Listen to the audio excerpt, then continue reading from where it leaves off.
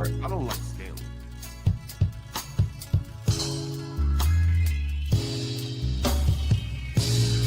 I think the only person I have been Stanley. And Nate, Stanley doesn't state the obvious, like what's that? He's used talking points yesterday. The nature of American culture, it's a white people problem. I literally said they need to understand. They really gotta let these people vibe you like that. If they want to be with you, it's called Stanley versus the world. You just assume their character by stereotype? I think people do that every day. Okay, I didn't ask you. What do I do? Okay. Last week, English primatologist and anthropologist Jane Goodall died peacefully in her sleep at the age of 91. And while this is obviously very sad, this news does offer me a unique opportunity to make a second video in a month where I get to talk about Bigfoot. That's right. It's not the most important part of the Goodall legacy, but, you know, it's fun and close to my heart. So yes, many times over the years, Goodall has gone on the record to say that while she didn't outright believe that Bigfoot existed, she couldn't necessarily dismiss it. For instance, it most recently came up, I think, in this interview with GQ in 2021, when she said, I was in Ecuador. We'd flown for 2 solid hours over unbroken forest in a small plain, and we visited 4 tiny little communities, 30 to 50 people, no roads, and they communicate with each other by means of, like in the old days, it was the town crier, but these are hunters actually, and they carry the news from one village to another, and letters and things like that.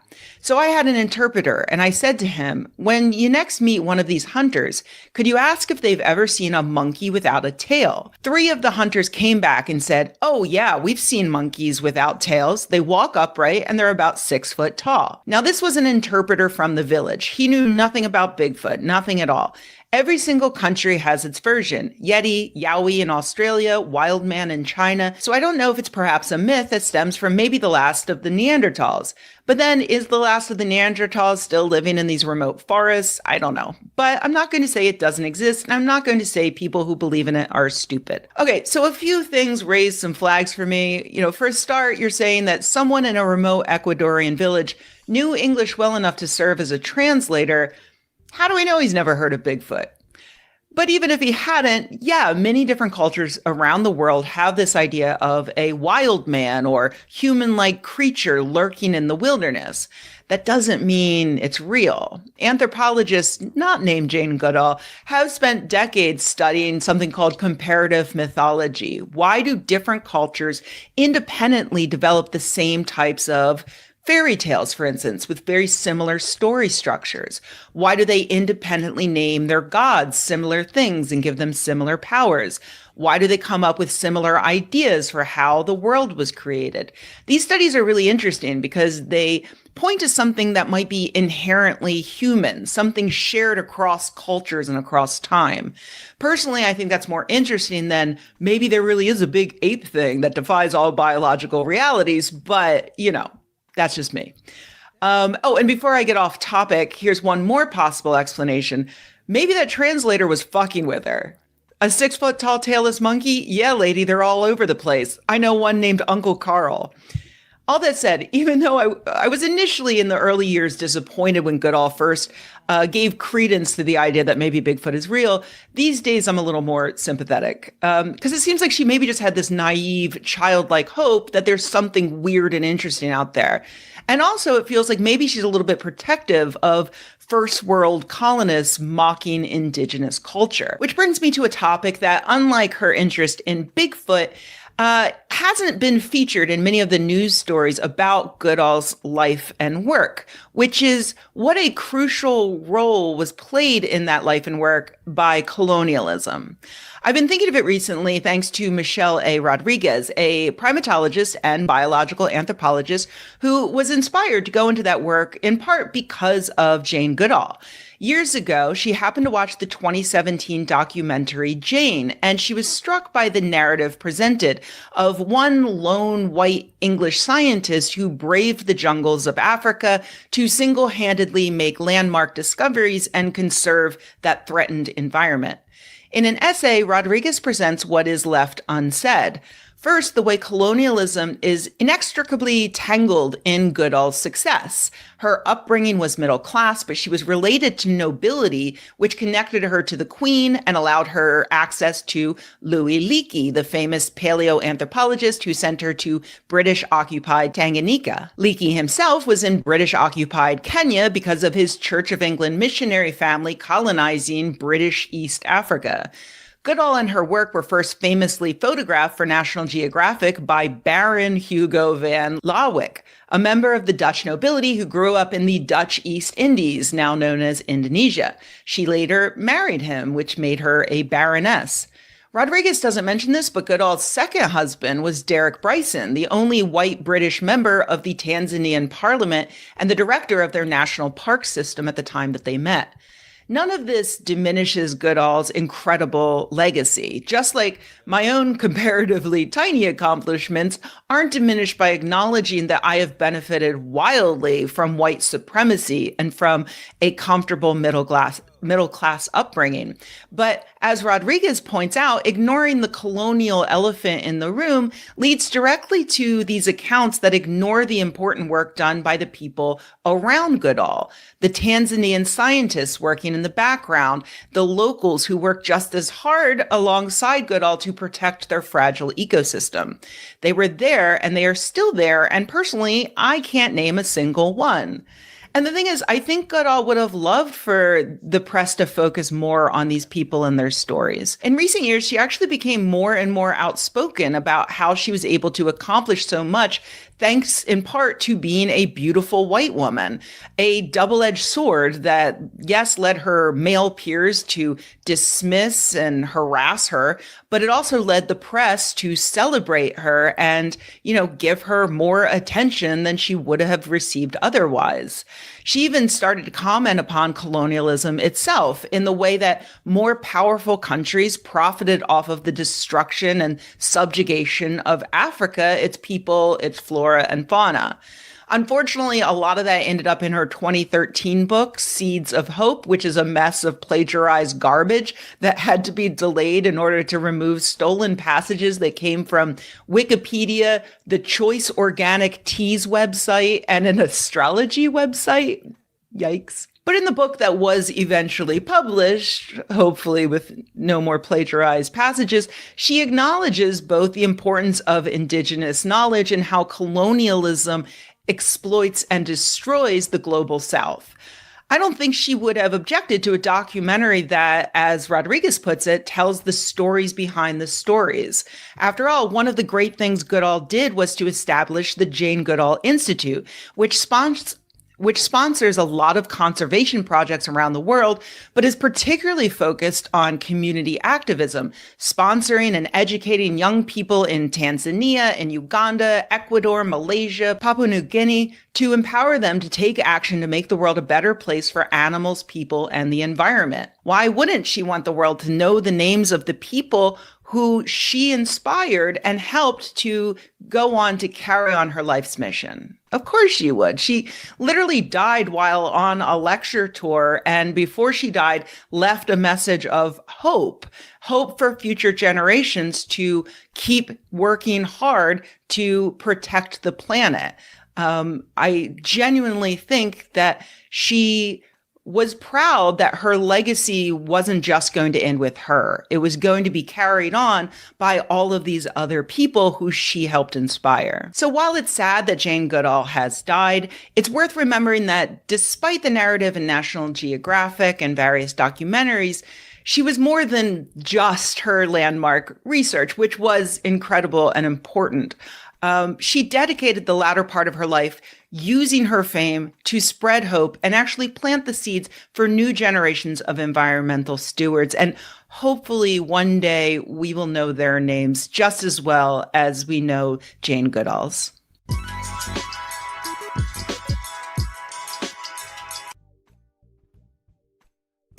Well, all right. I remember reading Michelle Rodriguez's essay when it came out. If you're into that sort of thing, I think it's a good critique of colonialism. And that video was dedicated to all the dumb fucks who think that hey, colonialism worked out. So did American slavery. Ugh, those people. So anyway, welcome to Stanley versus the World Saturday edition. One-liner, courtesy of Mr. Dicapriono. It was, the comment was hilarious at the time. And it has to do a lot with this weird,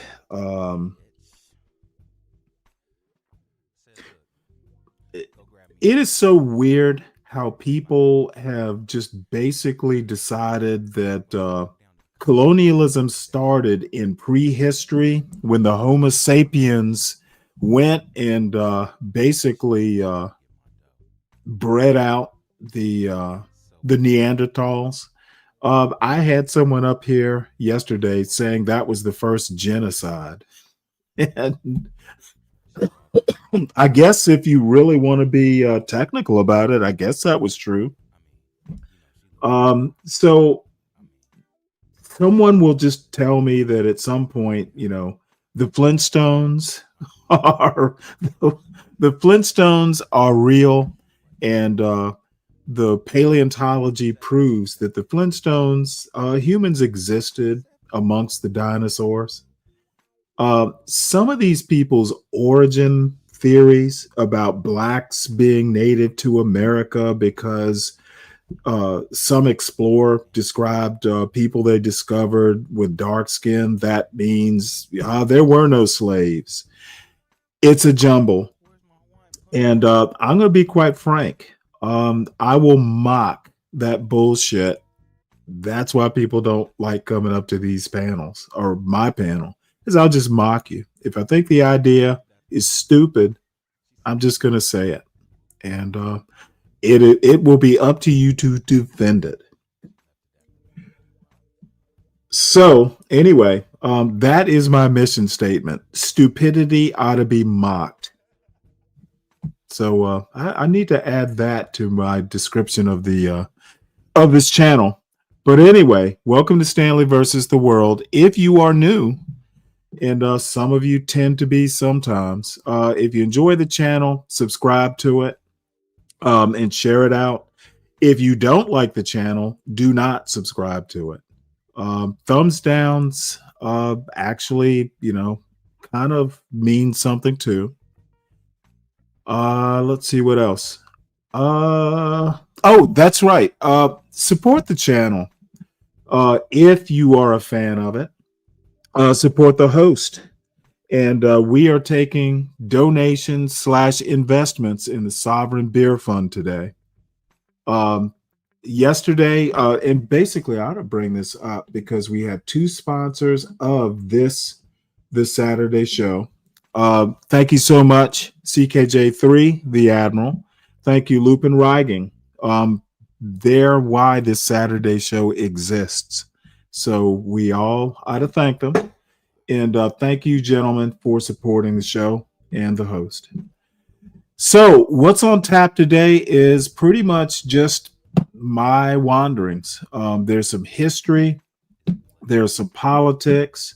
There's some critique of Pam Bondi and the Trump administration, of course, because they deserve it. So,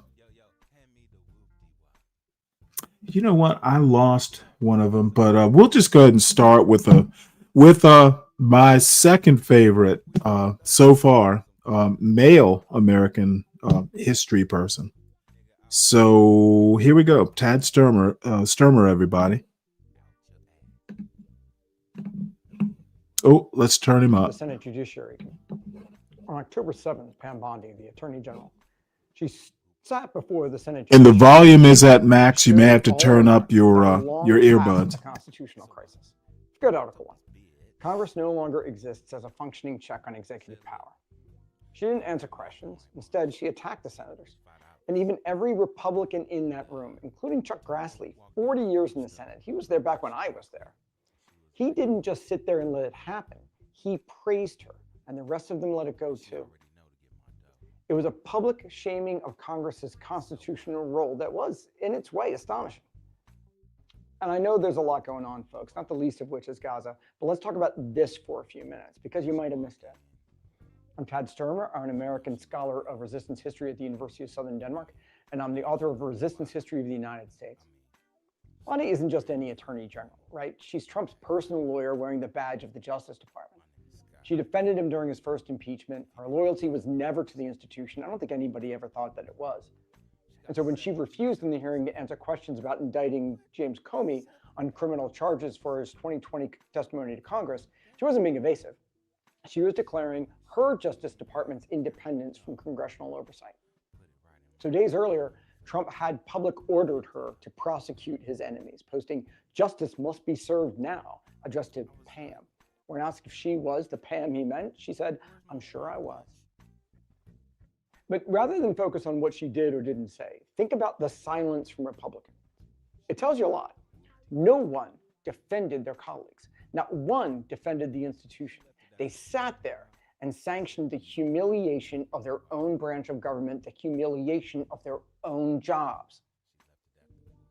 So here's a resistance history lesson we might need to understand at this moment. In 1850, Congress passed the Fugitive Slave Act.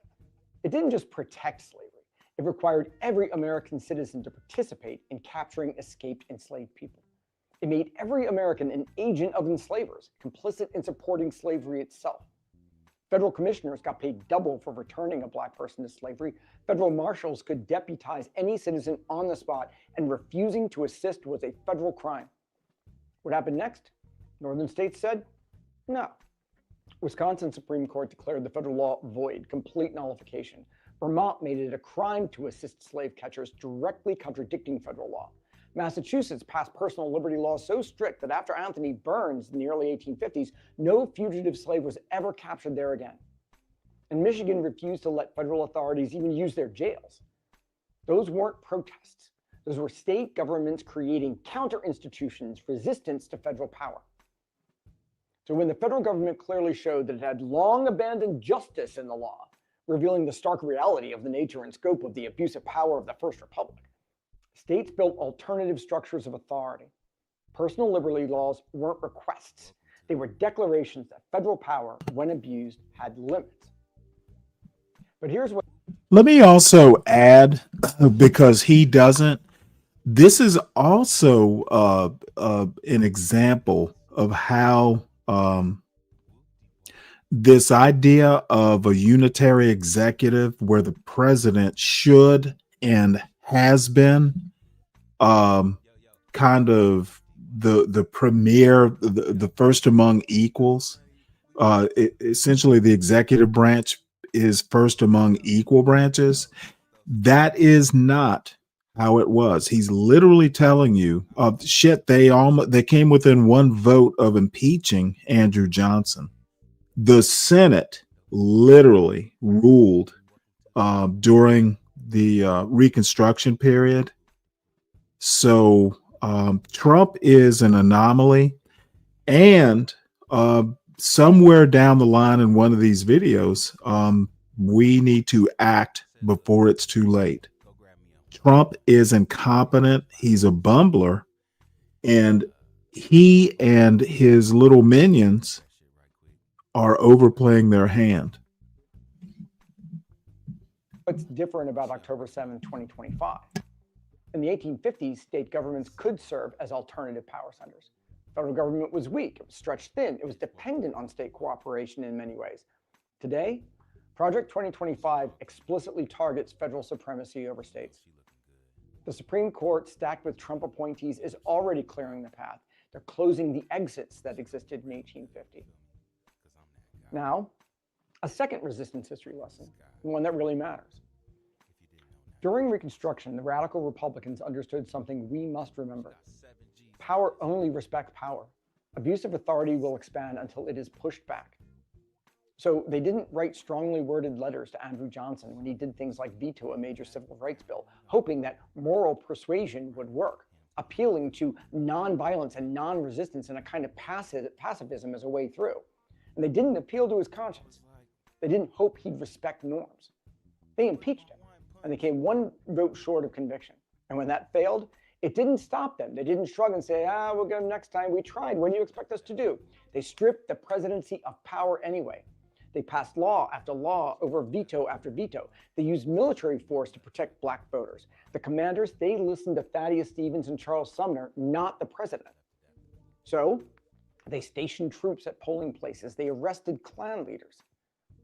Most importantly, they took advantage of the effective suspension of the Constitution during the war to rewrite the Constitution itself, to break the First Republic once and for all. The 13th, 14th, and 15th Amendments weren't suggestions or norms. They were constitutional hardwiring of equality, enforced by bayonets, but made possible by radical Republicans seizing a brief, unprecedented moment in our history. No Southern states in either chamber. Keep them out and away from voting until the work was done, and make acceptance of that new Constitution, of that new republic, of that democracy, a requirement for those states to get back in. If the South wanted to play power games to deny people justice and equality, the radical Republicans could play that game too, in the name of giving justice and equality. And for a brief moment, it worked. Black senators and congressmen were elected. Integrated governments formed across the South. The Klan was crushed. Democracy was more real than it had ever been in American history, and in ways that would have horrified the founding fathers. And then, in 1877, they lost the capacity to maintain that power. The Southern states came back in, the conservatives swept to power. They pulled out the troops to resolve a disputed presidential election. They chose stability over justice, order over equality. Jim Crow quickly filled the vacuum, not gradually, but quickly. 90 years of terror followed. The moment power stopped defending the new democracy, democracy died. And we didn't see it again until 1968, the first presidential election in which everyone could vote. October 7th might be an 1876 moment. We're watching the same Republican Party that once amended the Constitution to guarantee equal protection, now surrendering to executive supremacy. We're seeing Congress, the institution the radical Republicans used to remake America, voluntarily castrate itself. When Bonnie mocked the senators, she was announcing, with the withdrawal of troops announced in 1877, the federal commitment to constitutional governance is over. The forums will continue, the Senate will meet, hearings will happen, but the power has shifted. The same week as that hearing, the National Guard was deployed to Chicago, following deployments to DC and Memphis, and of course, Portland, blue cities all, regardless of what courts do after that. Here's what resistance history actually teaches. The anti-slavery resistance didn't wait for federal reform. They knew that someday slavery would end through the work of the Constitution, given the genius of the founders, was a bald-faced lie. So they built the Underground Railroad, an entirely parallel infrastructure operating outside federal authority, a clandestine network of astonishing sophistication and effectiveness. Then they created their own courts through personal liberty laws, their own enforcement through vigilance committees, their own justice through direct action. The radical Republicans didn't negotiate with traitors. They captured the full force of government power and used it to crush opposition to democracy. They understood that between democracy and authoritarianism, there is no middle ground, folks. You either defend democracy with power or you lose it to power. Both movements understood the fundamental lesson. When institutions fail, and this is the thing about American history that scholars who are not scholars of American history miss about America, when institutions fail, you don't reform them, you replace them. You build counter institutions. You create alternative power centers. You make the old system irrelevant by constructing a new one alongside of it, and you're loyal to that one. Both also teach us the warning. The moment you stop defending what you've built, the moment you choose comfort over conflict, stability over justice, everything collapses. The personal liberty laws couldn't survive Dred Scott without escalating to war. Reconstruction couldn't survive without troops. And October 7th showed us this event. They're not even pretending Congress matters anymore. The executive branch has declared independence from legislative oversight, and the legislative branch has accepted it. Now, the hearing was routine oversight, part of congressional authority, but it revealed whether the Justice Department takes orders from tweets. And when asked about Trump's public order to prosecute his enemies, Bondi's response was yes. And what are you going to do about it? Nothing. That's what Grassley Silence said. Nothing. That's what Republican acquiescence announced. Nothing.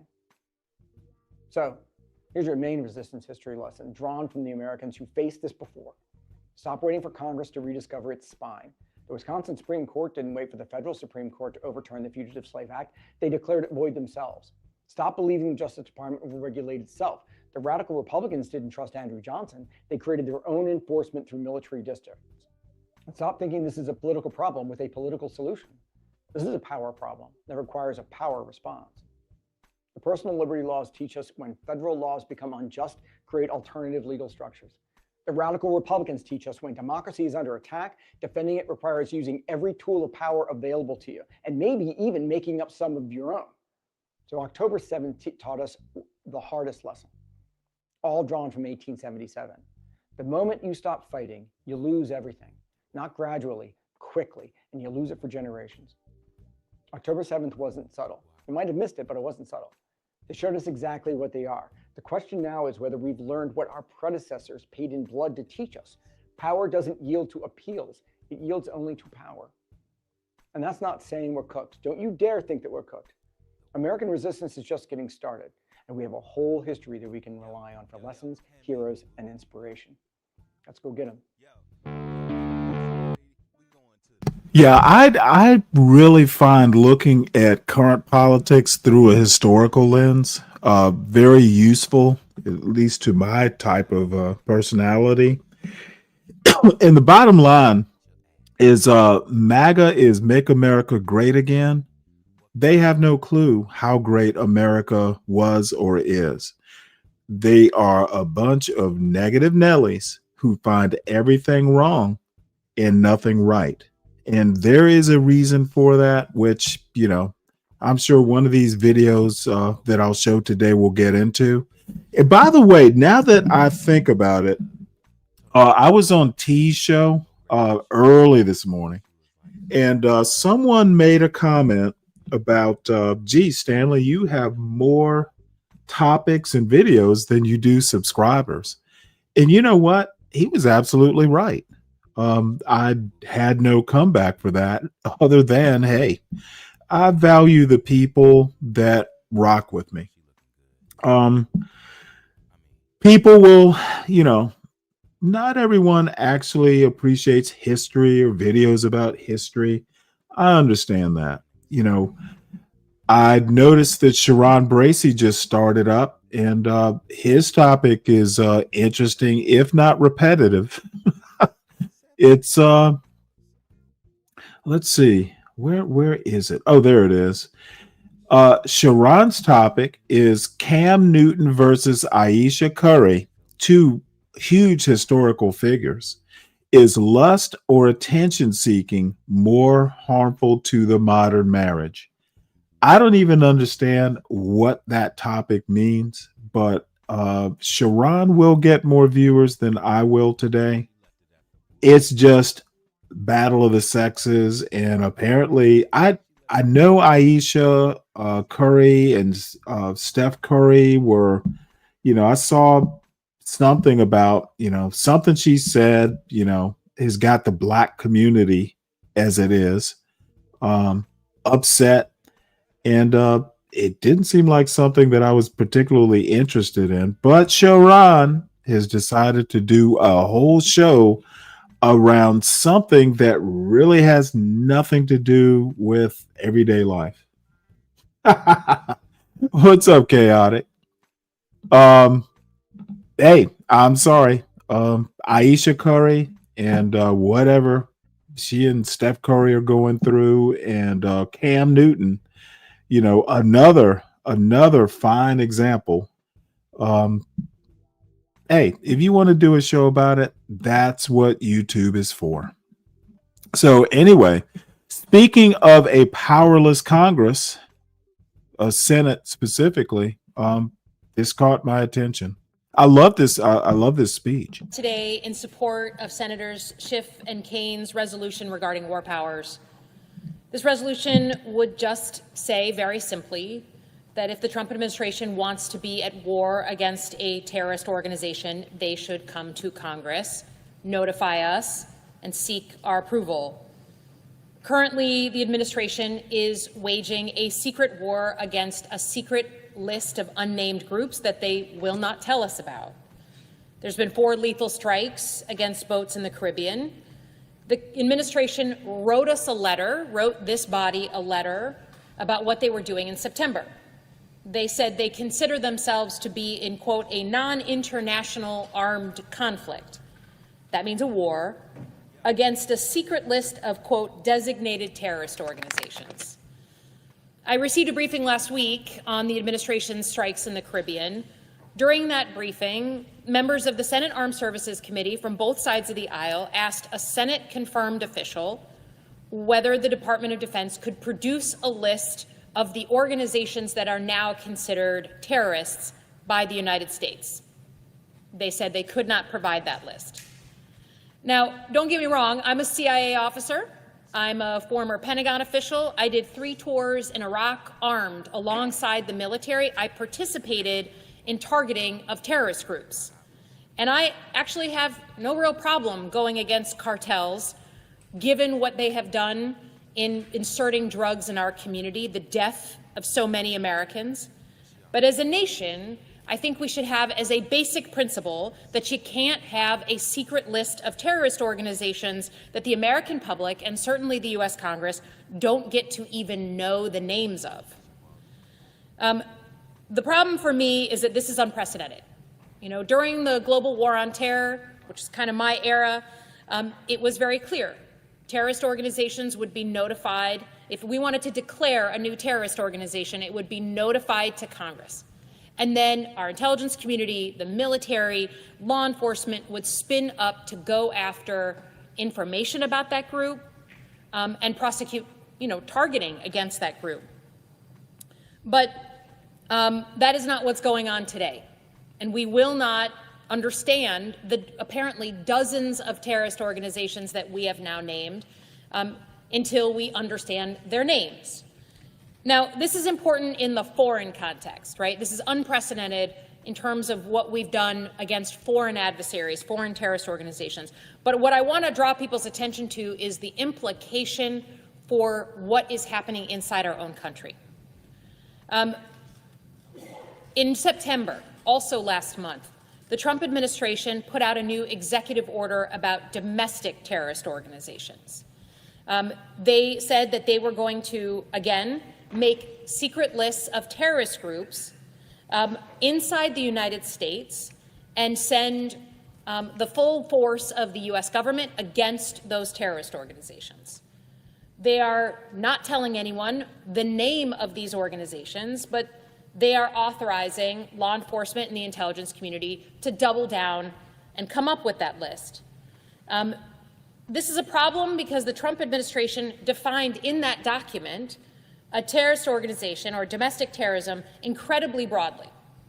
It suggests that any group that talks about anti-Christian values, views they don't like on migration or race, differing views on the role of the family, religion, or morality could all be grounds for labeling an organization domestic terrorists. If this administration is not telling us who's on their secret designated terrorist list for groups in the Caribbean, they're definitely not going to tell us who's on their list of domestic terrorist organizations. We saw, to start us off, the Attorney General down in Texas put out publicly that he is now going to launch a campaign against domestic terrorist organizations in his own state. So it has begun. Meanwhile, we know what's going on in some of our American cities. Trump said that he would invoke potentially the Insurrection Act of 1807. He has made more than 800 of our military generals fly in from across the world and talk about going after the enemy from within, his words, and making American towns and cities their training grounds for the military. This is important, and I think every American should understand what it means if the President of the United States follows through with what he said and says that he's now invoking the Insurrection Act. That means certain city, the violence has gotten to a level of an insurrection, and it means that the U.S. military can now be used as law enforcement in our cities. It means the U.S. military can raid, they can arrest, they can detain. You can easily see a world where the President of the United States labels protest groups terrorists, doesn't tell anyone, creates an excuse to unilaterally use the military inside our cities, similar to the way he's used them in the Caribbean. And just to be clear, this is straight out of an authoritarian playbook, right? Where the president gets to play judge, jury, and executioner. This time, instead of stopping drug traffickers, it will be stopping Americans, potentially from exercising their right to freedom of speech. This is not theoretical, using the U.S. military in our streets. This is not something that the president hasn't already thought about. We know that in the first Trump administration, the president called up his Secretary of Defense, his chairman of the Joint Chiefs, because he was upset about protests that were going on in front of the White House. Mark Esper was the Secretary of Defense. He wrote about this in his book called A Sacred Oath, and he talked about some of the things that President Trump asked him to do. Trump wanted him to send in not the National Guard, but the 82nd Airborne, an active duty military unit, one of our most elite, large units, to quell protests here in Washington, D.C. He asked for them to be moved into the city, and when the back and forth happened with former Secretary Esper, President Trump asked him point blank, can't you just shoot them in the legs or something? I want to just flag for everybody that we are seeing a repeat of that story, but in exponentially more gruesome detail play out right now. The president is looking for an excuse to send in the U.S. military into our streets, to Amen, deploy sister. the U.S. military against his own people, to prompt confrontation, and to hope that that confrontation justifies even more military force and military control. This is a well-worn authoritarian playbook. It's one that quite literally the United States of America was founded on rejecting. The idea that the British soldiers, when they occupied American cities, abused American citizens to the point where Americans turned against them. I'm a former CIA officer, a former Pentagon official. I've worked alongside the military my entire life. I cannot stomach the idea that the American people would fear the uniformed military that have given their lives to protect them for so many years. But all of us in this chamber, and certainly those of us who have served in the past, swore an oath to the Constitution, not to a king, not to a party, not to any one person. Nobody gets to rewrite the Constitution, not a president, not an advisor, no one. If the president wants to use force abroad or at home, he needs to come to this body and explain it publicly to the American public. Thank you, and with that, I yield back. Well, I like that speech. No one gets to rewrite the Constitution. Well, unless you go through the amendment process, of course. So next is a fan favorite. What's up, Juan? Next is a new favorite of mine, and it is very fitting that one of our sponsors is a classmate of Eddie Glaude. So shout out to the sponsors of the Saturday show. Please make sure you like the show. If you're new, please make sure you subscribe to the channel. And the Sovereign Beer Fund is open for investment. So support the show. Support this Saturday show especially. So good to see you here, Juan. Let us hear from the great Eddie Glaude. Hope you're doing well. We made it to another Friday, y'all. Oh my God, what a week. So many weeks back to back to back to back, right? But we made it to another Friday. We want to begin where we always begin, and that's with what's happening in Gaza. We should breathe a sigh of relief, at least for now. There has been an agreement for 72-hour ceasefire. Israel has agreed to pull back the IDF to designated lines, agreement to release hostages and prisoners. We should start seeing that, at least according to announcements, as early as Monday or Tuesday. This is just the first step in an elaborate, quote unquote, peace plan. I put it in inverted commas because until we address the underlying issues that were inaugurated in 1948, we are going to have some serious issues in the region. But here we have an opportunity. And, you know, oftentimes we want to rush to declare success, but we know this is a volatile situation. This is just the first step. Benjamin Netanyahu has his political realities. Hamas has its political realities and aims and ends. We know that the Likud party, the coalition that has allowed Benjamin Netanyahu to hold on to the reins of power, that his far right flank have already made it known that they are not in agreement with this plan. So we need to be careful in overstating what has been achieved, particularly in the effort to celebrate Donald Trump's ability to make a deal. We know that he was lauding the process and the deal as an effort to kind of lobby the Nobel Peace Prize Committee to give him the Nobel. Thank God they didn't do it. It would have emptied, to my mind, the Nobel Peace Prize of any meaning. But we know that he's going to make his way to the Middle East in order to claim, ownership, claim responsibility for what he takes and these folk take to be unprecedented. In many ways it is. But we also know it's an attempt to continue to box Netanyahu in. If there's one thing that Donald Trump has done, he has held Netanyahu to his feet to the fire. At least that's what it's perceived to be.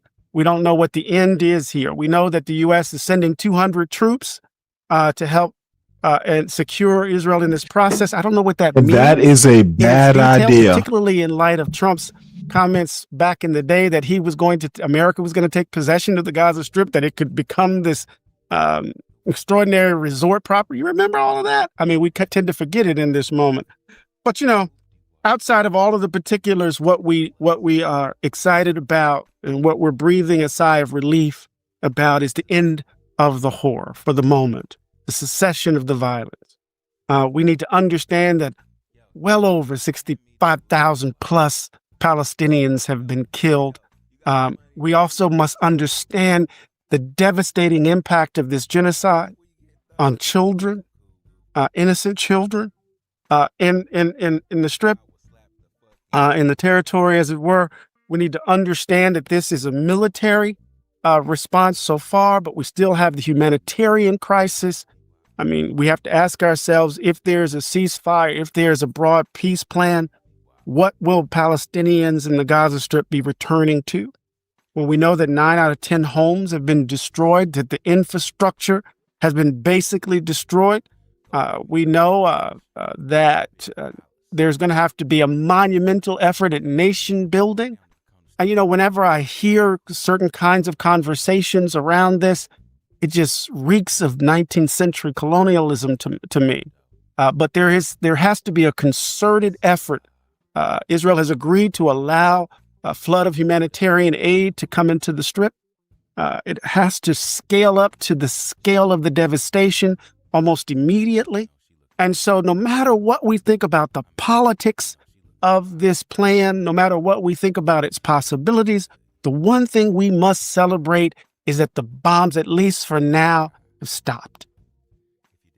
Our primary concern is that the death, the killing stops, and at least allow for an opening, but not only the cessation of war, but the possibility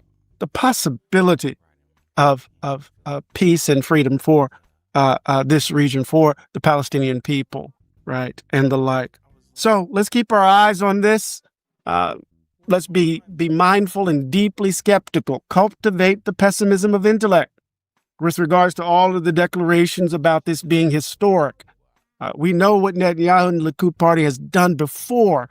They shall we say, almost immediately undermine the possibility of these peace talks.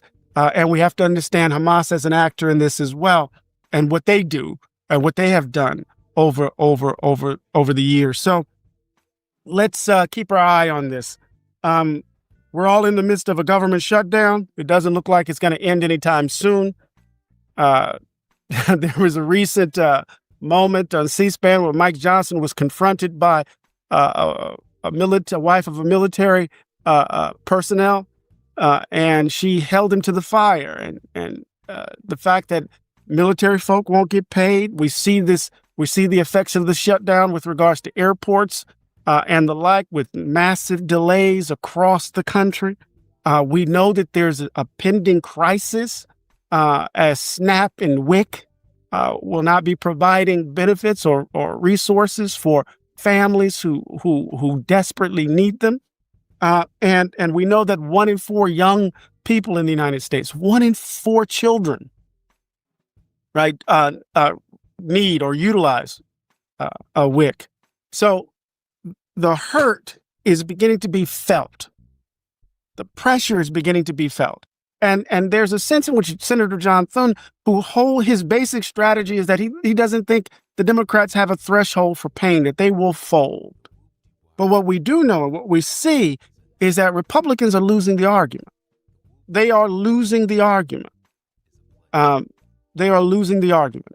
And part of that has to do with the way in which the argument around health care, right, touches their districts, right? That is to say, people who live in red states will be impacted. They are already being impacted by rising premiums.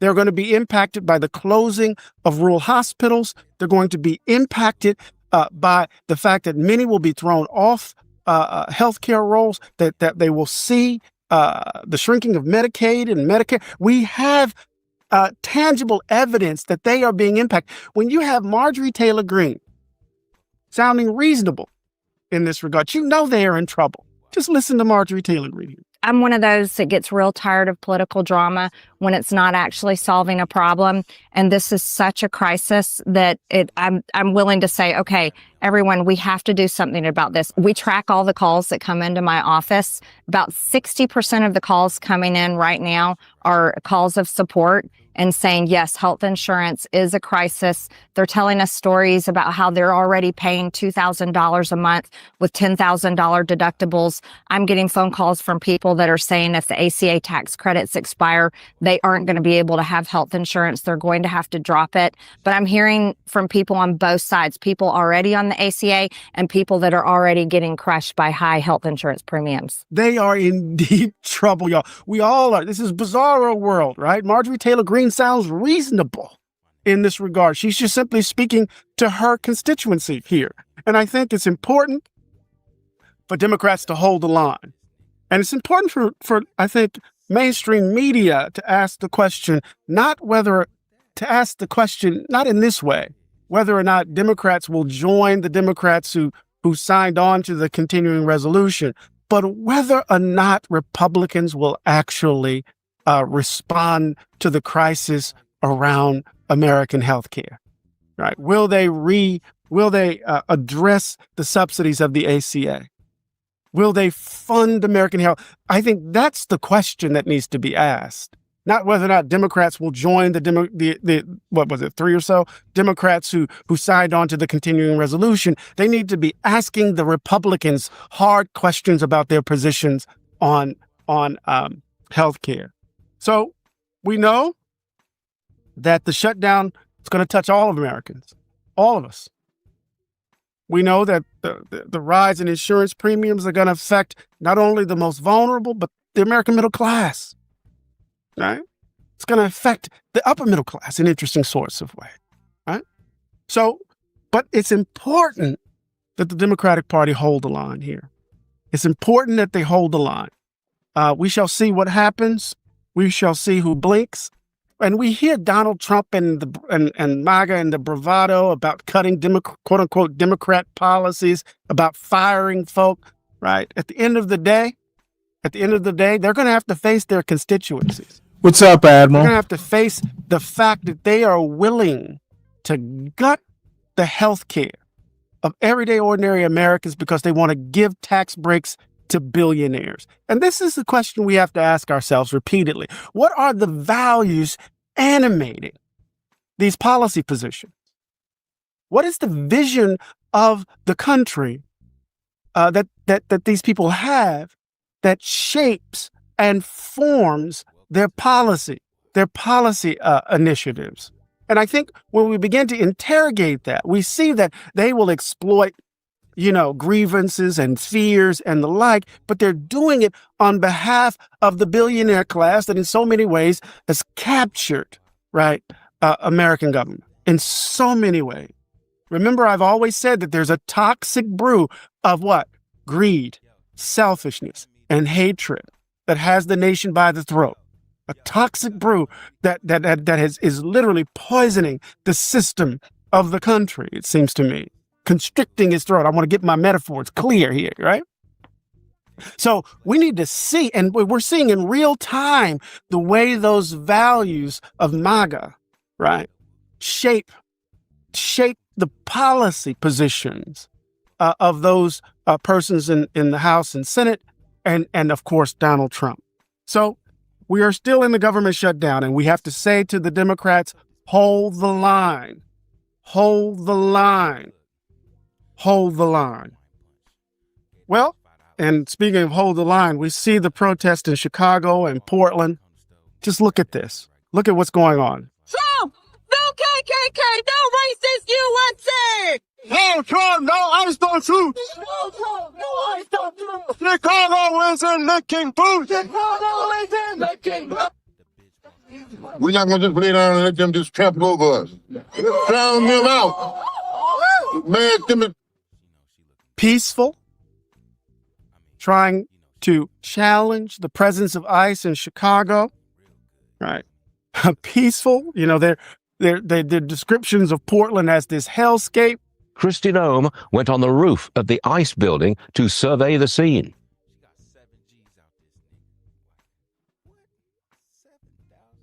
President Trump will end the radical left's reign of terror in Portland once and for all. You look at Portland and you see fires all over the place. You see fights and, just violence. This network of Antifa is just as sophisticated as MS-13, as TDA, as ISIS, as Hezbollah, as Hamas, as all of them. They are just as dangerous. They have an agenda to destroy us, just like the other terrorists we've dealt with for many, many years. When ICE officers have to street battle against Antifa, hand-to-hand combat every night to come and go from their building. slide to the left, slide to the right. Crisscross. You look at what's happened with Portland over the years. It's a burning hellhole.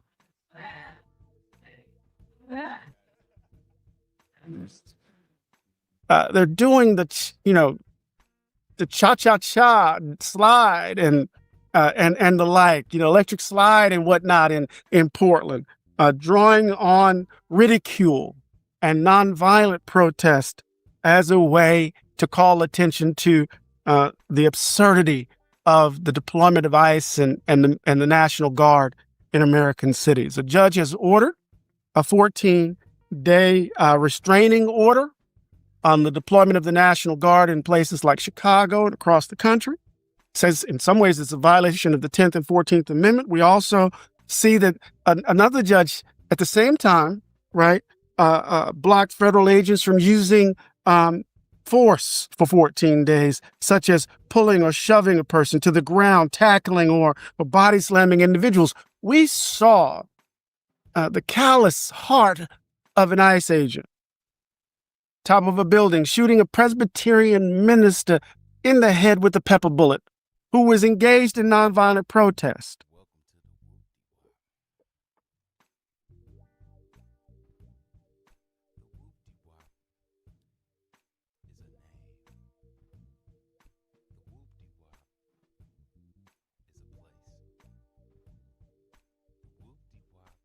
This is the face of fascism. Now, these people will say, don't call it that. They don't want to be called what they are.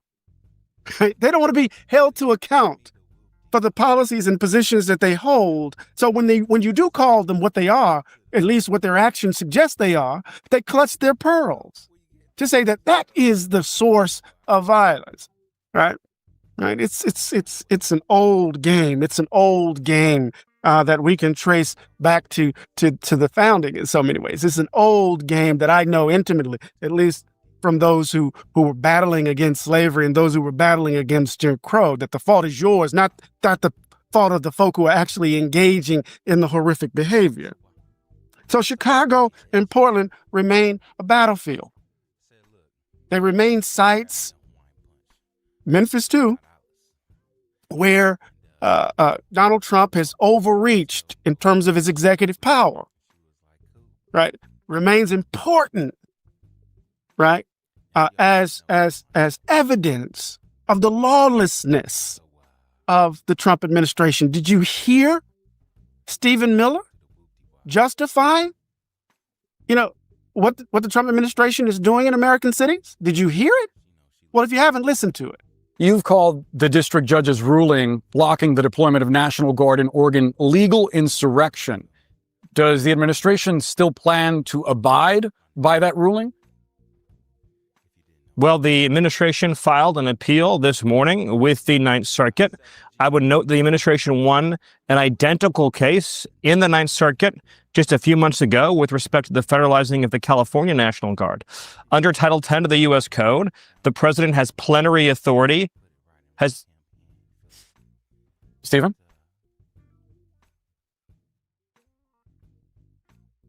Let me address a very good question. CKJ3 asks, do I know why they bundle bills together instead of voting on them individually? Well, there are good reasons and not so good reasons. Sometimes bundling them together saves time. You can just do one vote. Other times it's really just a bury, like a poison pill style thing. So bundling them together can be good, it can be bad, but that's why they do it. Either to hide shit or to save time. And Deacon Dave, add more Marxism and they'll be fine. I'm not even sure what that means. I don't think Professor Glaude is talking about Marxism. Kind of a different topic. But thanks, Dave. Good to see you. Stephen? He believes that Donald Trump has absolute authority in a particular area, in these particular areas. He said plenary power, and then he paused because he realized as some people have said that he said the quiet part out loud. But he believes that the president has complete power over the particular areas without limitation. That's what plenary authority means, without limitation. The man thinks he's a dictator. He thinks he's a king. And he has these folks around him who completely agree with it, who completely agree with what he's doing, right? In the name of what? In the name of what? I've said over and over again that what ICE is doing, it's the largest federal law enforcement agency we have now after the big, beautiful bill, quote unquote. What is ICE? What is the mandate for ICE? To make America white again. To make America white again. They're parked outside of schools. They're in communities like Cicero, taking people off the streets who are just simply trying to go get food. Now, I'm going to have to kind of go against this point that Professor Glaude makes. America never stopped being white. So there is no again. Let's go with make it whiter like the old days. It's already white. It never stopped being. And you got the Nick Fuenteses, you got the John Galts, you got the B. Braves, and I could name others to keep reminding you that it is a white man's country. For dinner. People who've been here for decades. And they're saying that they're going after the hardened criminals. They're lying. They lied through their teeth over and over again. Over and over again. We see it with regards to the government shutdown, lying. And we see it with regards to the deployment of the military and ICE and other border agents in places like Chicago and Portland and Memphis. Now, mind you, these law enforcement folk aren't getting paid. These military folk aren't getting paid because of what Republicans are doing, right? Can you imagine these National Guard folk who have been activated, who have to leave their jobs, right, aren't getting paid because of the government shutdown? Come on, y'all. Come on. We have to see these folk for who they are. We have to see these folk for who they are. So, look, it's important for us to understand that the nonviolent resistance in Portland and in Chicago, that it's important. It's critical. Remember, I've been saying over and over again that what we have to do as a society is to refuse our consent, to deny it, to deny our consent to what they're trying to do. In one way, that's what the Democratic Party is doing with regards to the government shutdown. They're refusing to consent, right, to the policy agenda, the Project 2025 agenda of the Trump administration that will devastate, right, the healthcare of millions of Americans. Millions of Americans. It's not just simply military folk, that woman who called Speaker Johnson on C-SPAN. It's not just military families who are suffering. If people will suffer across the board if the Democratic Party falls. Right? So we have to refuse our consent so that the protests that we're witnessing in Chicago and Portland, this is important. We have to figure out how to scale it up nationally, but this is important. We have to refuse our consent to this. We have to say no. We have to say no, and the form of that no will vary. It will vary in the forms of ridicule, because they can't stand it, because they're all insecure. It can take the form of ridicule, and Spike, that meme of the inflatable frog is just hilarious to me. Right. It can take that form. It can take the form of wildcat boycotts. It could take the form, right, of a general strike. Whatever we need to do over the next 4 years, right, to save this democracy, it begins with our refusal. We must not lend, or how shall we put it, give our consent to these folk. Remember, government is consent of the governed. We must refuse it. Now, of course, just yesterday, they've already indicted Comey. They wanted to put him on the perp walk. Somebody had to get fired because they refused to perp walk, James Comey. And now we get the indictment of Letitia James, the Attorney General of the state of New York. And, in so many ways, we've been talking about red lines. They've crossed so many red lines. But, no president, to my mind, has ever dared to cross this one before. The Wall Street Journal reported that Truth Social post was supposed to be a direct message to Pam Bondi. Trump has an enemies list. It's clear. And he's going after them. Comey, Letitia James, those two have already been indicted. Adam Schiff, lawyer up, because they're coming your way soon, right? In so many ways, the effort post-Watergate to separate the Department of Justice from the Office of the Presidency, that line is gone. Donald Trump is clearly weaponizing the DOJ to punish Letitia James.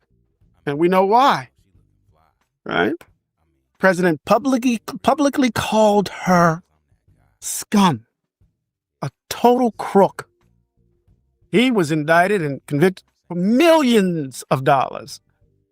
This indictment was little under 19,000, could be a clerical error, paperwork error, right? Letitia James says she's clear that the indictment, that the claims are baseless. Look at her response. This is nothing more than a continuation of the president's desperate weaponization of our justice system. He is forcing federal law enforcement agencies to do his bidding, all because I did my job as the New York State Attorney General. These charges are baseless, and the president's own public statements make clear that his only goal is political retribution at any cost. The president's actions are a grave violation of our constitutional order and have drawn sharp criticism from members of both parties. I stand strongly behind my office's litigation against the Trump Organization. Judges have upheld the trial court's finding that Donald Trump, his company, and his 2 sons are liable for fraud. I'm a proud woman of faith, and I know that faith and fear cannot share the same space. And so today, I'm not fearful. I'm fearless. And as my faith teaches me, no weapon formed against. Well, for all you Letitia James haters out there, CKJ3, you need to step back and President Trump fucked his own attorney general. Go back and read some newspapers. James Comey is probably going to have the charges thrown out. Letitia James too, thrown out, all because Donald Trump couldn't figure out how to DM and sent a Truth Social public. Trump fucked up his own Justice Department. Letitia James will never go to trial. James Comey never go to trial.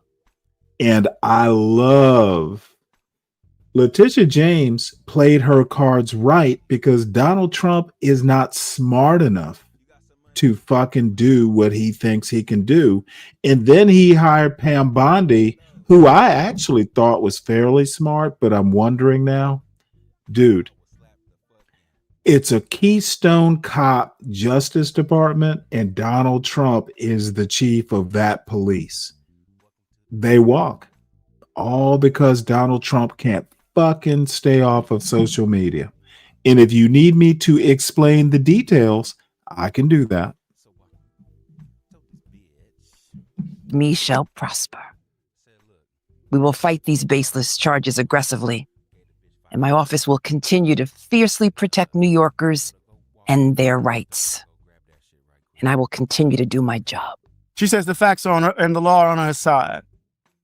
She's clear. No weapon formed against me shall prosper. She will continue to do her job. In effect, she said, bring it on. And remember, Governor Pritzker said that too when he said we wanted to jail him and Mayor Brandon Johnson. Come on, bring your folk. Come get me. That's what he said. That's what we have to refuse our consent and then challenge the bully. To not be afraid, but not to be naive about the scope of the power of the executive branch, but not to be afraid to the point to where we're running away and sticking our heads in the sand. Letitia James isn't doing this. She's ready for it. Let's go. Let's go. She understands that Trump is corrupting justice. She understands that he is literally throwing any commitment to the rule of law out the window. Right? Look at who he installed as the U.S. attorney. Let me reemphasize. Trump is not that bright. He thinks he's smart enough to be a dictator. Motherfucker's not that bright. He hired Keystone Cops, and Trump fucked up his persecution of his political enemies with one single Truth Social tweet. Trump has fucked up the Comey case and the Letitia James case and probably several others. He has sent people out to try and recover something that just like COVID wrecked his economy, the mismanagement of COVID wrecked the quote best economy ever because Trump is dumb and not a good leader and has no clue what he's doing? He fucked up Pam Bondi. I can explain to you if any of you are curious. American man, I know you keep up with this shit. You know I'm right. The Eastern District of Virginia.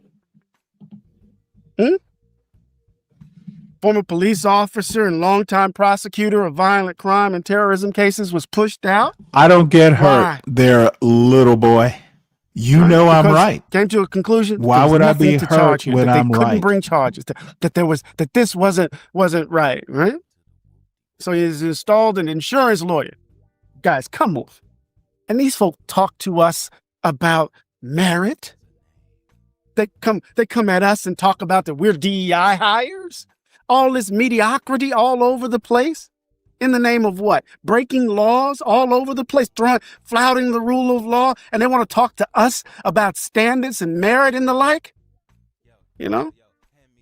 And the interesting thing about, this indictment of Letitia James and Comey is that, there's bipartisan criticism.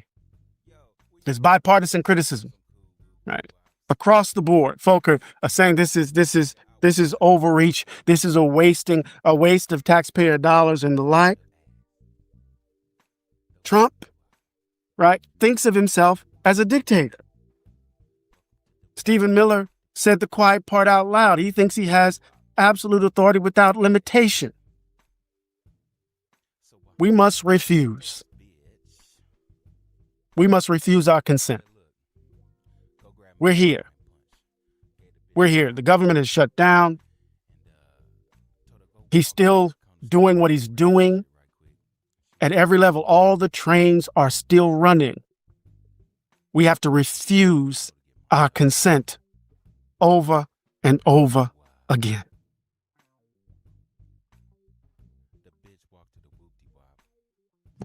All right. So, hey, I just put the Truth Social that Donald Trump sent to Pam Bondi. That was supposed to be a DM, and the motherfucker wasn't smart enough to figure out how not to put it public or send it out publicly. And malicious prosecution is how Comey's not even going to trial. Same thing with Letitia James.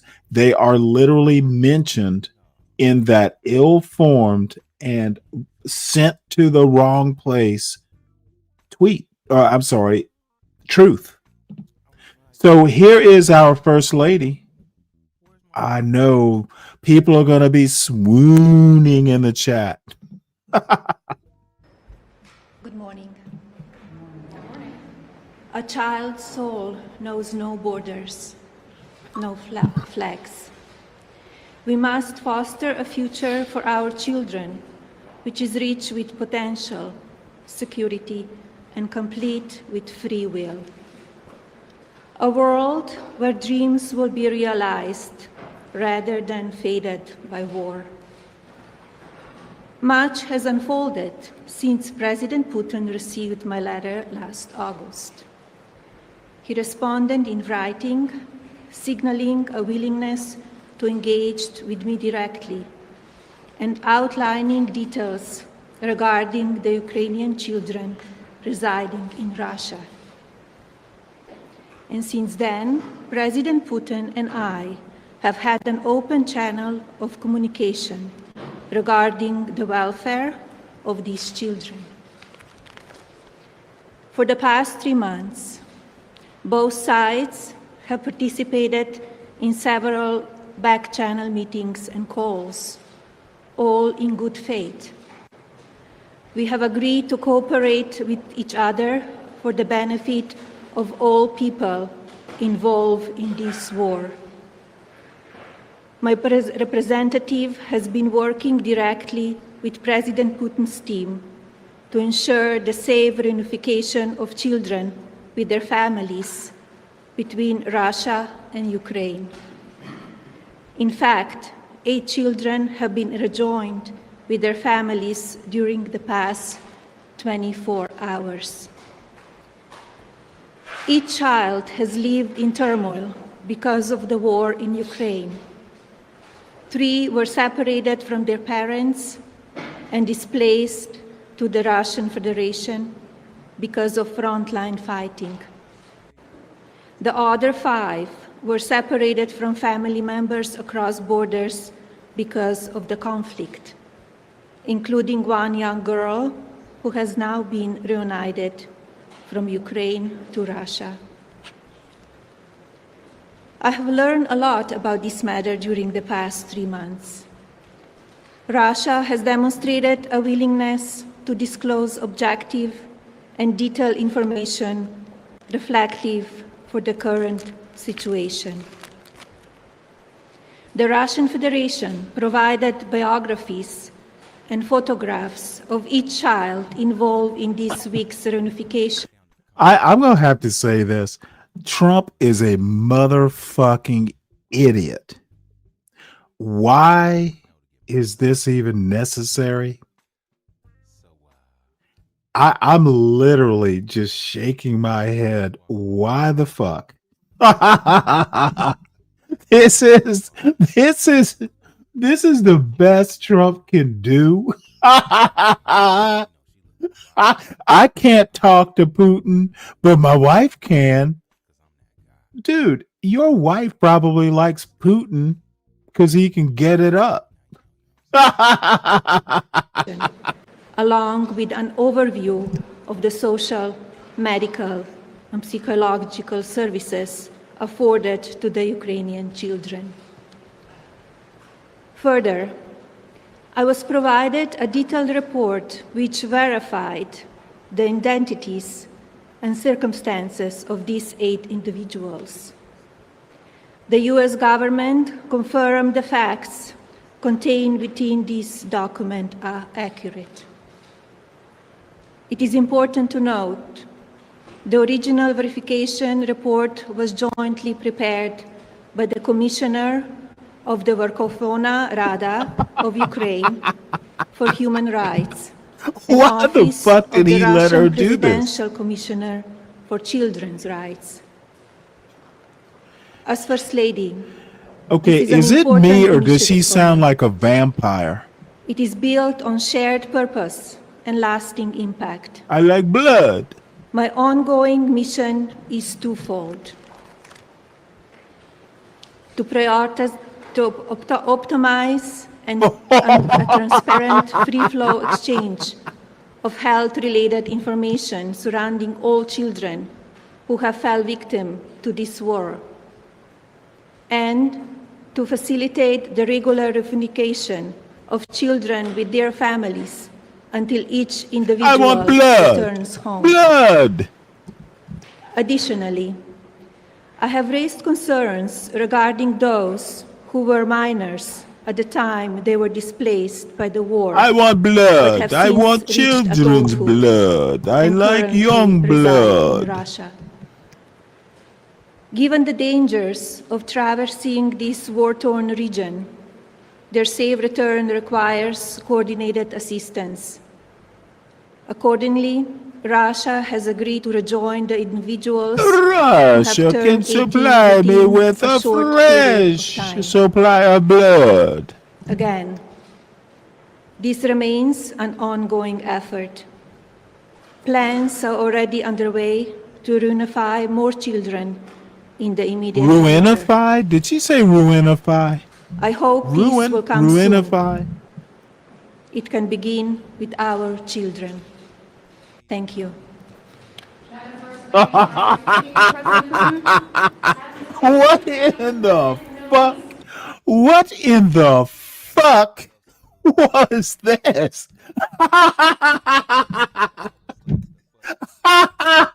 Oh my God.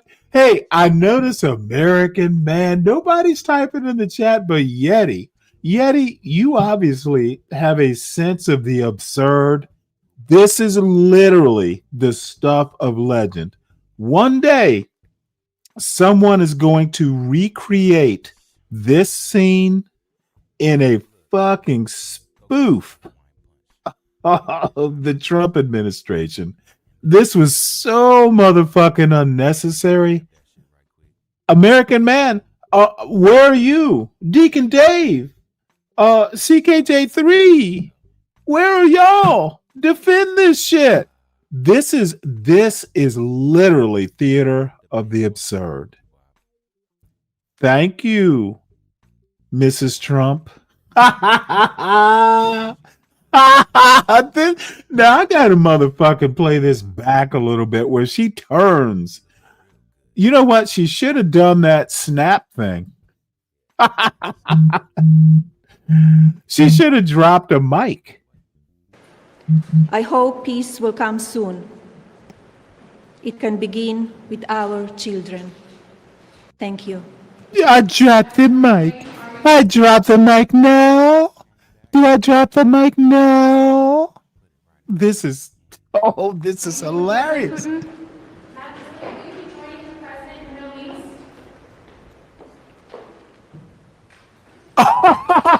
And then the doors creepily close behind her. Oh man, it's like a witch talking. This is literally like a modern Hansel and Gretel. All she wants to do is bake some kids. She's a witch. The witch has spoken. Bring me children, Mr. Putin. I'm glad I played that. That was hilarious. So let's get back now that the comedy few minutes is over. I put that there just to break up the serious stuff. And I can only imagine. Now, once I play this, American Man is going to pop back up, and all the people who were too scared to praise Melania the vampire. Bring me children. I love the taste of young blood. Y'all are fucking cowards. For most people, the Lincoln Douglas debates are mainly a curiosity, historical trivia, you might say. Nothing especially relevant to politics. Oh, that's you know what, CKJ3? Hey, CKJ3, funny enough, JP appeared in the chat of T over very early this morning. And that motherfucker, dude, you know what? Y'all need to tell JP to hit my show so I can make him leave my panel. The motherfucking ghetto slumlord, the baby daddy Galt, and CT, who is here a little bit earlier. I don't know if he's still listening or not. Y'all have fucking taken that failure of a black man and made him think that he is somebody. And he needs to come to my panel so I can fucking level set that piece of shit. I win because I got my kids from CPS today. And these motherfuckers just let him ramble on about his quote success. John Galt is literally JP with a couple bucks. And CT, the fucking puppet master, this motherfucker is making money off like 230 idiots at a time in his chat. And goddamn, I wish I could do that, but I wouldn't be able to fucking sleep at night. Douglas debates, a thing, I do. I'm a big nerd. I like this stuff. I was rereading the Lincoln Douglas debates, and I actually think they have a lot to say about how to conduct politics in our moment, especially if you are. I'm gonna do a hot take. I am better than John Galt, morally anyway. I am better than CT, morally in some way. I am better than Bob, morally in some way. And I'll just start with the big three. They're all degenerates. They do nothing productive. And you know what? You can say that, hey, what we do is content for entertainment. Well, motherfucker, then you are the people you criticize. Your job is entertainment, but not uplift. You are fucking degenerates. CT, John Galt, Bob, degenerates. Sharon Bracey, degenerate. And I can go farther. Motherfuckers, stop fucking. Start paying attention to what's going on around you. Women are bitches and men are fucking red pill. That's rehashing what has already been, and I'm not even sure that actually happened. Y'all need to do better. And yes, it's old man Stan basically looking down on the fucking baby daddy Galts of the world. Motherfucker, get off YouTube and take care of your chillins and pay that child support on time.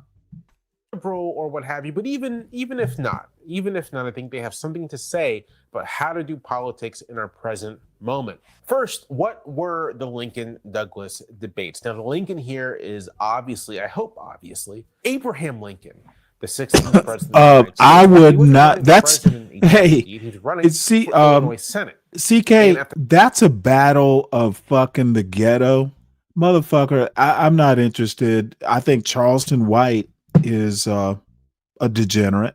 I think JP is a degenerate. Why do I want to see two degenerates go back and forth? I can't imagine I'd be interested, other than the jokes.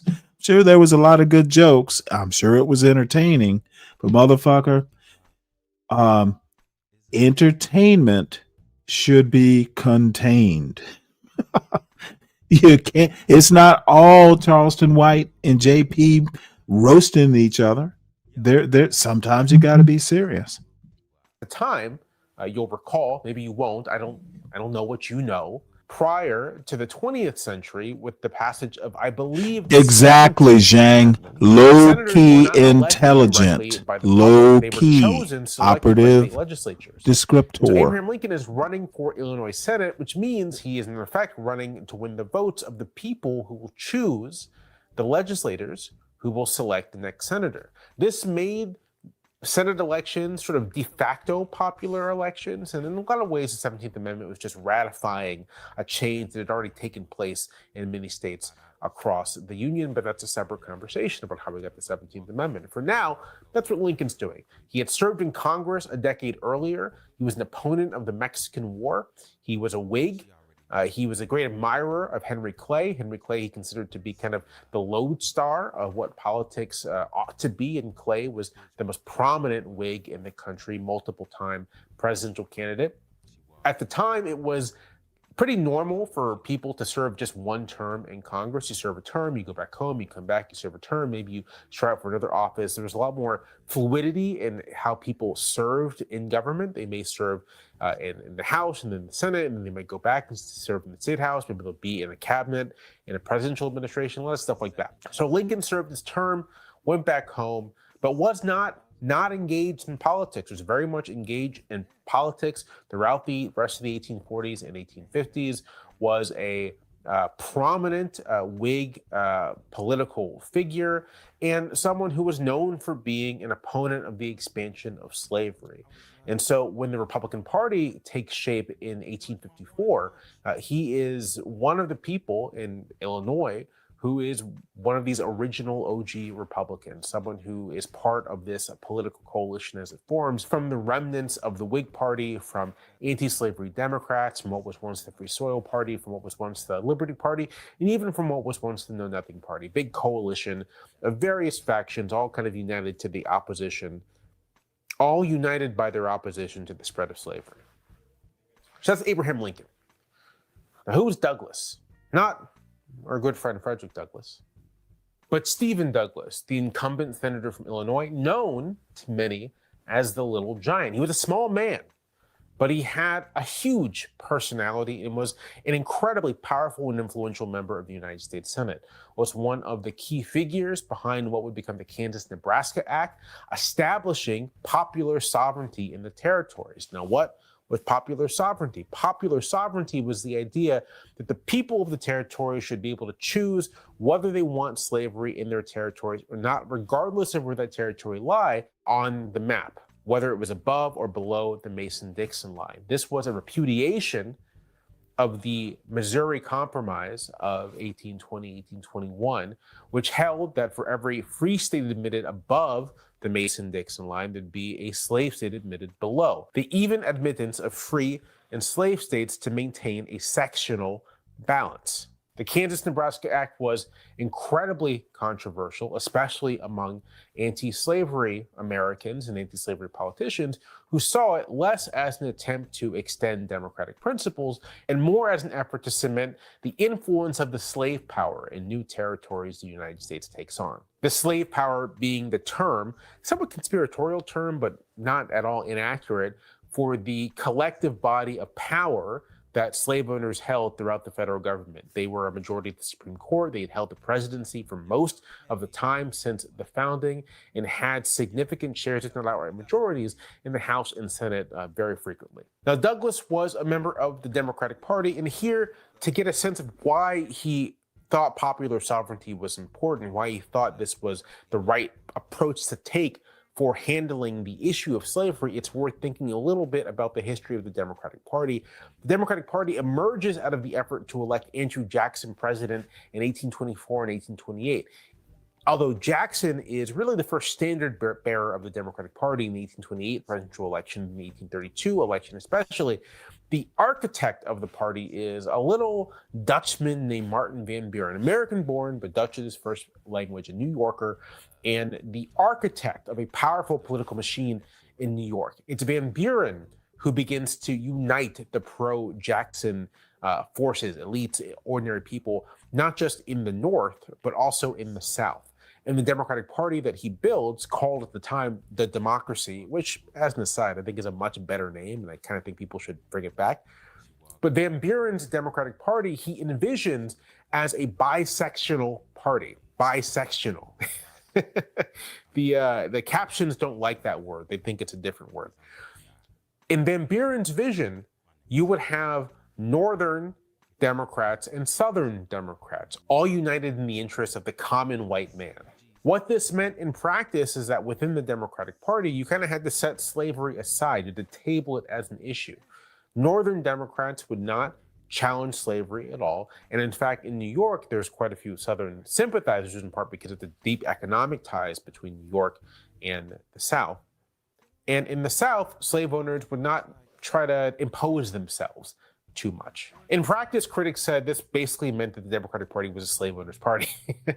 That slave owners were such a powerful faction that this was kind of just a fiction. But the idea was that if you have a party with important bases, important sides, members in both parts of the country, they could kind of suppress slavery as a live political issue and maintain some stability. You can fight politics over other things and leave slavery to the side. The Missouri Compromise also helped made this possible because there would always be an even split. And the Whig Party that emerges in response to the Democratic Party, the Whig Party emerging out of what was the Jeffersonian Republican Party, and you can kind of think of all of this as the Jeffersonian Republican Party splitting into two parties. One of them becomes the Whig Party. The other, they call themselves National Republicans, becomes the Whig Party. The Whigs are also a bisectional party with Northern Whigs and Southern Whigs, and also a similar kind of decision that we're going to suppress slavery. We're going to keep it aside. The thinking here, and this is all informed by the Missouri experience, is that slavery is such a divisive issue, such a contentious issue that it threatens to tear the Union apart if you let it become the subject of partisan politics. And so to preserve the Union, you have to compromise, and the compromise is to let slavery do its thing and to try to, as much as possible, to keep it off of the national agenda. By the 1850s, this was just falling apart. It was just straightforwardly falling apart completely. Both for what you could call organic reasons, Slavery is growing as the slave economy grows, as demand for cotton grows. As slavery grows and demand for cotton grows, the power of slave owners grows commensurately, their political power, their economic power, and they are desiring more influence in the government. You could say that they are imposing themselves in increasingly heavy-handed ways on American governance, trying to regulate, for example, what mail can be sent south, trying to regulate who can cross borders in the South. The 1850 Fugitive Slave Act made this even more acute. Now, Southern slave states were essentially demanding that Northern free states act as slave catchers, violating the states' rights, you could say, of Northern states, who thought that their free state status meant that they had no obligations to assist the South in its manhunting, as they called it, man-stealing. There's also the emergence of a genuine anti-slavery public in the North. It's important to say here, and maybe we'll do a video on this another time, that anti-slavery here does not mean anti-racist, does not mean pro-equality. It really just literally means anti-slavery. That many of these anti-slavery Northerners had no particular love for Black Americans, but did oppose slavery for a variety of different reasons. And the emergence of a genuine anti-slavery public meant the emergence of a genuine anti-slavery politics, a mass politics that really begins to take shape in the 1840s. And that mass politics is in relationship with Southern slaveholders. Southern slaveholders see this as a profound threat, and so they become even more demanding of protection of their rights and of what they see as their rights and privileges, which in turn leads the anti-slavery public to get madder and more unwilling to budge. All of this is to say that by the 1850s, the old compact is kind of dissolving, it's deteriorating, it's falling apart. Slavery is on the table as a national issue. It is on the table as a subject of partisan politics, and it is actively tearing the nation apart. And Douglass, who envisions himself a great statesman, says to himself, I know how we can resolve this. We can resolve this by affirming the basic principle of democracy. People can choose for themselves. And we just say, you choose for yourself whether you want slavery or not. The national government doesn't touch it. It's not the subject of the national government. It's you choose, and whatever you choose, we're okay with. Douglass sees this as preserving the Union as it is. And Douglass, like many of the statesmen and politicians of his generation, view themselves in continuity with the founders, view themselves in continuity with the generation that comes after the founders, and they all believe in the preservation of the Union. So Douglass is running for re-election, and Lincoln is his great antagonist. Lincoln is a Douglass hater, and Lincoln enters the Illinois Senate race thinking he can beat Douglass. And the Lincoln-Douglass debates that take place over the course of 1858, 7 debates in 7 cities, are kind of a media spectacle. Lincoln participates in them to raise his profile in the state and nationally. And Douglass wants to prove that his view of the situation, his view of what should be done about slavery, is correct. Now, Lincoln's view of slavery is more or less diametrically opposed. Lincoln says first and foremost that slavery is an evil. It should not exist. But he understands the Union was formed with slavery, and so he does not believe in immediate emancipation, immediate abolition. He does not think that that is feasible. He does not think that that is allowed under the Constitution. And he does not think it's politically wise. He also is, at the time, a colonizationist. So he is not even sure how Black people would exist in the United States. He thinks there'd be too much anger and enmity between Blacks and whites. So his view is that there should be gradual emancipation of the enslaved and that they should be shipped off to Africa. He will change this view. During the war, this view will change. But at the time, he is very much a colonizationist, which you could think of as sort of like the moderate anti-slavery position. His views of what should be done with the formerly enslaved aside, Lincoln says slavery is evil. And so if we cannot get rid of it where it currently exists, and that's fine, we're going to leave it as is. The Southerners are right. It is their right. If their state's laws say that slavery is allowed, it's allowed. Then we should at least not let it expand. That there's nothing in the Constitution that says that Congress cannot tell the territories that they can't have slavery. His view is that the Northwest Ordinance of 1787, one of the last laws passed under the Articles of Confederation, and a law carried over into the new Constitution, forbids slavery in the Northwest Territories. Think Ohio, Wisconsin, et cetera, et cetera. And that's his precedent. We've done it before. There's nothing to say we can't do it again. And so there cannot be any expansion of slavery because it is an evil, because it's so destructive, because it so violates the basic principles of this country, which he holds to be the principles of the Declaration of Independence, all men are created equal. You cannot have the extension of slavery. And that is his view. In 1857, the Supreme Court held in Dred Scott v. Sanford that the Missouri Compromise had been unconstitutional, that Congress had no right to forbid slavery in the territories, that it was thus invalidated that slave property could be brought into free states and still remain slave property, which invalidated essentially many of the laws of free states. And that, as I'm sure you know, or if you don't, now you do, that Black Americans had no claim to citizenship in the United States because, in the view of Roger Taney, the Chief Justice of the Supreme Court who wrote the decision, the framers had not included them into the polity. Lincoln hated Dred Scott, thought it was utterly wrongly decided, and part of the Lincoln-Douglas debates is a debate over Dred Scott, debate over the principles established in that ruling, a debate over popular sovereignty, with Douglas taking the position of Taney, taking the position that slavery should be allowed wherever people want it to be allowed, and Lincoln taking the position that slavery is such an evil that it makes no sense to allow people to decide whether they can enslave others, whether they can enslave other men. Lincoln also takes a position that Black Americans were, of course, included in the founders' vision of citizenship. And even though they may not be equals, Lincoln, like many men of his time, is not a racial egalitarian. And he's criticized for this by abolitionists. Although Lincoln does not view blacks as equal, he also does not think that means they thus must be subjugated. This is the core dispute of Lincoln-Douglas debates. It's the status of slavery, which really means the nature of the Union itself. Now, I opened this video saying that we can learn a lot about politics from these debates, and I am getting there. I'm getting there, I promise. I think we're actually there right now. So Douglas is the incumbent, and Douglas, whose position is that Taney's right, blacks have no right to citizenship, and that territory should be able to have slavery if they wanted to, and that Lincoln, in his opposition to slavery and his willingness to disagree with Taney, in fact, thinks blacks should be equal citizens. Douglas even warns that if Lincoln had his way, they'd be marrying your wives and daughters. Very classic bit of race baiting. Douglas is directly appealing to popular prejudices, popular bigotries, and the status quo. Lincoln has a choice in this. Lincoln can compromise on his core views about the Declaration of Independence, about slavery and its expansion, but even the inclusion of Black people in the political community. He can compromise on these things to attempt to maybe get around Douglas.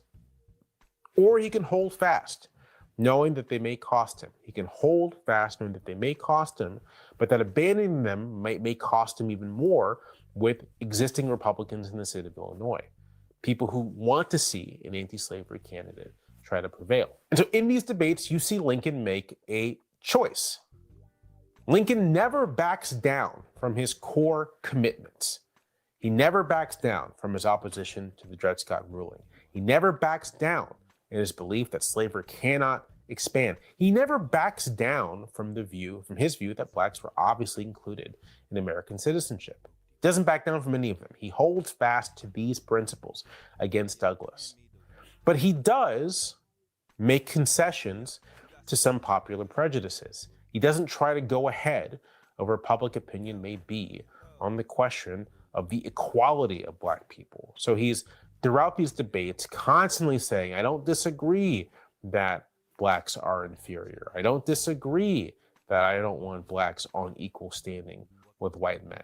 It's ugly stuff. If you read this, or if you listen to it, there have been audiobooks made of this. It's ugly stuff. It's hard to hear. But as political strategy, it's interesting because he's riding a thin tightrope. He's not budging on his principles. And he's saying, this is where I hope to lead the country. But to the extent that he's appealing to popular prejudices, it's not even really a direct appeal. It's simply not challenging them. Maybe affirming them a little bit, but not challenging them, not getting ahead of where the public is, but trying to draw a distinction between those prejudices and what the policy of the government ought to be. Lincoln's position is, feel however you may, the policy of the government should not be this. It's an interesting approach. It's not triangulation. It's not the kind of moderation that we think of in the present. It comes from a place of conviction. This is what we ought to do. This is what's right. And it's not letting anything else get in the way of that. Lincoln thinks, or we can assume he thinks, he doesn't really write or speak much of this, but we can kind of assume that what he thinks is that getting ahead of the public on its views of Black people might make it more difficult to get the public on his side when it comes to his views of the expansion of slavery. And so if at least acknowledging the prejudice means that he can get buy-in for the policy of the government, he'll do it. It's interesting. Now, Lincoln doesn't win the Illinois Senate race, Douglas does. But Lincoln does go on to become the Republican Party's nominee for president in 1860. And he utilizes this same strategy in the 1860 election. Him and his surrogates maintain a laser focus on stopping the expansion of slavery. And when they are attacked for being pro-equality, for being egalitarians, they say that's irrelevant. That doesn't matter. We're not, but that doesn't matter. What matters is the policy of the government, and that's what we're going to pursue. And Lincoln does win the 1860 election. It's kind of a split decision because there's the Democratic Party splits into a Southern one and a Northern one, Northern with Stephen Douglas at the helm. There's a Constitutional Union Party, kind of an anti-secession national unity party, and there's a Republican Party. But of the contestants, Lincoln wins the most votes, wins the Electoral College majority, and wins the presidency. And you see Lincoln adopt this approach of concessions when necessary to sentiment, but holding fast on principles and the position of the government throughout the Civil War. His infamous letter he sends to Horace Greeley, where he states that if he could save the Union without freeing a single slave, he would. He ends that letter by stating that it is his hope that all men are free. And in that letter, he's doing more of this. And so Lincoln says, sure, if we can win this war without freeing any Black people in the South, then I would do it. And he also says that if we can win this war and we have to free every Black person, then I'll do that too. And ending that letter on his note that he wants to see everyone free is your hint that Lincoln's aim, that his principle remains the preservation of the Union and opposition to slavery. And in that letter, you can see how he is carefully telling the public that the two things may end up being synonymous, that to preserve the Union, you may need to end slavery. And it's worth noting that before he sends his letter, he has already written some version of the Emancipation Proclamation, and he's already planning to deliver it. So the letter, far from being evidence that Lincoln doesn't care about slavery, is in fact a piece of evidence about his political strategy with regard to trying to end it. So what here can we learn from all of this? Right now, there is this argument over how Democrats in particular should approach the electorate, about how they should respond, about how they can defend the rights of the people in their coalition, but also expand the tent and actually win elections. And one view is essentially that Democrats should do everything they can never to get on the wrong side of public opinion, even if this comes at the expense of people within the coalition. Some advocates of this view even suggest that Democrats should essentially offer up some sacrificial lambs. Say, sure, we will agree to policies that may hurt some of our constituents if it means that we can get votes that we need to get. It's a poll-driven politics that is very reminiscent of what is taking place in the UK right now under the Labour Party. Substantive concessions to popular prejudices. I would say the example of Lincoln here is that this is the wrong approach, because Lincoln didn't make any substantive concessions to popular prejudices. He didn't adopt the framing and ideas and perspective of his opponents. He didn't say, Roger Taney has a point. He didn't say, popular sovereignty might be okay sometimes. What Lincoln did, again, was recognize the existence of popular prejudices and calibrated his rhetoric so that he didn't get ahead of them, so that he didn't directly challenge the popular prejudices, recognizing that that might damage his overall political position. But while not challenging the public on its view of Black people, Lincoln said, that is not relevant to what your view of the slavery issue ought to be, because it's not about your prejudices, that's about the position of the government. The position of the government is to be broader than your prejudices. The position of the government is to cover all people. So what would Abraham Lincoln do in this situation? What can we take away from his approach. His approach might be to say that a candidate facing an electorate that holds a certain set of popular prejudices probably shouldn't directly challenge those prejudices, probably shouldn't base his campaign or her campaign on challenging those prejudices. But that candidate should make a distinction in their rhetoric and their approach between those prejudices and the position of the government. They should appeal to a higher sense of propriety and equality and fairness when it comes to the position of the government, when it comes to policy, rather than try to enshrine those prejudices into policy. Lincoln might say those prejudices have no place in policy, and that trying to disadvantage people using the government is wrong and violates core principles. Lincoln might say that in order to do this, you do have to have a set of baseline principles that you will not compromise, a set of objectives that you will not compromise, an aim, a direction, a place you want to take your community or take the country from which you will not budge, regardless of what the political climate looks like. That you do what needs to be done to make sure that the people you need to speak to will listen to you, but you do not do that at the expense of basic principles. And that you don't do this at the expense of the people within your coalition already. That's what I think you can take away from the Lincoln-Douglas debates, from Abraham Lincoln's experience as a practical politician on a divisive issue in a polarized time. That it's important to know where public opinion is. You don't want to get ahead of people, especially if that means they'll turn off their ears. But you have to have a foundation, a principle. You have to have something that you're not going to budge on. You have to be able to stand up for those principles and defend those principles. Stephen Douglas has a low reputation in American political history, not just because he lost in 1860, but because his entire approach was about triangulating. It's about finding exactly the right position according to what he thought popular opinion was and adjusting his principles according to this. Lincoln was sort of right about them. There was no guarantee that he wouldn't flip from one side to another. If chasing the public looks like cowardice and running too far ahead of the public looks like unacceptable radicalism, then you have to kind of keep pace with the public, but not keeping pace from behind, keeping pace from just a little bit ahead. You're running a little bit faster than the public. And the goal is to have the public's pace begin to match yours.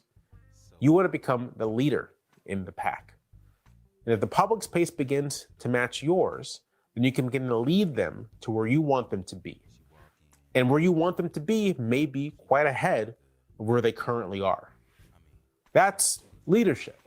And I suppose the way to conclude this is that the thing you can take from Lincoln is the importance of leadership, that takes seriously pluralism, that takes seriously the fact that people hold different views, but also takes seriously the fact that those views can change, that takes seriously the fact that you can maneuver around those views, that takes seriously the fact that with effort and a solid foundation, you can bring the public to a better place than it is to begin with. But that starts and ends with principles.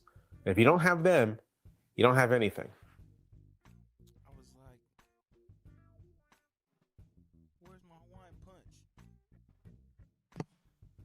Well, what can I say? The chat is always rather interesting.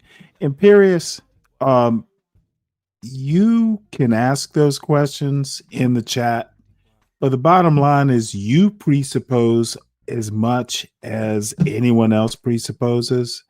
You, of all people, should know that you can say a word or a phrase, and many people can think different things about what that phrase means. Don't be a bore, Imperious. You are capable, but not that capable. Ask the right questions to the right people, and you will get different answers all the time, and all those answers will be right. So ask better questions, Imperious. And Palomino, my channel is not a corral. You are free to gallop off to some other paddock. You tend to be a bore. I'm glad you're here, Palomino, but don't be too impressed that you're here. You can gallop off. So apparently, there are some people who need the comfort of lowbrow shit. So let's listen to a little bit of Sharon, just to get the Imperious and the Palomino and the rest of the lowbrow bullshitters comfy, and then we'll move on to more stuff that's more brain food, I guess. It is okay for a man to be tough, and it's also okay for a man to be tender. That's right. We don't just need dudes that could bench press 300 pounds. But we also need a goddamn man who could apologize without crying like a little bitch.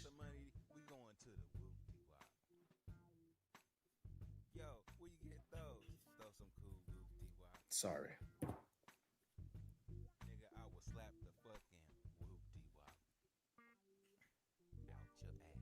Make sure y'all hit that goddamn mic for the YouTube algorithm. Yeah. You know what? This is Imperious. I see you in Sharon's chat here. Oh, would you get bored over there?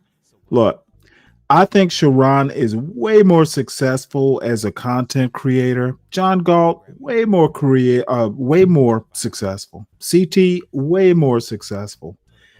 Dude, the bottom line is it is the recurring theme of every these motherfuckers actually think in a way a John Galt is worse for the black community, and I don't think there's a contiguous black community. Let's just do the conceptual black community.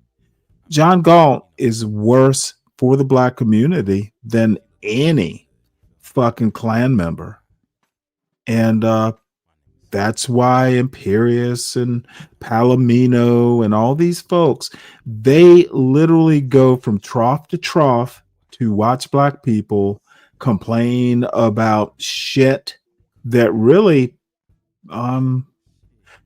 getting together on a panel and complaining about what black women aren't doing, what black men aren't doing.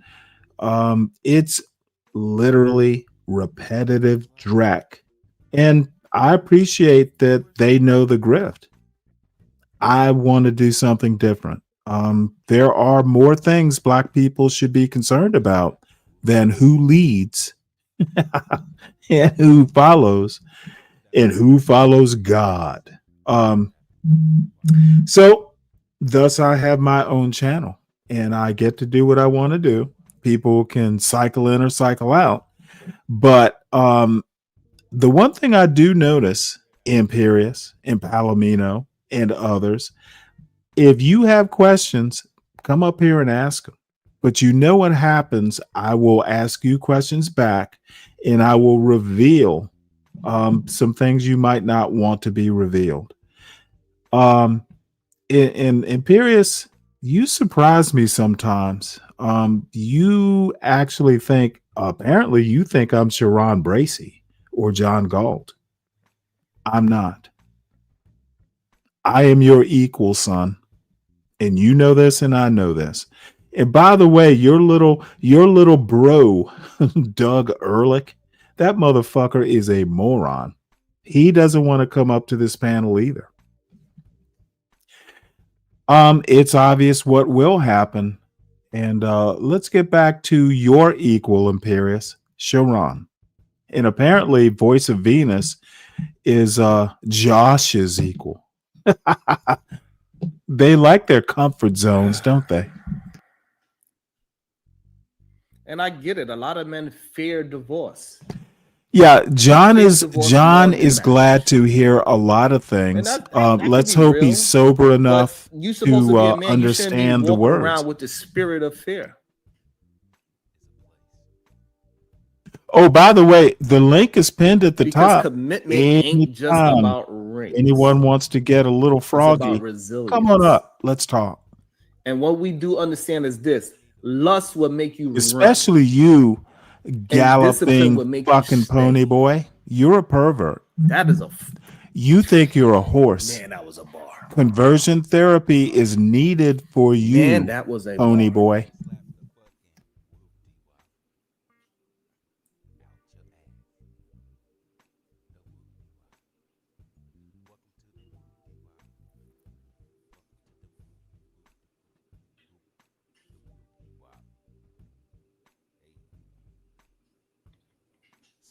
So black man is fair.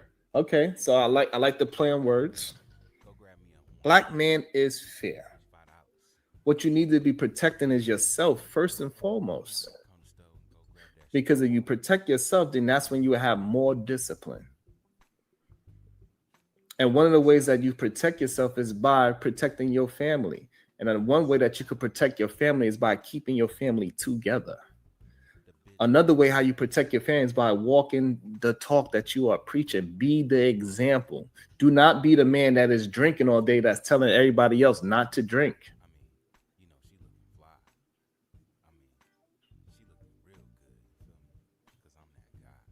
You have to be able to walk the walk. We got too many men out here in the world that just talking. You got to be able to show and prove. Stop using these red pill theories. They do not work in the real world. When you get your woman, none of this shit that Imperius is saying is going to get you your woman of your own and keep. Well, a damn, family of your Imperius, own. what did you do to lose your family Sharon? Because you are following and listening to losers that are just talking Oh, boy. about theory. When you have men, I that had are no walking idea walk you were the and star y'all of the call show, them the Imperius. simps. The men that are producing, y'all are saying those are the men that we are not supposed to follow. It's insane. You are backwards. This is how I know a lot of men, they have a problem with themselves. They don't see themselves as being successful. They don't see themselves being successful in family. So they go ahead and be promiscuous so they could confirm their bias. Because being disciplined is hard work. Keeping your family together is hard work, and it's worth it. Keeping your family together is worth it. Building our community, starting with ourselves, is worth it.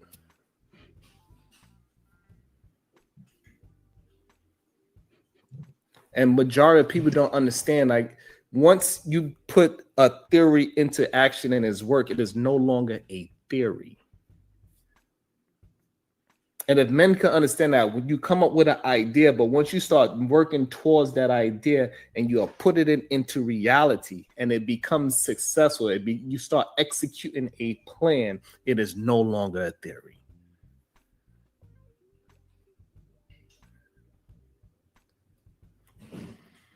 And once a man start understand that it is levels to manhood, it's levels to classism, it's levels to your job, boss, supervisor, manager, and we start moving in that direction so we could keep moving up ourselves, and then we be good. But the problem is the majority of men want to hold on to things that are not tangible. They want to hold on to these ideas. I'm always curious about who is we. The funny thing about a Sharon and a John Galt and a CT, they are actually unified at there is a black community and we need to act as one layer. What the fuck is he talking about? Who is we? Which black community? These are literally people talking about early 1970s. It does not exist. A black community does not exist in the way it did back in 1970. And I keep trying to tell people like Galt this, and they think I'm crazy. John Galt, Sharon Bracey, CT, their politics, who they vote for might not be the same, but boy, are they stupid. They literally don't read books. They don't get out. They don't get out of their comfort zone. They insist on there is a coast to coast black community and we all have the same goal to be rich. This is very Booker T. Washington. And It is very bullshit. Brings in money, brings in Imperius. But it's simply, Sharon wants to talk about reality. I'm sorry, son. New York City is not reality. It's New York City. Get out to the South. Go to places where non-city Black people live, and you might have a clue. I bet you won't change your mind, but hope springs eternal.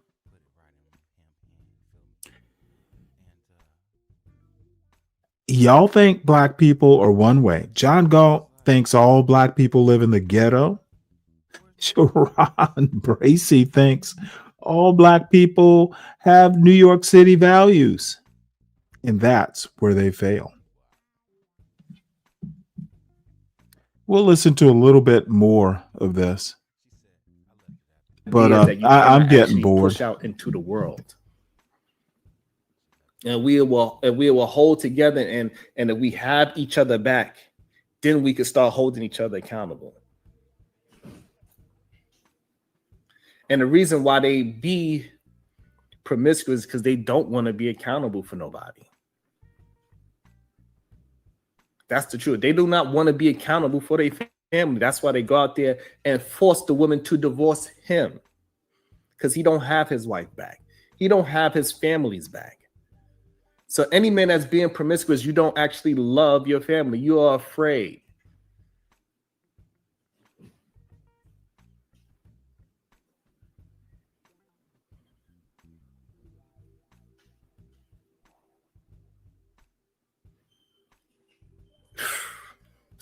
It's wild. It's wild to actually see this happen in real Literally, time. Like I said, this it's about motherfucker resilience. is saying And lust nothing of makes you note. run, and discipline makes you stay. It is simple as that. So what can we learn? Who That is being we? a man ain't about how many women you can pull. Oh, dude. Who is we? Why do you think you were teaching some universal? God damn. It saddens me to see this sort of logic. Motherfucker, it's every man and woman for themselves. It's not forming a family, more than likely in these United States, is not a group effort. Improve yourself. How you formed a family is obviously unique. Why are you spreading some universal when you didn't even do the universal advice you're spreading, son? It's more about how many lives you can uplift. Because lust is loud. That's why you get the whistles and the dog whistles and construction workers whistling and yo man, you know. Lust is loud. And usually discipline is quiet. And whether you choose lust or discipline, that is up to you. Hey, it is what it is. But one builds empires and the other one burns them down.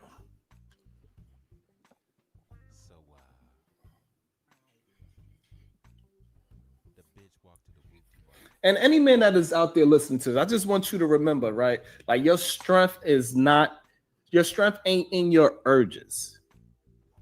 It's in your ability to master them. What the fuck is he talking about? Kasim. Oh my God. Yo, Kasim, that was a bar. I love it. What up? Yo, your strength ain't in your urges. It's in your ability. Oh, I see. It's on HBO. Yeah, I'll have a look at it. Dirty. Never heard of it. But I'll play the trailer. That was a bar. Oh my goodness. All right, the likes is disrespectful, so I don't know what to say. I don't know what to say about that. You know what? Y'all need to get the likes up. Get the like.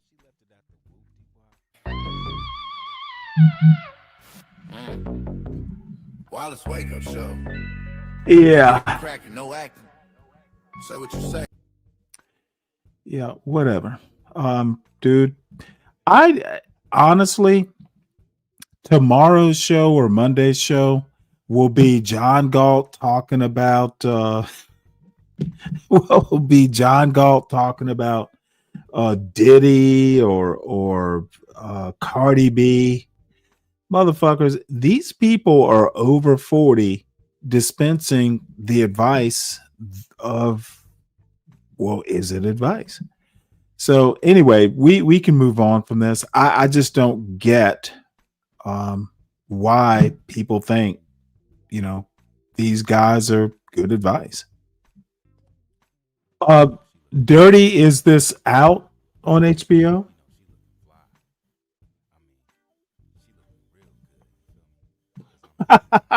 Well,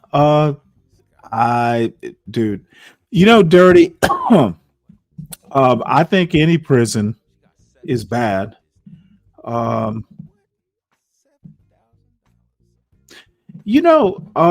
talk I gave my son, the quote talk is like, in your life, you're going to be, stopped for a traffic ticket or something like that. But you want to live a life where you come into minimal contact with the police. And that was literally my talk. Don't live a life where you have to come into contact with police a lot. Probably kind of flippant advice, but I think it'll work. Don't do shit that you shouldn't be doing. Don't interact with cops, because something like ICE, for instance, Trump wants to recruit a bunch of 18-year-olds at a G5 level. Those motherfuckers, they're not going to be the best and the brightest. Don't get involved with the police. Live a life. It's not that the police are your enemies. Most police are good and decent people, but motherfucker, you should not be involved much more than a traffic ticket. Period. It's simple, it's direct, and it can be applied across a wide range of circumstances. Luckily, my son is smart. He gets my point. And this motherfucker, and the reason I even, worry a little bit about it is his campus is in the middle of Atlanta. Don't be in a situation where you have to deal with the cops. Motherfucker, if that means you need to walk away from a party, or if there's something that if your little, spidey sense is tingling, get the fuck out. The most you will miss is a good time. You got your whole life ahead of you, a life hopefully full of good times. Missing one ain't gonna hurt you. Do not interact with the cops, in a way that could put you in danger. And I think traffic stops are fine. He knows how to handle a traffic stop. Be smart, be yourself. Don't get into something I can't get you out of. I also told him that. Cops are fine. Have minimal contact. And to me, it's simple advice. And you know what? My father was a cop. He would approve of that advice. So, hey, I'm comfortable with police. Not all of them are as smart as my father. Take that advice. So let's see, what else do we have here? I might have to watch a little bit more of this awfulness. Because what I have next is going to bore a bunch of motherfuckers. I loaded this show up with boring videos. about stuff that isn't about men should lead and women should worship or follow. It's not about blacks should come back to the ghetto. It's not about street interviews.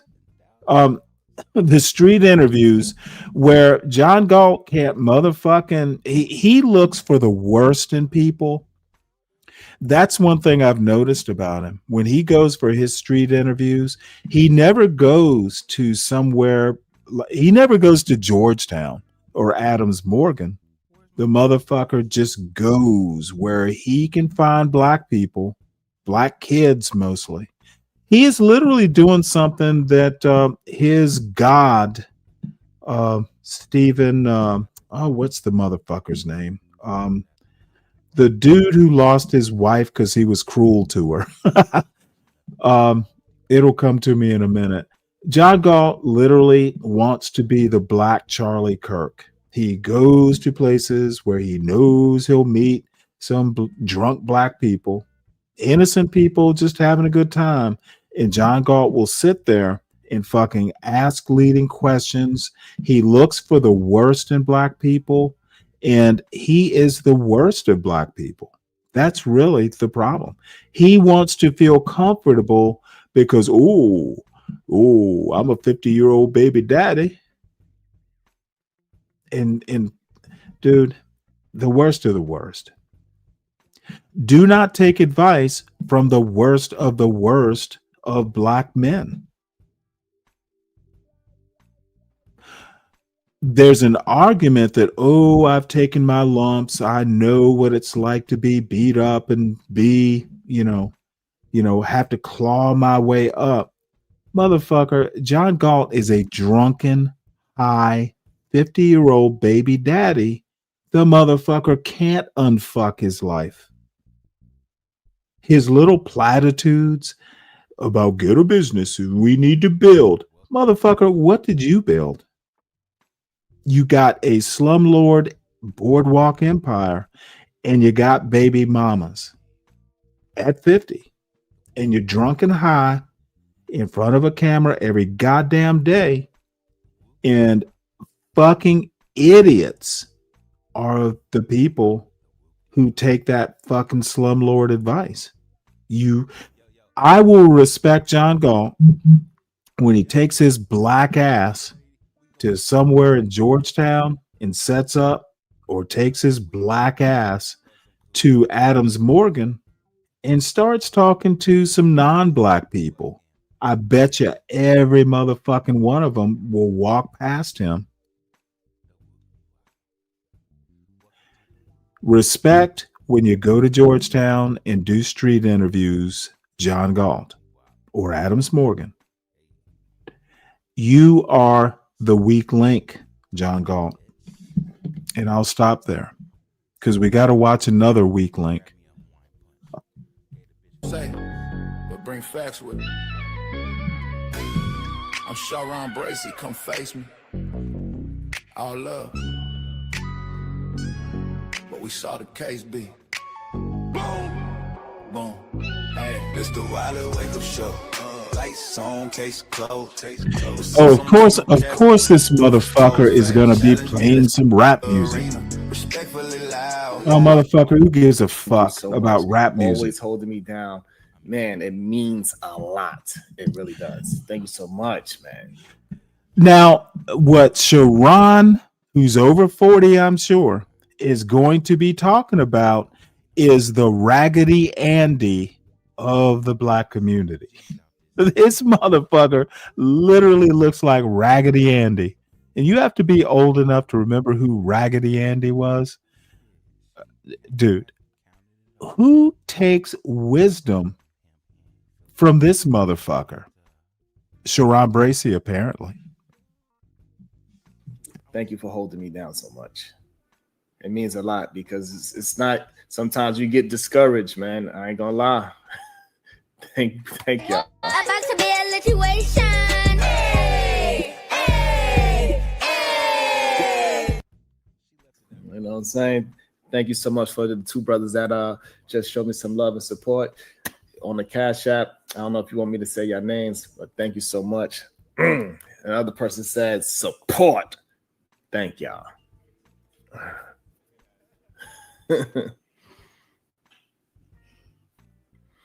And so for some reason, men want to blame, like, we understand that women sexual promiscuity is no different.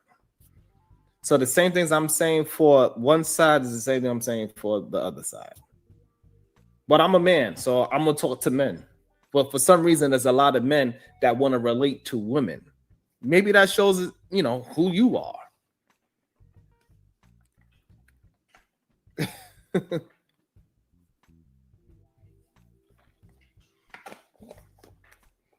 You know what I'm saying? Maybe that shows who you trying to relate to. If you want to only have conversation about correcting a woman that you do not, and you don't have her back. So this is the thing. This is why I keep saying that. If you have a woman's back, and then you can hold her accountable.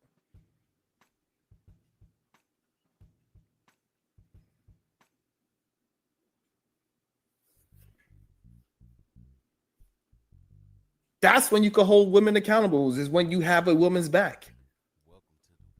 And when she have your back, she can hold you accountable.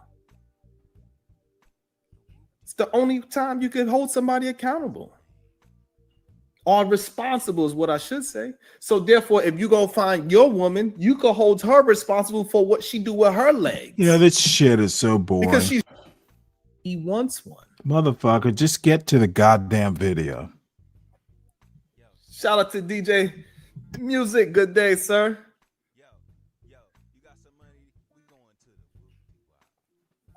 If you want to be in a relationship, then I can understand why you're in the conversation.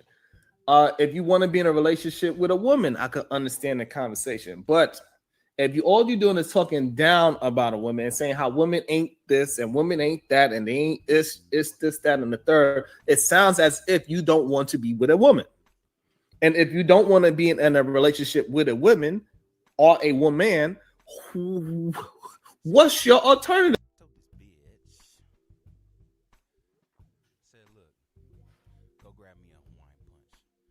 Yeah, all right. You know what? This is not enlightening. My bad, folks.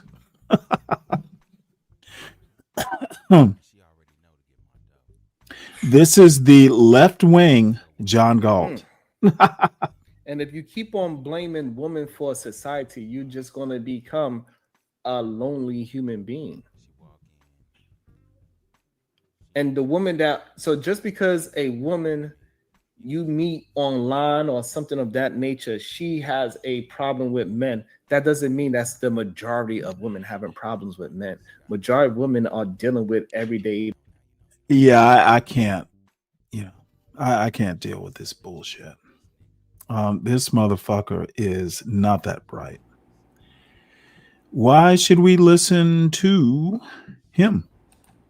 He is the left-wing John Galt.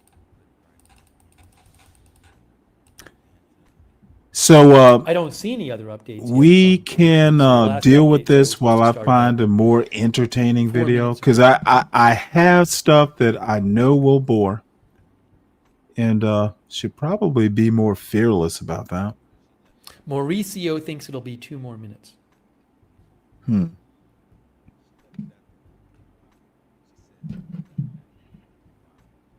You know, eventually,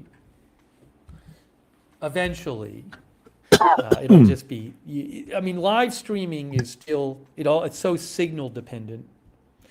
You know, I do think eventually satellite internet might just be so good that it won't be an issue anymore. It's not like that right now.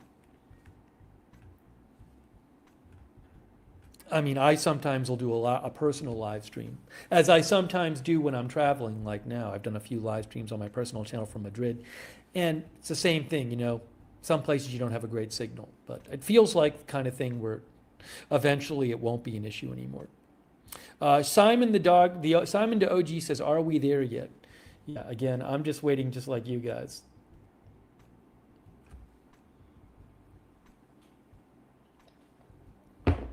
Jamie Alexander, no, we don't know why it blew up yet. I think they said something like it might take a while. Did they say in the press conference it might take like weeks or months to determine why? I think, but I'd like to just see the full thing so we can be sure. Jim's YouTube channel says, I have been waiting.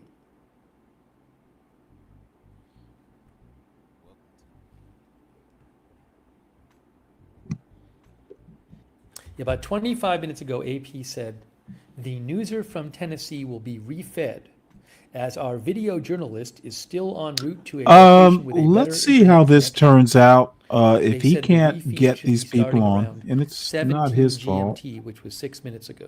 I will be right back.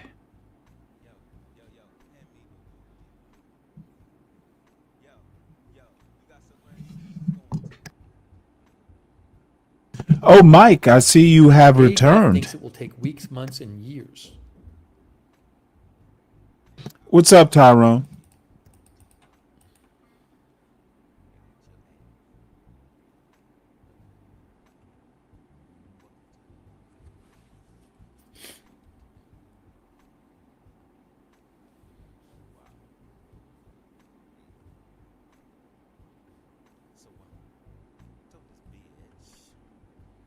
You know, another thing I don't know is like you could have a situation where, you know, depending on what you could have a situation where somebody faces criminal charges like criminal negligence or something. I mean, I have no idea what the cause was, but we have no idea what this, you know, we don't know what the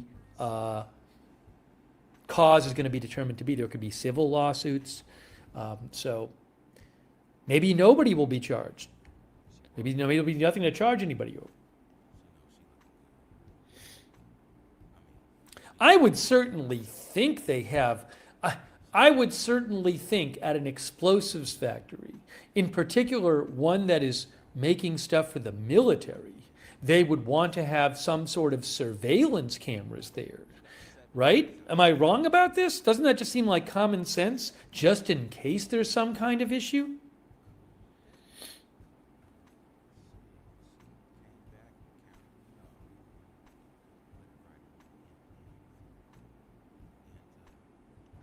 Sarcasm BTC says, I'm sure there is footage in the cloud. Marissa Puglia says, you would think.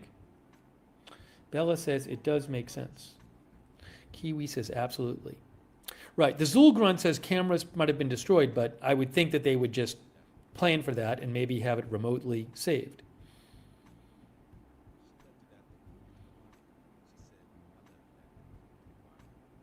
Distant Galaxy said the security footage had to have been stored off-site.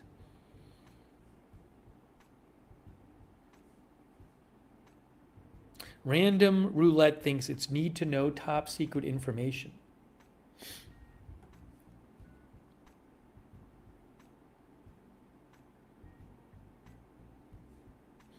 Jay Wright says, is the news driving to Nashville? Well, again, I would, again, the AP said they were expecting it to be refed around 9 minutes ago. This has been a big it's been a broadcast of delays. So originally it was supposed to start at 5:30 where I am. It is now 7:09 where I am. Although sometimes we cover, like, for example, presidential press conferences that start an hour or more late. So in the big scheme of things, it didn't start that late. Scoosbird says, this must be devastating to a small community like this. Probably a large proportion of them work there or know someone who does awful.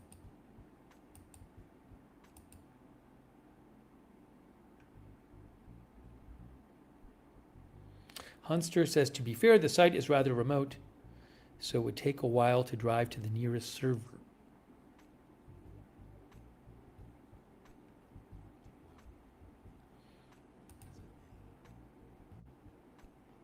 I still have not seen any update, any change of plan from AP. So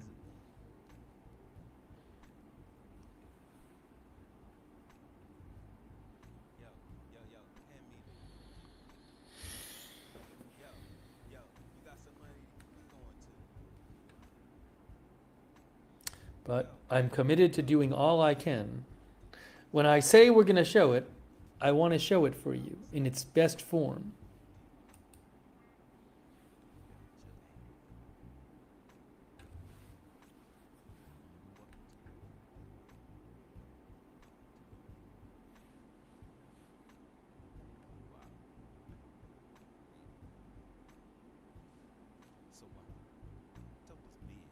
Oh, what is this?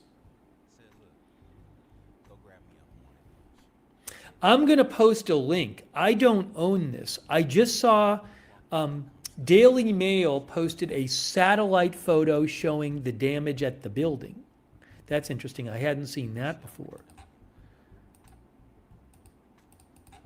I'll post a link to it in the chat of this Daily Mail article that shows a satellite photo of damage to the building.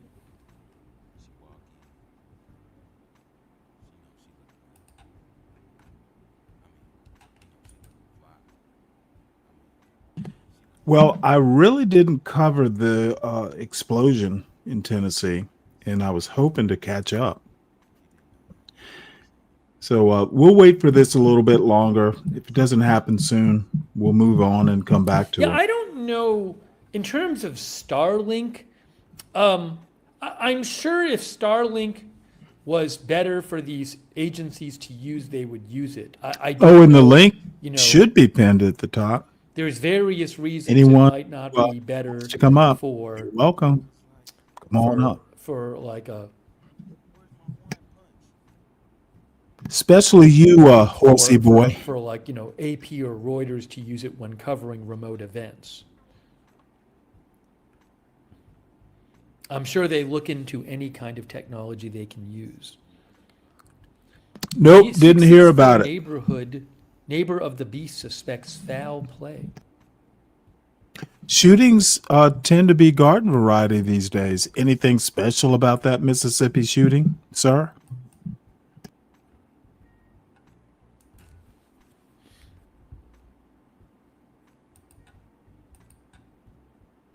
Epic All says, I watch Storm Chasers and it's very spotty.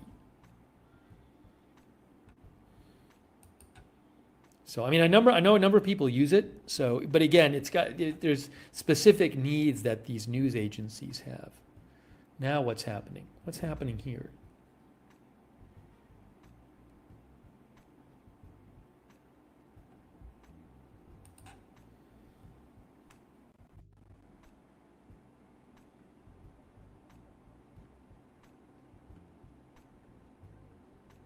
Still waiting. DJS says, I'm sure there's security footage, but I doubt we'll see it. Northwoods Hiker thinks it'll be weeks or maybe months before we hear more.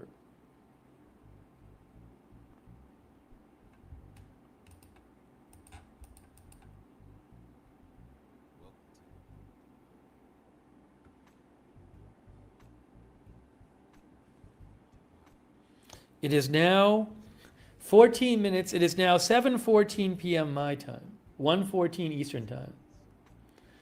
AP previously said that the newser would be refed at approximately 14 minutes ago.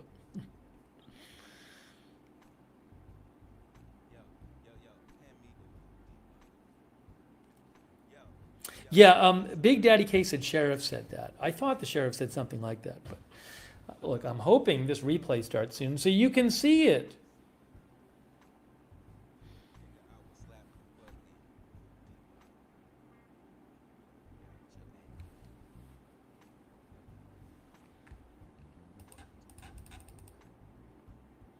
You know what? Once in a while, we have these broadcasts where something like this happens, and we just have to roll with it.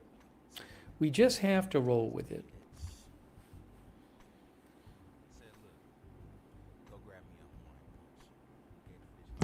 Well, in the meantime, everyone, please make sure you hit the like button. If you wander in and you're new, please subscribe. Stay a while. Ina Drew says And we are rolling. invite others to join in the fun.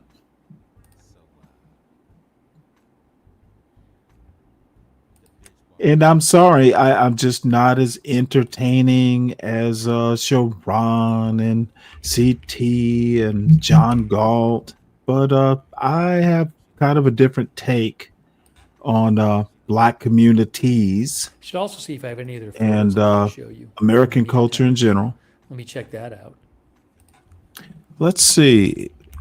I am guessing that.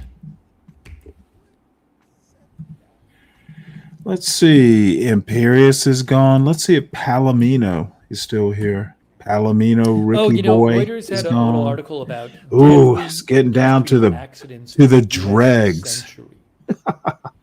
They pointed out that These poor little motherfuckers. If there in is not 2023, there was an if there explosion is at a not shock a bunch of drama in a black getaway happening, ooh, white boys like Imperius and white boys like Palomino who have like species dysphoria. The motherfucker doesn't even know he's human.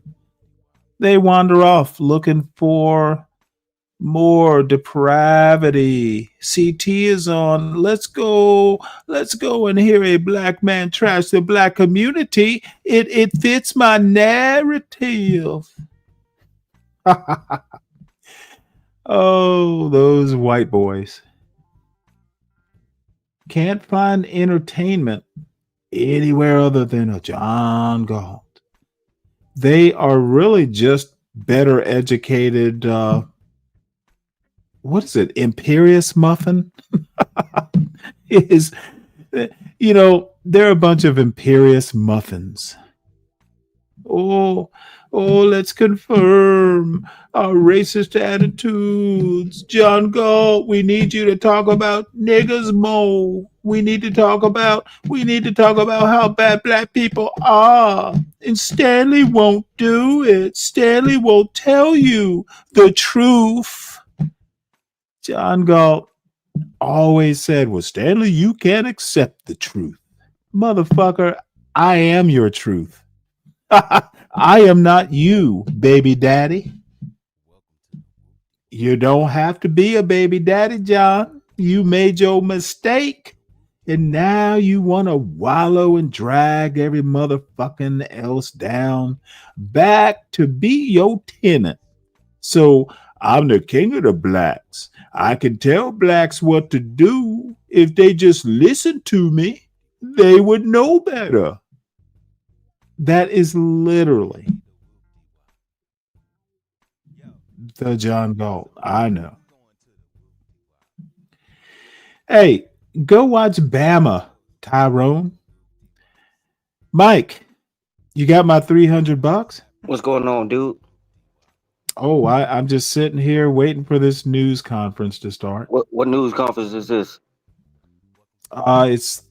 Well, supposedly, let's see here. Let's clean this up and get us out of the way. Replay something about a Tennessee explosion. And then you've told me about 20 people being shot at was it a high school game in Alabama? It's not Alabama, Mississippi, dude. Oh, you know what? I'm in Georgia, Alabama, Mississippi. They're all the same to me. Yeah, man, it's getting Now, outrageous. which one of those states do you live in? Don't quit asking me stupid questions, Stanley. Oh, motherfucker! Stupid questions to a stupid person. Well, Why do you care? See, if you actually read between the words, why do you care so much about what happens in Mississippi? Well, it's sad, man. So you don't care. Why about is it nobody sad? losing life. So Again. what's the difference? Why there, motherfucker? Did you wonder about the shooting in Minnesota where some white retard shot into a church while the kids were worshiping? Were you as concerned? Yeah, I don't think nobody should lose their life, man. Okay, senseless stuff. motherfucker, you don't think. That's actually my point. With this explosion, I You don't see what's you literally do not have the capacity to think. Oh, that's what you think. Oh, it's what I know. You've proven it to me. Okay. Okay. You wanna come into my chat and talk about 20 people killed in Mississippi? Where were you And when where were you on this explosion? motherfucker? I was here All talking right. about some other stuff. And so why you covering this so I heavy? told you where I was. And Acknowledge I, it. I and was I'm asking you. talking about some other stuff. That's where I was, but I was online. How about So you? what has you so interested in this explosion and not the shooting?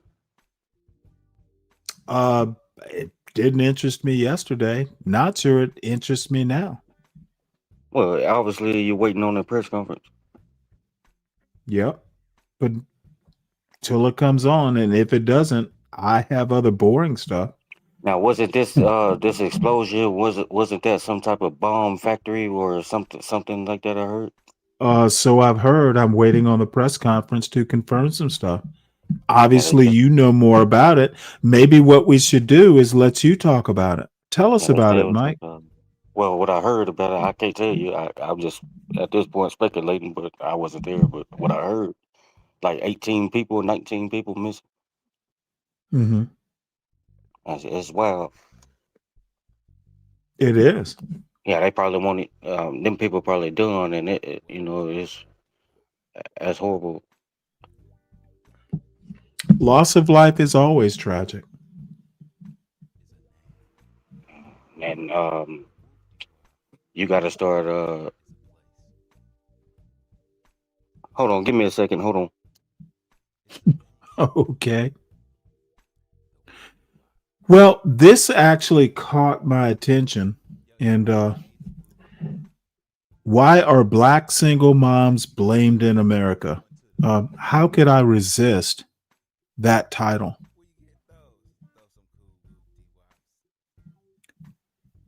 So let's listen to the beginning of it. We'll go back to that press conference if it ever starts. Are you saying that single motherhood is a cause of some of Black people's problems? Here I am, working. He cheated. I don't play that. Divorced him, moved out, 4 kids. Can you point the finger at me for marrying him? And I just felt like I needed to bring. I literally want to point out that it's always people who have been hurt or experienced some tragedy that want to come on and talk about this stuff. I guess people who are, have good marriages, black, white, it doesn't matter. They never come on and talk about that shit because they're too busy living life. And I want to point that out. It up because it's on white people's minds. Why all these black women out here having babies out of wedlock with a bunch of shiftless and trifling Negroes? Yeah, so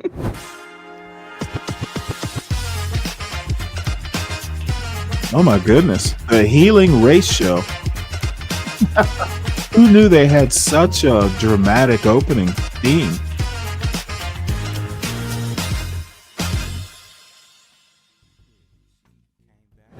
I think this is a change in society itself, among both among white people and people of color, or lots of people, is this whole idea that a woman People of could color? be a single mother and make everything happen. And I think it's a real problem. I think being a single mother that's one less salary one has, that's exhaustion on the part of the mother. And I just think that there's something about that I think within a community, maybe, the Black community. It is Linwood. Looked at and maybe All cleaned up and ready and to I'm talk opening a cogently. Pandora's box at the end. Well, I want to make sure I understand what you're saying, because That is Linwood. I am sensitive to single motherhood because that child was my existence. And it literally is my being. And I was with my mama last night. So like, Hey, Brian, you so I like wanna that make title, sure you're huh? saying that single motherhood is a cause of some of Black people's problems, or? Okay, let me give you an example, okay? The person that I happen to know, one of her baby daddies has made 7 children with different mamas. And One is of not her taking baby any daddy. Look at responsibility. her. I mean, it's sort Look of at like, her. I don't know what your Mastering the situation is. I lingo. have family members who were, divorced, and they had single parent households where people paid the fathers paid money to help raise the kids, and the mothers were really good mothers, and that's not single parenthood itself. I mean, no woman should I'm stay not with a going to man bet that, because CK. the woman, if she's abused or something, you don't stay with a man. But I'm Yeah, talking about just sort of 4 eyebrows. That's I don't something. know. Has anyone ever asked Something him the that might origin happen of that why he might, has 4 eyebrows? I don't know, make I things just want to harder know for why children to these grow up, women shave their including eyebrows off and then one draw it small on. What's the income. point of that? Ask a woman. How would I know? I do. Okay. Thank you for the clarification. I do have a response, but You ever also asked keep in a mind, woman? I'm not a woman, These but I can tell you from very. lived experience. Have you ever asked a woman those very important soul level questions? No, I never asked it, but Well, then, I motherfucker, don't why are deal you with people like asking that. me? Then why are you asking me? I asked Motherfucker, you come because up here, you come mentioned up something here, about. come up here I with asked you answers. because you mentioned something Come about up the. here. Listen, Okay, listen, once again, just listen. All you gotta do is listen. no, motherfucker, I'm not Then gonna you can listen. respond when I get Don't finished. ask me stupid questions. Well, if you listen, maybe you'll understand. No, motherfucker, I heard your question. It's a stupid question. My response is, why don't you ask a motherfucking woman? How would I know? See, dumbass, it was a quick, short conversation. Don't ask me dumb fucking questions. Well, you need to let me finish. Yeah, next time, don't ask me stupid questions. Well, it's stupid. Well, if you think it's stupid, it's okay. It was literally a stupid. That's all you gotta do is say, Motherfucker, "Hey, you come up to my panel and ask me why women shave their eyebrows? Motherfucker, yeah." I don't You brought shit. the eyebrow thing up, so I'm not done, bitch. You was talking about You eyebrows, so have you asked your wife why she shaves her eyebrows? I You just got a told you I wife, don't deal right? with people. No, I don't deal with. motherfucker. No, I don't deal with people who motherfucker. do that. See how stupid questions lead to questions that will reveal and emasculate you. You got a wife. Why does your wife shave her eyebrows? I just Tell told you us. she doesn't do that. I don't deal with people who do that. Motherfucker, how do we know she doesn't? I bet she does. I bet you she don't. I bet she Or Mike does. 123 And wouldn't when be you married to. asked her that, question, she packed up and left your ass. What race Because do you she think my thought, wife is, Stanley? your wife told you, I don't like dumb questions from a dumb man. I'm leaving you. That's what happened, right? Well, I never heard that, but Yeah. I motherfucker, how did I know that's what happened? well, that's you She assuming. left your ass because you asked dumb questions. Okay. And anything else you got to say? No, I don't have anything else to say. All right. Well, be quiet and let me talk real Don't quick. ask me dumb questions because I will be quiet and let me respond in talk real quick. kind. Let me talk. I'm sorry, what? I said be quiet and let me talk for a second. Motherfucker, fuck being quiet. You need to stop asking dumb questions about eyebrows. Dude, You were on that topic, this and is I thought so I should. fucking weak. It is so weak. You mentioned something about 4 eyebrows. That's the only reason why I brought it up. It made me think about I that. didn't mention it. I was responding to someone typing that in the chat. I can't even. And that's another question. The Why I can't motherfucker, see the you chat? can't read either? I can't. You can't see the chat when you're on here. Well, motherfucker, get a goddamn computer. I have a computer. No, I'm not on a motherfucker, computer you right don't. You don't have. What's the use of a computer if you I'm don't not on a use it computer so right you now. can I'm see on. the chat? You could see the chat, motherfucker, if you had a computer. Use your computer, therefore, that way you can see the chat and you can see the picture. Stop using your phone. Computers are a better way to kind of look at a broader view of the chat you decided to come up on the panel. Have you been drinking If already? you're on this panel, don't ask dumb questions. Have you been drinking already? You know what? Yes. How And many have you had, Stanley? okay, motherfucker, I answered your question. Now, And my I'm asking question you, to how many have you you, had? is why does this matter? Well, it matters because I don't See, think you what you understand want to do is scurry away from your dumb question, and I'm not going to let you.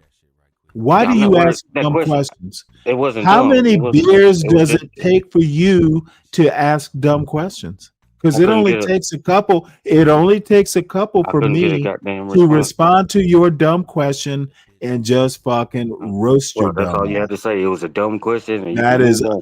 it was literally a dumb question. Why would Well, you ask a man about shaved I don't eyebrows? think any Do you because I don't think you're a think I man. shave my eyebrows, Yeah, bitch? I was getting there, but you didn't. I was getting Well, there. motherfucker. See, I knew there was some ulterior motive to that stupid question. Yeah, I was I getting do not there, but you shave didn't let my me finish. eyebrows. You need to go and ask your wife why she shaved her eyebrows, then took the chillins out of your house. Tell us why. And see, that was a dumb question right there. No. It's reality. She took her shaved eyebrow. She made you clean up the fucking hair. She made you clean up after she shaved her eyebrows, right? You cleaned the sink, didn't you?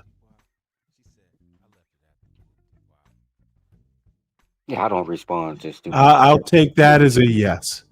Well, She take it how you made want, you Stanley. clean up her shaved eyebrow hair, and then she left your ass. When was the last time you dated a woman? You know what? It's been a while. You got one for me to meet? Nah, I don't think. I Well, think then nah. If the answer is nah, stop asking me stupid questions. Can you help? I haven't dated a woman in a while. Can you got one for me to meet? Can you help? Can you Yeah, help a I can brother help. Yeah, out? I know the perfect Can you person for help you, a Stanley. lonely 60-year-old? You I know got a the person. woman for me to meet? Yeah, I know the perfect person for you, Preferably, Stanley. I don't like my women with shaved eyebrows. So that's What a race? requirement. What race do you prefer?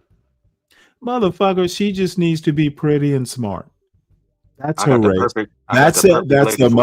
I motherfucking think race she. I desire. Don't be Well, let me ugly finish and talking. be smart. Oh, and the third requirement is have a sense of humor. If you're a friend of Mike's, then she probably has a good sense of humor. I got the perfect lady for you. I think she's around 57, 58 years old. Oh, really? She's You got a picture? yeah, You got a picture? Is she's she your mother? Are you trying to hook me up with your hey mother? Stanley, my mother has passed away. My bad. I apologize. You Yeah, but got a mother substitute? is it with Stanley? I'm gonna give Oh, her. Well, you don't know what to say, do you, son? next time I'm trying to figure out how to put this, but next time I see her, Motherfucker, keep figuring, but get it right and don't ask me a dumb question. yeah, but I'll put you down with Hey, somebody, Stanley. there was a pause. There was a pause. You had your chance. I'll put you down with somebody. Dude. You need to be you. This lady, she gonna What tame the you fuck? and What is back page? Try back page, oh, Stanley. back page. No I don't idea even what think that they got means. back page no more. Well, Tyrone knows some shit. So Yeah, I I don't even think trust they got back I page. trust Tyrone. If Tyrone is giving me advice, I'm afraid he has proven himself. I might have to listen. Damn, Tyrone, he told you about back page. He's They probably smarter got than some. you, bitch. I didn't say nothing wrong about him. Look at you. Well, motherfucker, I didn't give you a chance, but you were gonna. No, I was just about to mention something about the back page. They got something similar What's to that, but it's what's not the back back page. page? It's like where you can meet you can meet women and prostitutes. Oh, is that what it is? Yeah. Okay, I had no clue. Now let me amend my requirements. She needs No, to that's be what you pretty. want. Try back She page. needs to Do what be he told you to smart. do. She has to have a sense of humor, and she can't be an old hoe. She cannot be a hoe. Yeah, it's like the black market for them type of women. No, we're not doing black market. Brian, I didn't watch. Did John put up a picture of the woman that was evicted? I don't, if I can't type in John Galt's chat, there's no reason for me to watch the show. Yeah, salute to John Galt. Yeah, salute to John Galt, king of the black baby daddies. Stanley, I think you missed John Galt, man. I miss roasting his ass on his show.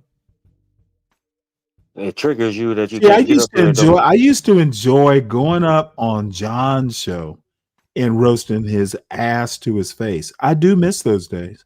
So You think thought you John? was roasted. Do you think John Galt misses me coming up on his panel No, he roasting don't. his dumb ass? The motherfucker would get so upset he would leave his own show. You think bring he this misses man that? up.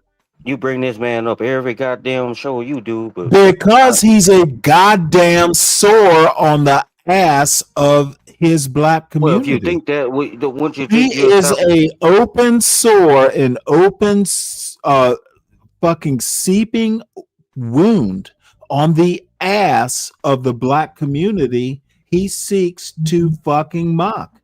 But if you feel that The way about him, why motherfucker don't you is just? a monster.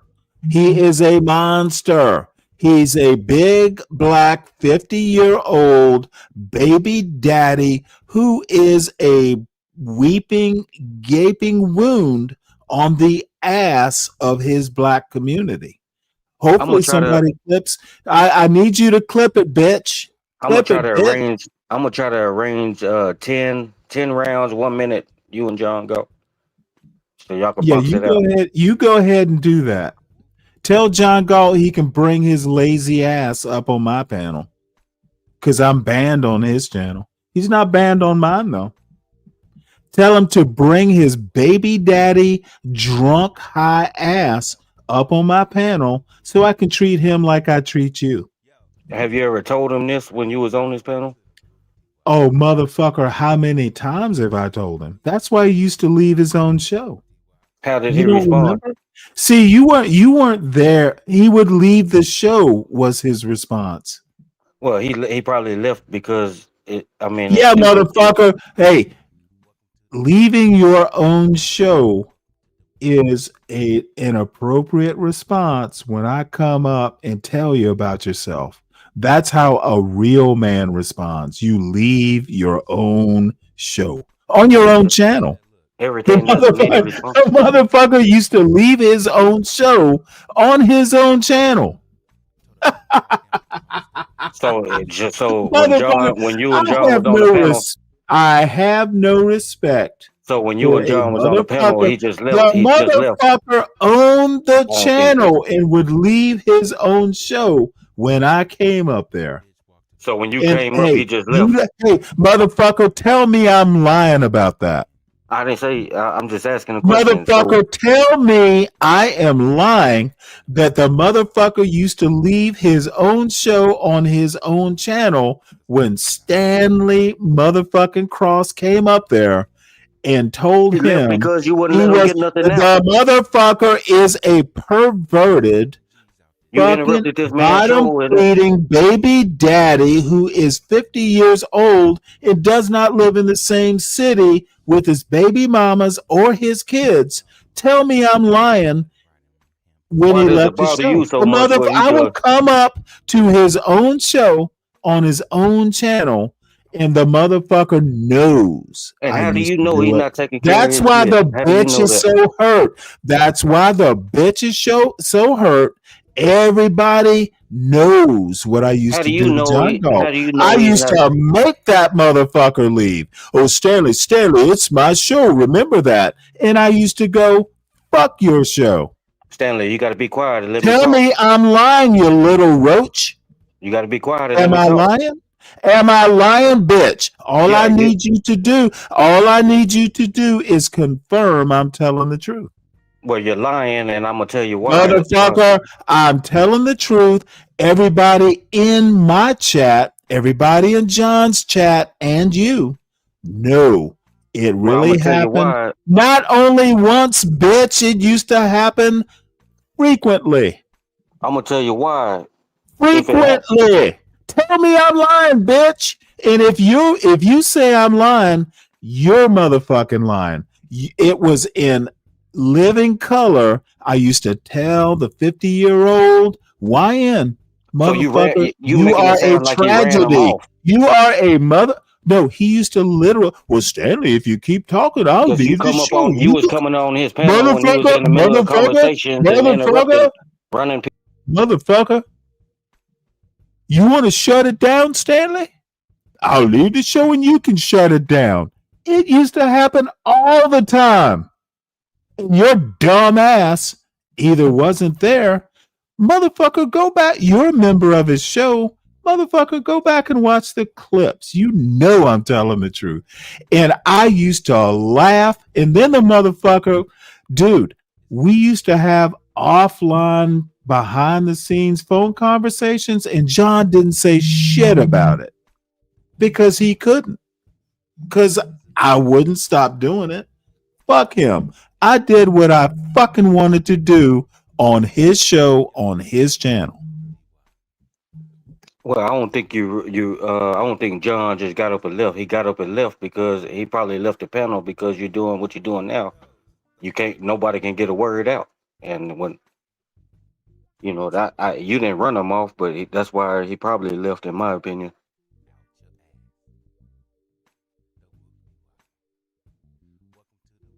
Let that man, you go up on his panel. He didn't interrupt your show.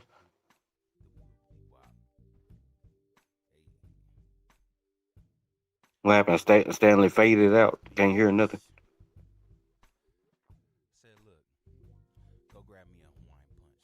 Give me one sec. I'll be right back. Keep talking. Yeah, but Stanley trying to make it seem like he ran God away, but John, he don't. I mean, John used to have people on his channel, man, and you get up there and started all this bullshit like you're doing now. Won't let people talk. Won't let people talk. Or you have something to say, smart. Well, yeah, man, you gotta. You making it seem like you just bitched them and ran them off. That's not what happened. I was there.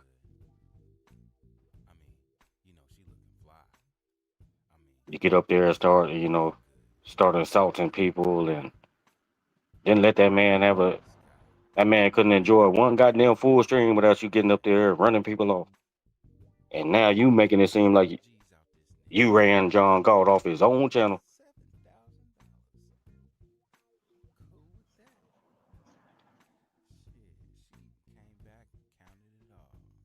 Shit. Damn. Maybe if you close your mouth and let people speak, whether you agree or don't agree, and let people get it off and then respond. Don't do all that bullshit you do, dude.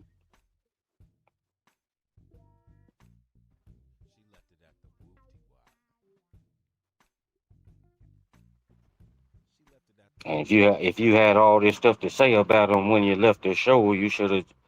Like, I don't understand why you stayed so long. If you felt that way, why did you stay so long?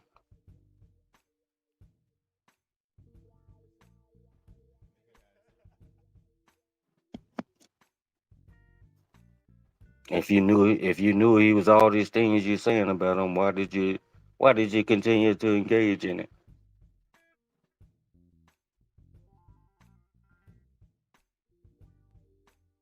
Did Stanley run off or what happened?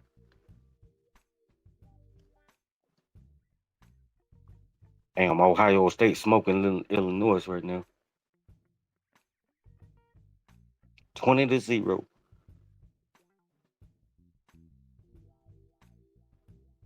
Yeah, man, but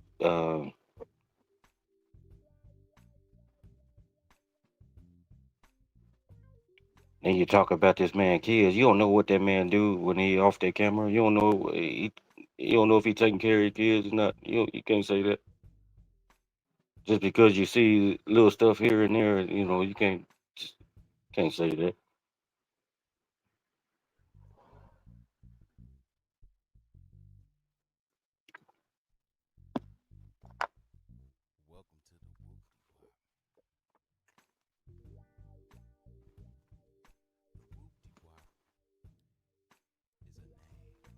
I'm just waiting for Stanley to come back, so I got another question I need to ask you.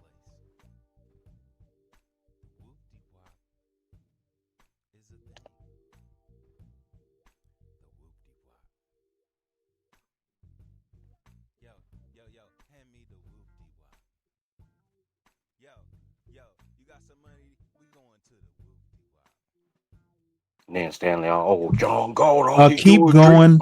I'm talking to my father. Whoa. Talking to my father-in-law. Imminent death in the family. If it sorry to needs hear to be that, man. silent, let me know. Sorry to hear that.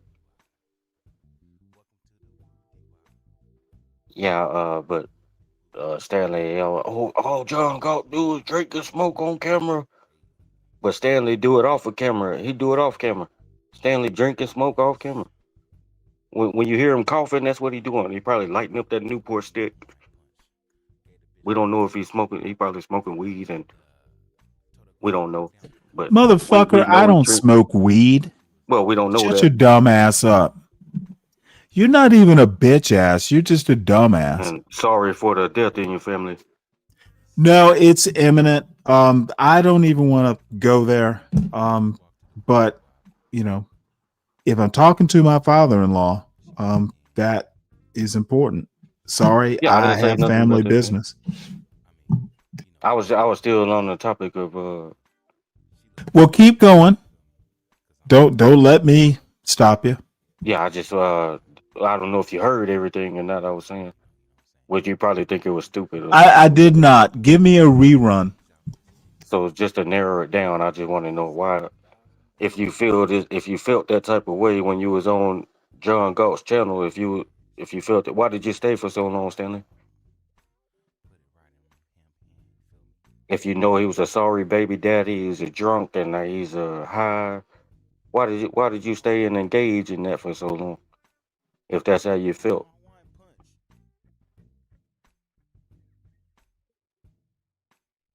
I'm ready for your answer.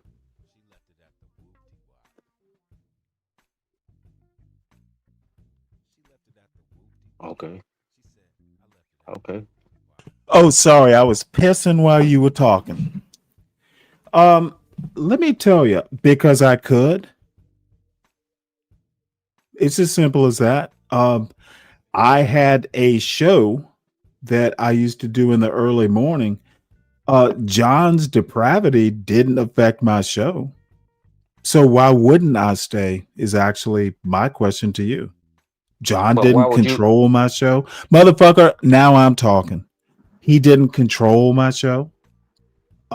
I started the show when I wanted to start it. I ended it when I wanted to end it. How would John's depravity affect my show? So did John ever come on your panel when you was doing your show on his channel and Of interrupt what course he you had did. going? Did Of he ever course he interrupt? did. Absolutely I did. Motherfucker, it was my show, of course. I treated him like I treat you. Wow, you got a messed up mind, Stanley. Oh boy, howdy don't I. So you don't see a problem How would you expect, motherfucker? What did you expect me to defer to John Galt? Well, my thing Motherfucker, is, I don't defer to anybody.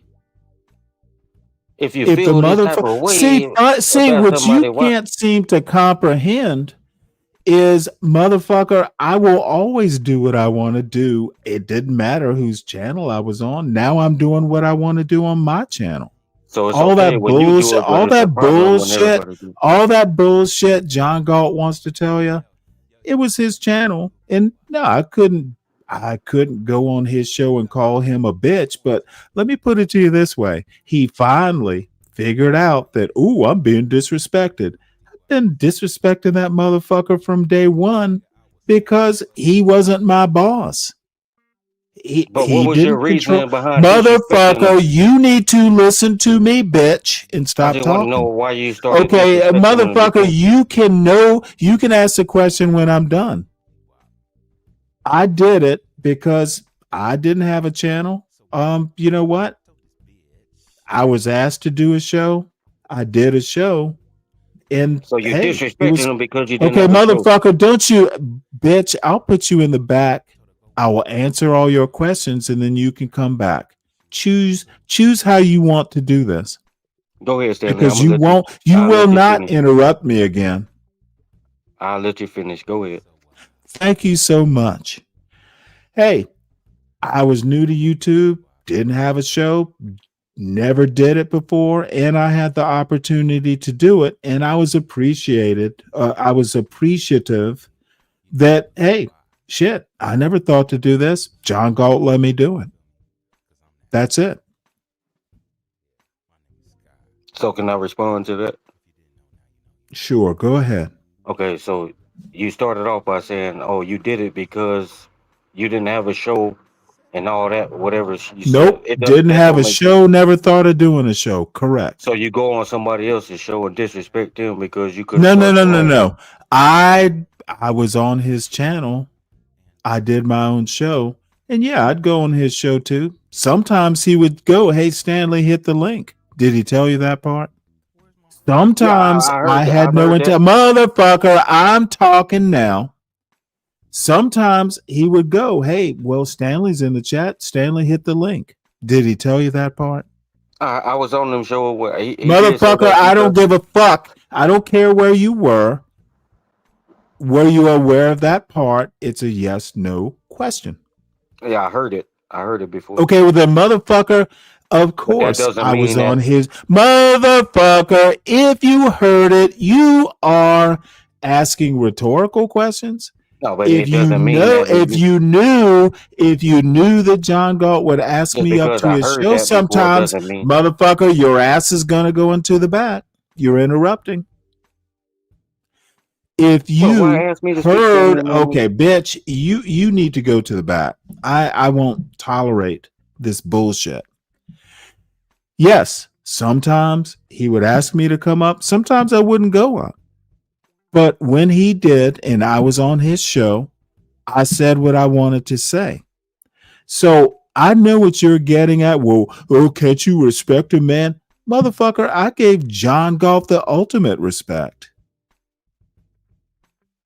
You can respect a man and still do, motherfucker. See, your limited abilities and your limited experience. See, you're used to, oh, if I'm on someone's channel, I have to respect them and call them sir. The motherfucker didn't pay me one thin penny. I could do what the fuck I wanted to do. I was not his employee. I was on his channel. Motherfucker, what happened? I also had my own channel. And granted, I should have just fucking cut bait. But you know what? I had his audience. You know what? I had people who liked my show that were on his audience. If I'd started from scratch, no, I wouldn't have an audience. Shit.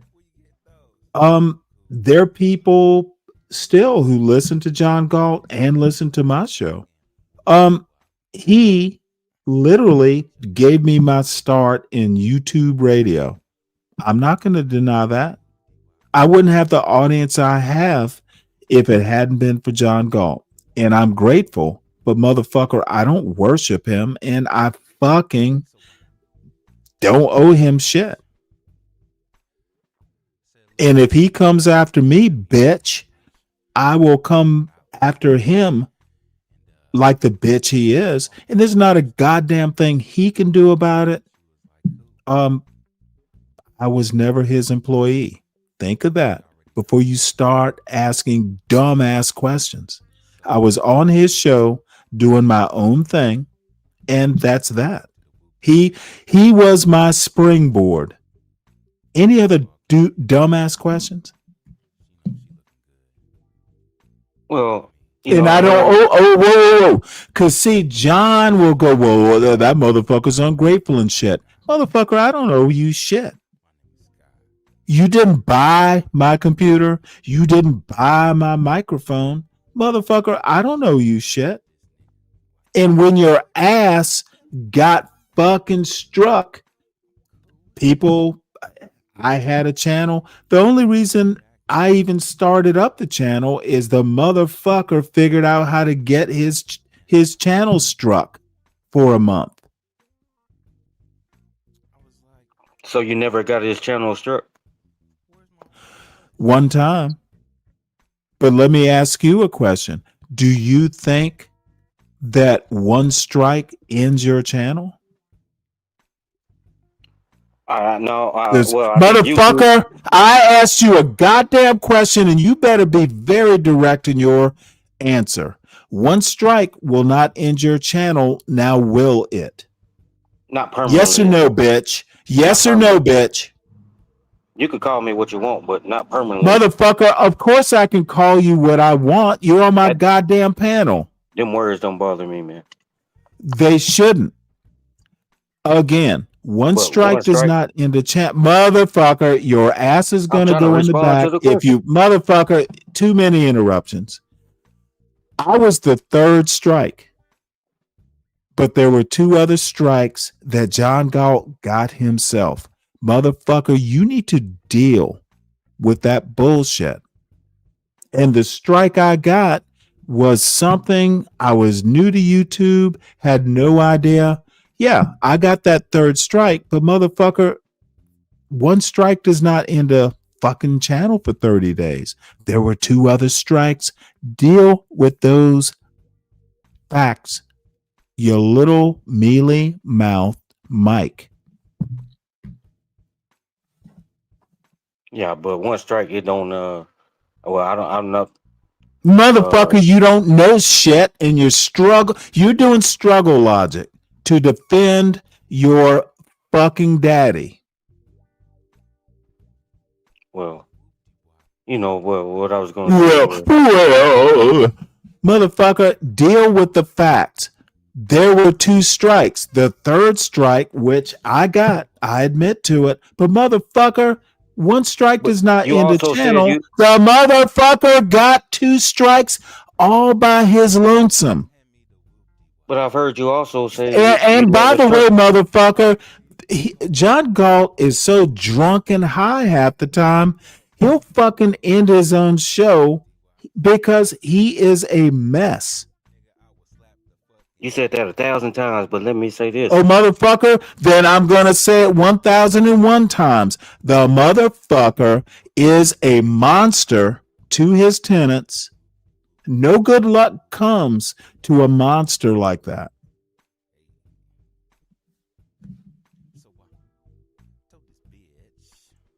Anything else before I start speaking? Motherfucker, you can get the fuck off my panel for all I care. Speak. I want to speak and I don't know interruption, but motherfucker, I will interrupt at will. You don't have those rights on my panel. The fuck? Do you think this is the United States on this panel? So how do you have no rights? Motherfucker, you don't have rights. How do you expect somebody to get a point out? I don't give a dude. I don't have expectations. I do not have expectations of you, Mike. Yeah, you shouldn't. Good. You shouldn't. But I just wanted. But I've heard you say, and I've heard you say it on a few times. That, oh, I never struck John channel. I never got a strike over there. No, you never, motherfucker. I just explained in detail, you little fucking whore. Well, you, damn, You go Stanley. be John's hoe and leave me the fuck alone. I explained in detail, and your dumbass can't accept the facts. It's not facts, though. Motherfucker, I said it's facts, therefore it is facts. I only deal in facts. The fact is, one strike does not end a channel, bitch. So why did you say you never got it struck before? I never said that. You have said that. Motherfucker, don't tell me what I have said. I just told you I didn't. And I'm telling you, you have. Motherfucker, I don't give a fuck what you have to tell me. I literally just told you in detail that I did, bitch. Because you showed that one, you showed a Okay, screenshot dude, of you something. are a bigger woman. I bet your eyebrows are shaved. Because you showed it one time. on Motherfucker, your don't stream. keep up. See, you think that if you are persistently stupid, Oh, damn, you want that eventually you will get your stupid way. Does not work on this panel. But you showed one What time. you need to do is take a deep breath, fucking get some sense, because maybe the oxygen will help your fucking atrophied brain. But you said one time. You showed it on- Motherfucker, don't tell me what I said. Deal with what I said 2 minutes ago. Well, okay. Okay, we'll do that. Yeah, I'll do that. motherfucker, I know it's okay. It's okay. I said I got a strike on John's channel. So what's up with this But press the conference? motherfucker had 2 strikes before. What's up with this press conference? Whatever happened to that? It's not on the screen, is it? Yeah, because all this Motherfucker, stuff, now you want to change the topic, don't yeah, you? because you won't even let You me get my little point out. fucking weasel of a man. You won't let me Now get my you point want to out. see? I beat your ass on your John Galt worship, and now you want to change the topic. Do Let's you want a talk cookie? about you. Let's talk about you, Mike. Why are what you you got? such a motherfucking turncoat pussy? You're basically a YouTube narc. Any other You criticism? motherfucking narc. Now let's talk about you. Okay, let's talk about Mike 123. What you want to talk about? Why are you a narc? Why do you, Stanley? See that these dumb questions that you ask, and you try Motherfucker, to, you can't deal with questions. You you try answer to, questions you with try questions. to. Motherfucker, I asked you a direct question. Why are you a narc? Some stuff don't even need to be responded to, but Some stuff can't be explained. you know, and it's just sad, but I just want to know why you keep lying, man. That's maybe if you let goddamn people get what they want to say out, whether you like how they say it or what they No, say, whether you like motherfucker, it. it is not my job to let you say what you want to say. My job is to let you say what I want you to say. Oh, I see. You got Mike fucked up. Welcome to Trump's panel. Yeah, you got This Mike little fucked up. panel here is the future of Trump's America. You say what I want you to say, bitch, or you'll You be got Mike. fired. You got Mike fucked up. Yeah. You know what? It's not easy to scramble your brains. Now, what you need to do is get some nutrition from John Galt's dick, because you know you love sucking it, narc. That's wild. Stanley, your mind go deep left, bro. That's wild. How can you? Well, I'm not even gonna get into that, but Motherfucker, if you get into it, I'll just trash you in another way. You and John Galt are very similar. So let me You ask you don't this. have you and John Galt are very similar. You don't have the words, you don't have the brain, and you keep asking people what they're building while you trash what they're building. And you don't think you doing that? Nope. Wow.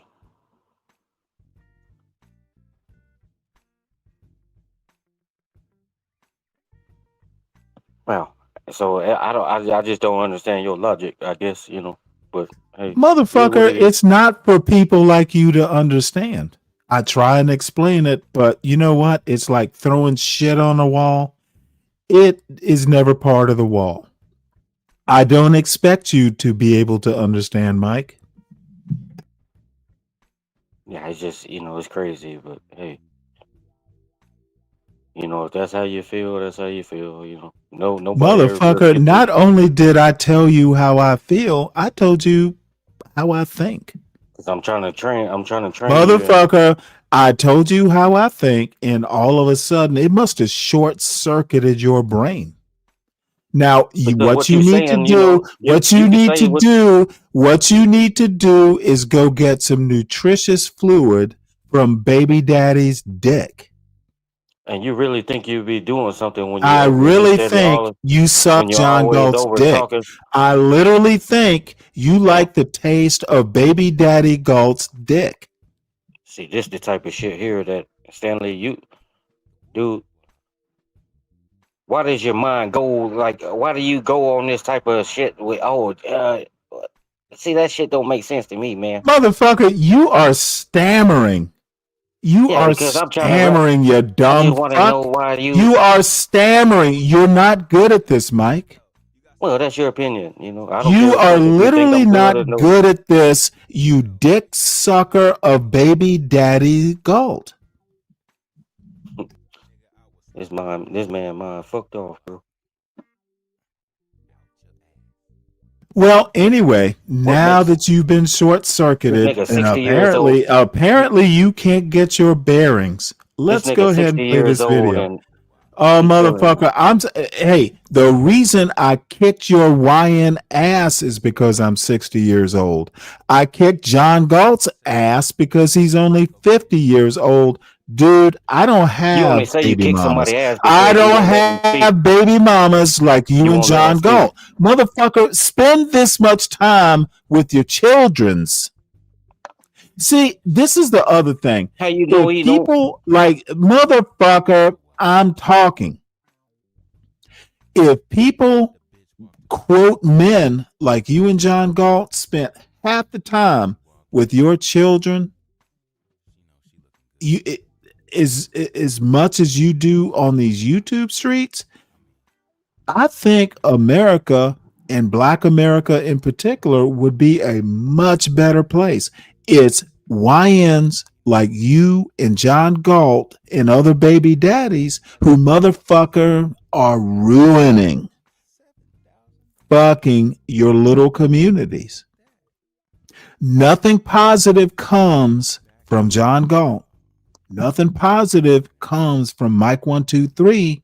And y'all need to, like my father used to say, y'all need to get right with God.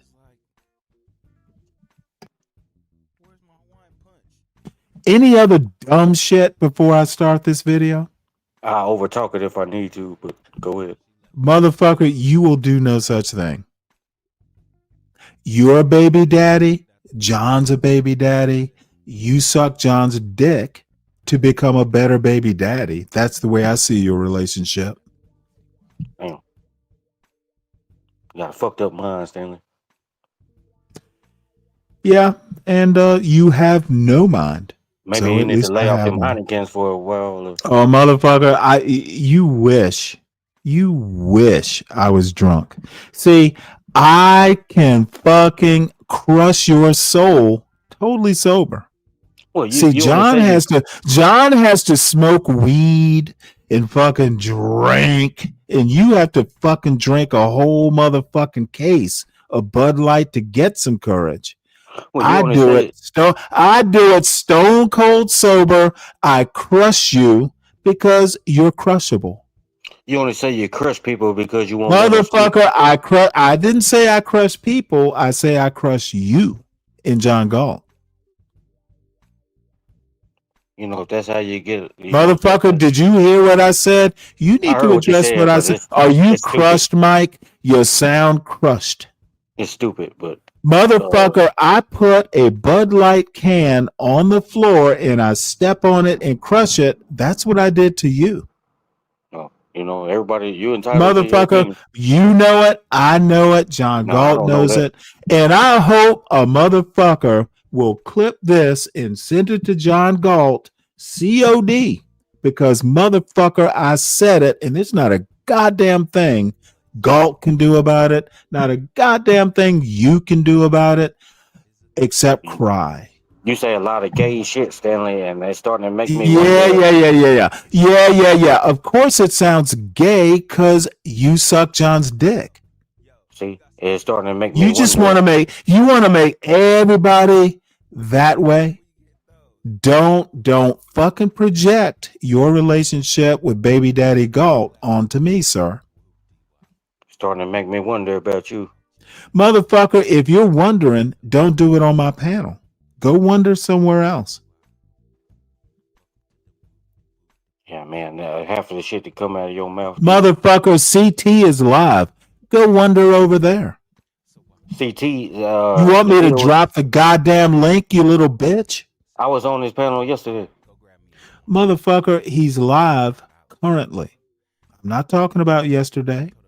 And I'm telling you, Motherfucker, I literally said, dude, go over to CT's channel and whine. Stop doing it on my goddamn panel. I bet John's over there too. I bet John's there. So you stalking these people panels watching John?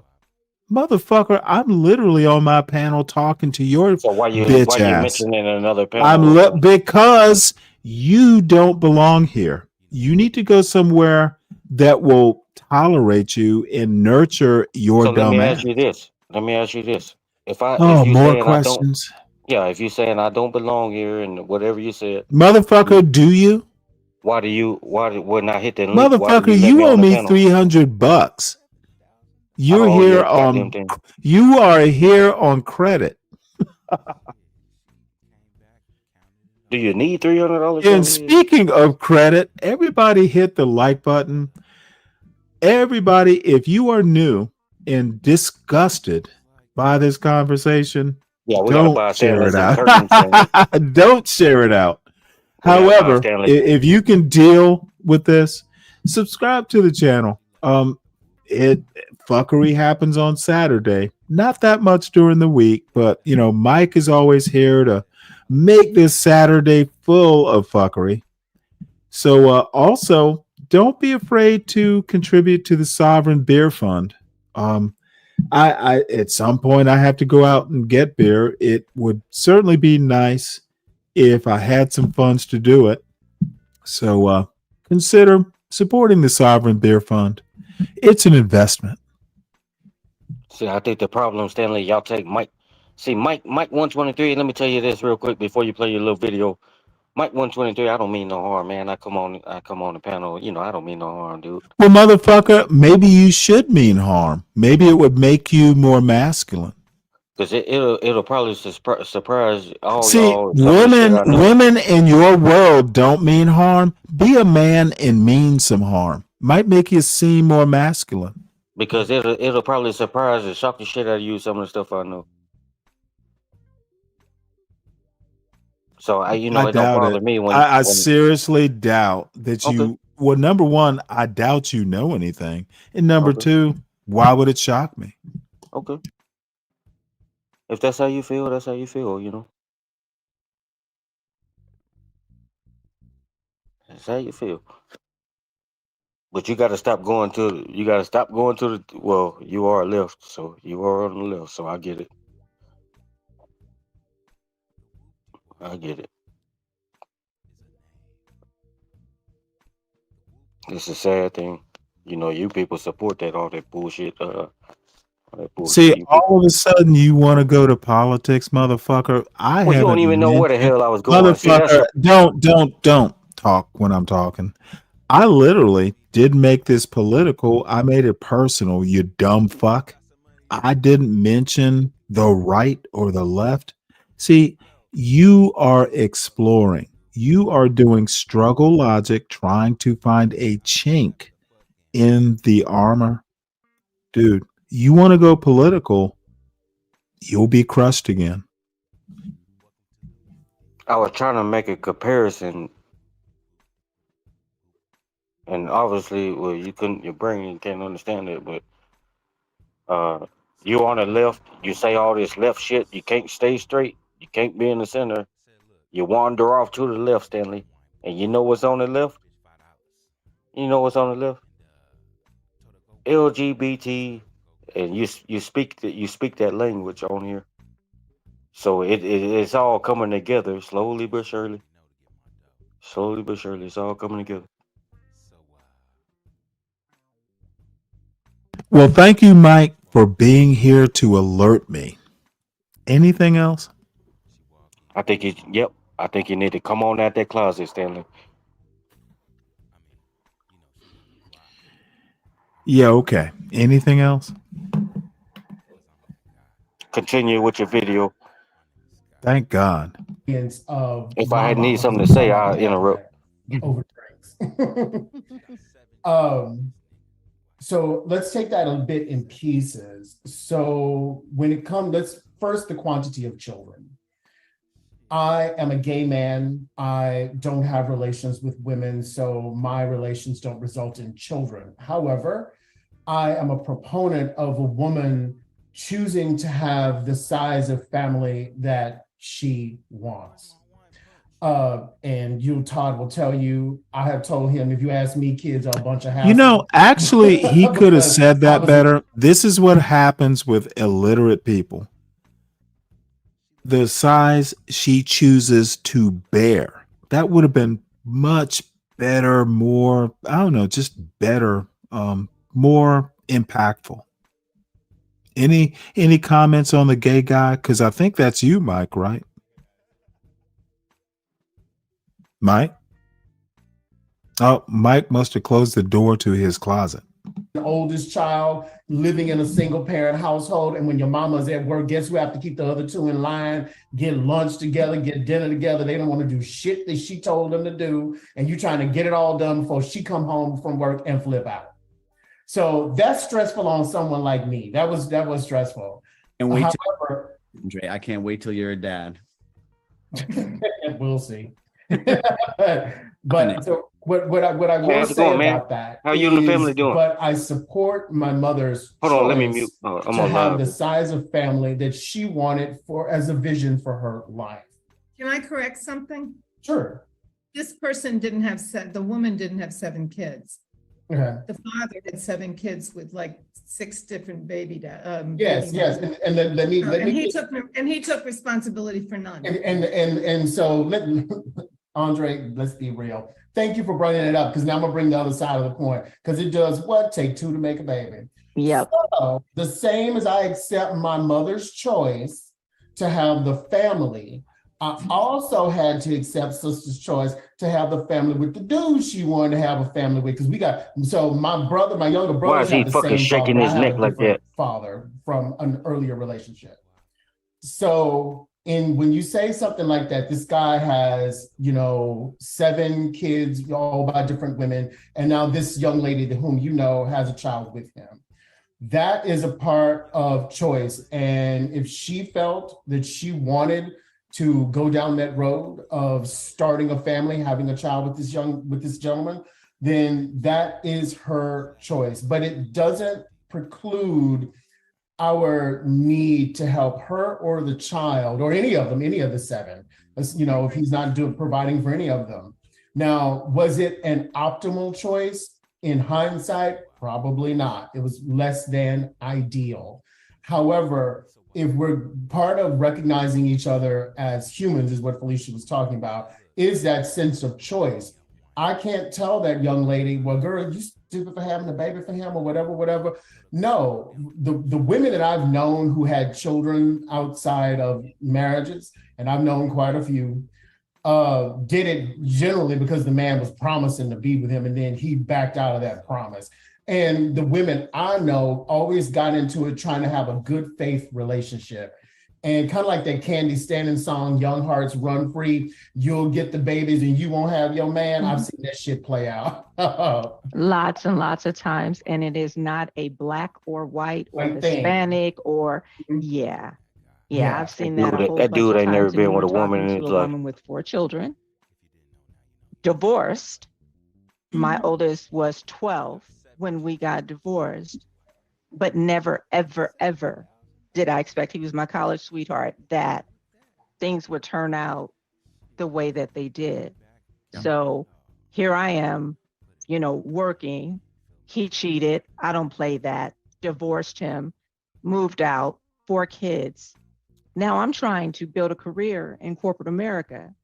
And I'm responsible for these 4 babies because he got what? Weekends, put a little cash out there. Here's a little child support. But he wasn't there. But can you point the finger at me for marrying him and getting married, having these 4 kids? Circumstances happen. Things happen. And that's ideally, would I have loved for, my children to be raised in a nuclear household? Absolutely. But I made a different choice because I didn't want them to see me go to jail for eventually strangling him for the things that he was doing. So, Michelle, I'm not talking about you. I'm not talking about that. I mean, frankly, my mother pushed me to go to college because she stayed in an unhappy, miserable marriage, and she didn't want me to ever have to stay in a miserable marriage. She said, get educated, and if you're not happy with your husband, you can leave. That was the biggest gift she ever gave me. But I wound up meeting a good guy, and we're together still after 52 years. Congratulations. But I'm just talking about, I'm talking about just a value of, if you can, being in a relationship that's going to stick, a commitment, a decision. I mean, you got married recently, Andre. You made a commitment to each other. There's something solid about that. Yeah, I did, but like I told Todd, Guillermo and I take that on a daily basis because I may be that's marriage. And depending if I've been had a few drinks, a moment text message to text message basis. But I will tell, because I may be full of good faith, but Guillermo could say I'm not in it. Like Michelle said, her ex cheated on her, or whatever. Like it both have to buy into that commitment, and both have to. And I'm, something. So let me be clear. I personally always stand up for Black women because I have watched their relationships play out. And dating in the Black community, because I was joking with my mama last night. I say, girl, if you and my current stepfather don't work out, you better come in here and get one of these rich white men. And she said, I have a preference for Black men, thank you. And so if you are like my mama who wants to only be with Black men, and there are more Black women than Black men, dating can be difficult. So sometimes, I hear what you're saying, Randy, and I align with a lot of it. However, it's a little bit hard in the practicality of dating when you're Black and romance when you're Black. Sometimes, one of my best friend in the universe, we were having dinner with her cousin in New Orleans at their family reunion. And we were talking about one of these housewives shows or whatever. And she said, one of the things those shows highlight is the amount of man sharing that goes on in our community. Because if you want to have a relationship, when you have more Black women than Black men, you may have to be with a dude who is flexible about the definition of commitment. And I hate to say that, but, and also, I also have seen women who deeply wanted to be mothers who were holding on to this ideal of, I got to be married, I got to have a husband, and have a baby. And then they just didn't get to have the chance to Brother Todd say, to be a parent, the wonder and joy of that, to have kids. And for those 7 children, in this case, in this example that you pointed out, that is hard to have inconsistent attention and economic resources from the father. However, and I'm not saying it's right, but there are trade-offs because those women now have the chance to be mothers if that's what they saw as visions for their life. And I assume they did because they, did not terminate the pregnancies. No, and then also with that, Andre, we don't know what's in those women's back seats. Yeah. They can be looking, they were, their moms were single parents. Their dad wasn't around. They believed, the lies that were told to him. And even after child 5, child 6 with someone else, they still believe that they're special and he's going to be special with them because they are special. So we don't know, how they got there. And like Felicia said, everybody needs some therapy, to go to heal all those hurts. So again, nothing in me believes that this young lady that you're talking about, Randy, that she went into this relationship thinking, oh, well, No, he's she just gonna didn't. knock me up and leave. She didn't. She Well, didn't. Yeah, I I guess mean, Yeah. and Randy, again, can it you goes take back us to, on the journey? Sorry, Michelle. oh no, I was just gonna say, it just goes back to, you know, wanting to believe the best in a person, wanting to believe, wanting to take them as they come to you. I think Can Randy, can you take us on the journey? I think I wasn't quite following, I guess, how you formulated that question or where that question came. What was it about the conversation we were having that made that come up for you? I was thinking about the fact that,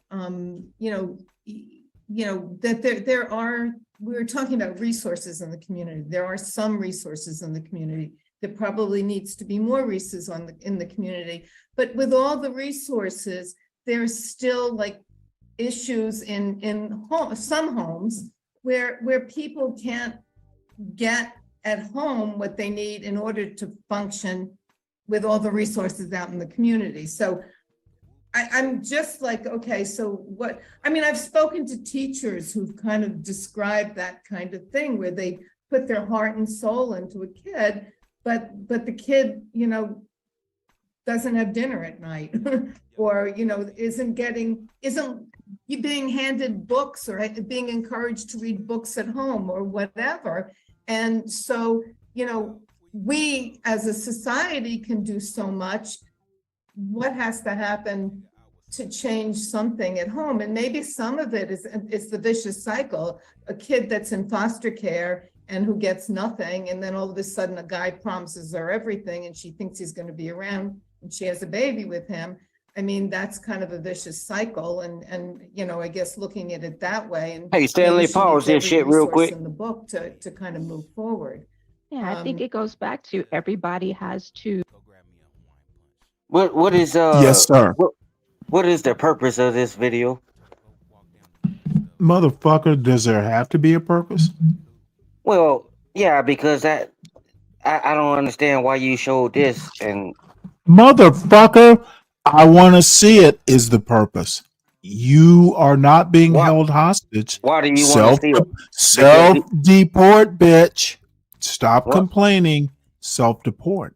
So why did you want to see it? Is what I'm asking. Because I want to see it. Was it a topic that you were covering or something? I'm Well, lost. let's look at the topic. Can you read the topic or do you need me to read it to you? Read it. Why are black single moms blamed in America? That's why Oh, I'm watching it. Seems topical to some of the fucking fucked up ideas and in next this time, chew your food blackosphere. before you speak, Stanley. Motherfucker, do not overtalk. Do not speak when I'm speaking. Do you understand? Well, chew your food before. Okay, motherfucker, fuck you. I don't, sometimes I want to hear ideas or hear what people have to say outside of this depraved, unread, unlettered, ignorant, John Galt, Be Brave, CT, blackosphere. Y'all aren't the truth. Dumbass. Do their part. I mentor. Are you going to have a rebuttal when it's over with or Yeah, something? yeah. No, I know you Nope. do. And that's what I mean by that. I'm just that going to everyone watch. has to do If their part. rebuttal If is each one, necessary, I will make one. mentored a group Well, they need of to stop laying down, having these kids, kids and running off. That was the, Okay, motherfucker, then you what you break the need to cycle. do The cycles is have to be shut the broken. fuck up. And in order for cycles to be broken, somebody cheat somebody's on you got to and then break you it. lay down with them again. Dude, You there normally is know a better back to do for that. you to go to. Y'all Two or three more taught kids. me something, and I should have known it, but it was a fact that's out there that I was completely oblivious to. Andre, I think you said there are way more black women than there are black men. Yeah. And I think you may have been alluding to the fact that a lot of black men may be incarcerated. Yes. Or dead. And Dead. so that is a factor, that's a societal factor. That's not just an individual personal situation. And so that's something that we need to be cognizant of and is a contributing factor to the single mom issues as well. I Yeah, assume. Yeah, what you're school doing, to prison Marietta, is pipeline I'm sorry, is life is like chains. There's a link to everything, and you're connecting those. A lot of people don't get to that point, but that's exactly what you're doing. Yes, this is a problem, but if you go back in the two links, you'll see this is where this started, so this is connected to this. And that's, Michelle, that's why I wanted to bring it up, because I wanted to understand it better. I mean, this is something I have in my mind and I'm not sure I totally understand it. So it was helpful to hear all of you and Marietta put the pieces together. And I was thinking the same thing about all the incarcerated Black men, but that, you know, it's helpful. And I just felt like I needed to bring it up because it's on white people's minds. why all these Black women out here having babies out of wedlock with a bunch of shiftless and trifling Negroes? Yeah. So just so we're clear, that phenomenon, that human phenomenon of women having babies out of wedlock by shiftless men, the mass majority of people, if you look at concrete numbers on welfare on the system, are white women. There are a lot of white women having babies out of wedlock to shiftless men. So that's also because there are more white people than Black people. That's one of the reasons there are more on the rolls. True.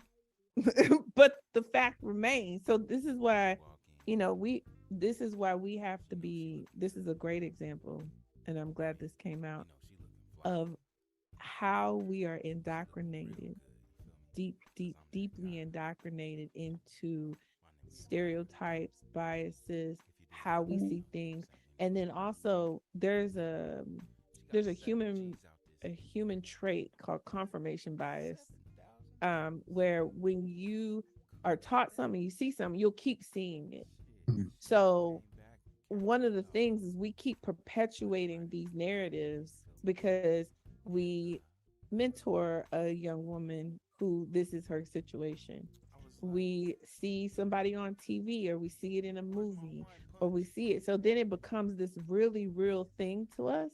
When we actually look at actual numbers, the fact is, the majority of Black people are not living in poverty. That's something we don't talk about.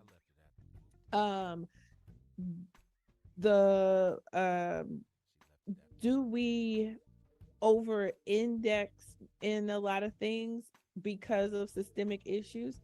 Yes. So can you say Black women, and I don't know this for a fact, but do Black women over index based on population of being on welfare or in the system?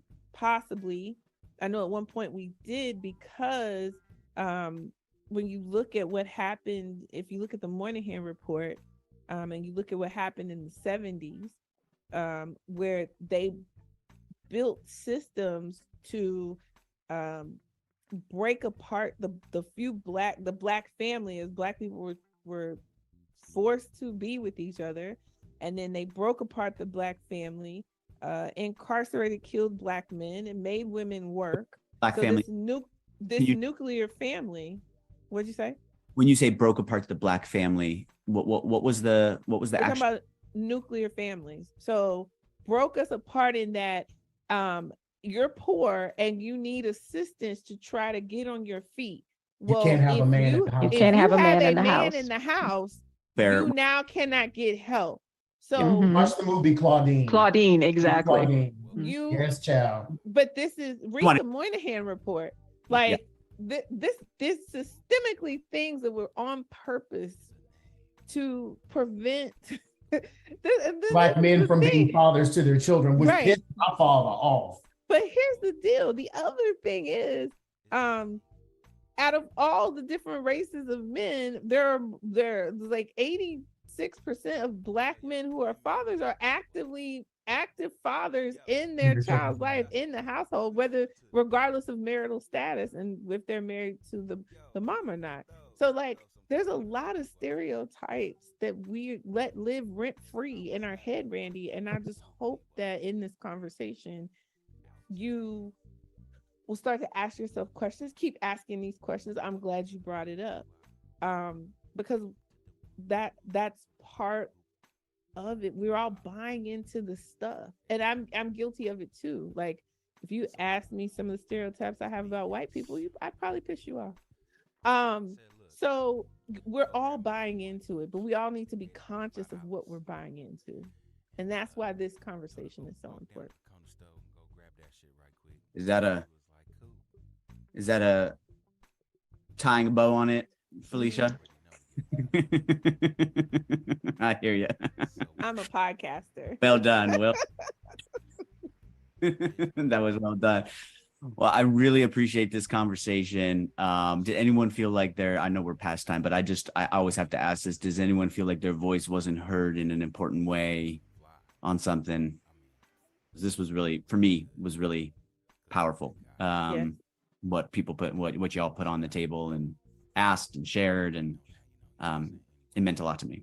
And I just hope Randy, I think Andrea and I are similar. I feel like sometimes we might be the same person, but Randy, I hope you understand that the reactions are not personally because I'm freezing. I'm freezing up a lot. No, this was all very helpful. I mean, I brought it up to learn, not to make things difficult, but just to understand, because these are things, I hear. Yeah. I don't know if you can hear me or not. Yeah, no, we can hear you. We can hear you. Maybe And we we're can see freezing you for you. too. You're fine for us. Yeah, you look great. What's that? You look fine for us. We can see you. We can hear you. Oh, okay, because you're freezing up. No, I brought this up because I wanted to learn. I want to understand even where my own biases are coming from and my own understanding, and it was hugely helpful. And I've heard things about, the whole welfare thing and how they set it up, to split the family, and I've heard that before from white So folks, you actually. motherfucking came So to it this was- panel it to was learn the helpful to truth? hear it from all of How you. about and read a I will book? see if I can see the movie Claudine. Oscar And nominated performer. The Moynihan report. Yeah. The Moynihan Congress. report is the data. The movie Claudine was Diane Carroll playing the character that Oh my tackles God, this really? complexity of Black relationships given this More knowledge from a societal constraint. motherfucking And it was movie? an Oscar nominated performance. How about by Diane read a Carroll book? for Best Actress. Yeah, thank you. I mean, honestly, this was incredibly helpful to me. So I just No, wanna say that. don't thank him. And I just don't Ask want him you- I'm a questions. very expressive and triggered person in I general. noticed. So am but I. it's not. But it's just me outwardly emoting. I'm expressive. I'm outwardly emoting, and I think for me, that's one of the things why I have to be around people who understand me and know that I'm just excitable and extroverted, and like I have a friend who's the opposite. So like, if she's excited about something, she'll be like, "Oh, that's great," but inside she's like, "Oh my God, that's great." And see me, I'm, "Oh, that's great." Like I'm just like that. So. And Michelle and Marietta, I want to personally thank you guys too for your contribution and sharing. And especially Michelle has been a trooper. She's not feeling well the best today. And she sat through 3 hours of taping. So thank you. And Marietta, thank you for all of your valuable insight. And Felicia, you know you my girl, so. All right. What's have up, a wonderful Kel? rest of your Sunday, everybody. I'm going to fry pork chops. Bye. Bye. Well, good. Now let us listen to the end of this blissful Enough of that event. shit. I'm sorry, what? Well, I'm Said sorry, you that have was enough comment? of that shit. You know. You know, I just listening told you, to that was enough of it. listening to non-John Galt, CT, Be Brave bullshit that reinforces your very stupid ideas. It burns, doesn't it? People don't think like John Galt. Does it ruffle your little feathers? I think it Let me ruffles be your feathers blunt. because nobody Let me speaks like let me be Stanley. blunt. Okay, you don't, motherfucker. Wait till I'm done. If I pause, you wait till I'm done. John Galt is a very stupid man. That's my comment. and so is Be Brave and all the other people. Anyone who thinks John Galt got that dope smokes dope.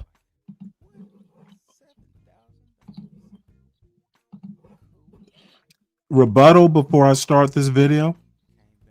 Yeah, I'm not gonna call John Galt stupid, bro. You a motherfucker. No one asked you to even call John Galt anything.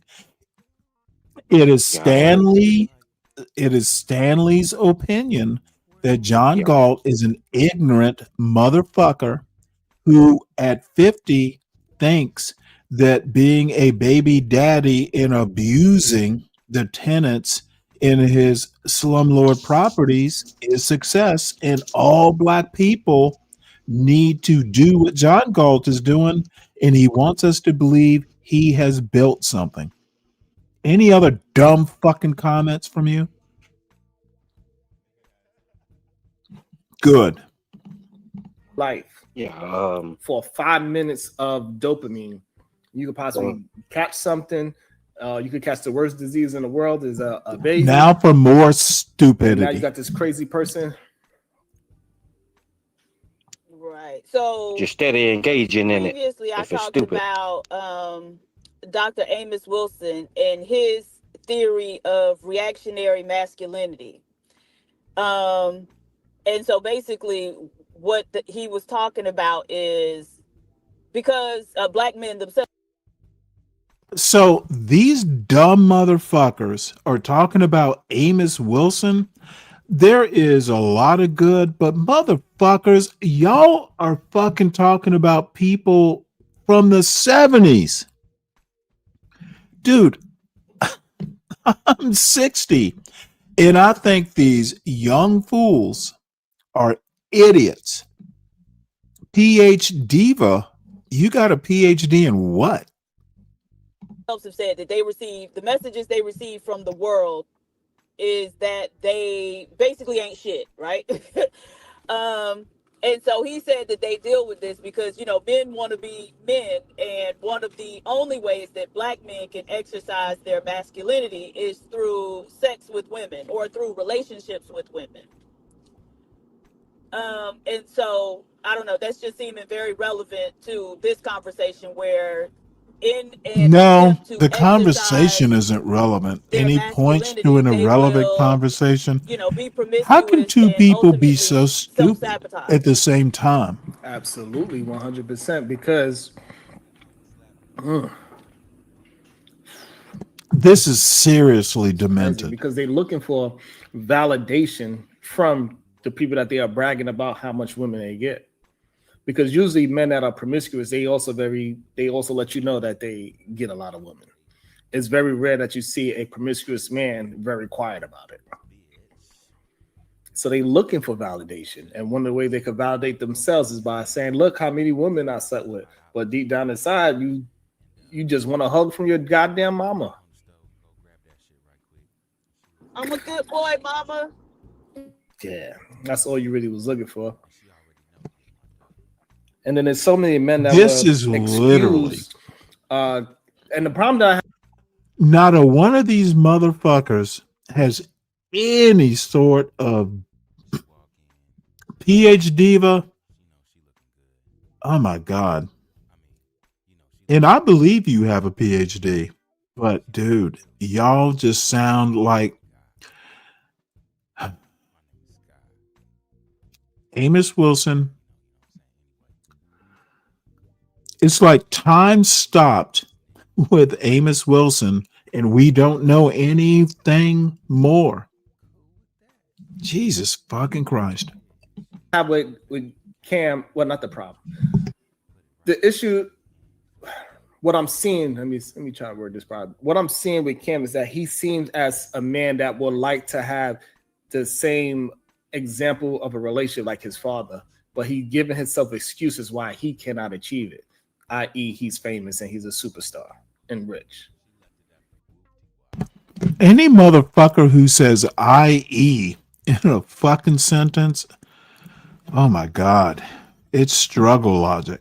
IE in a sentence?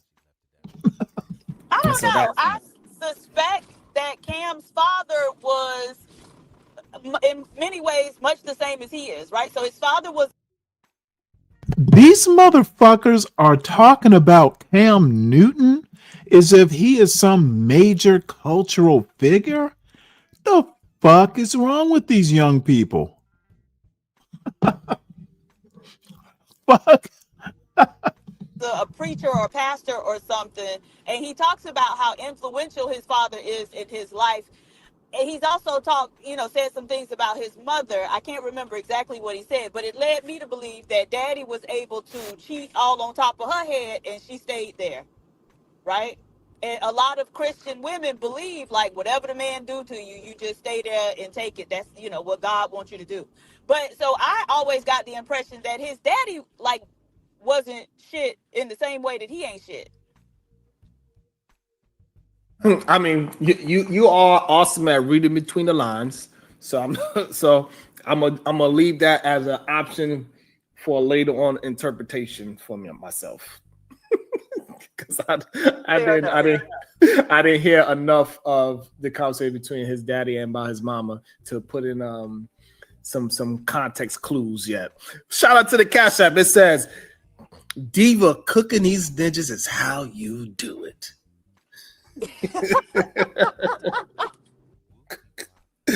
Oh, thank you so much.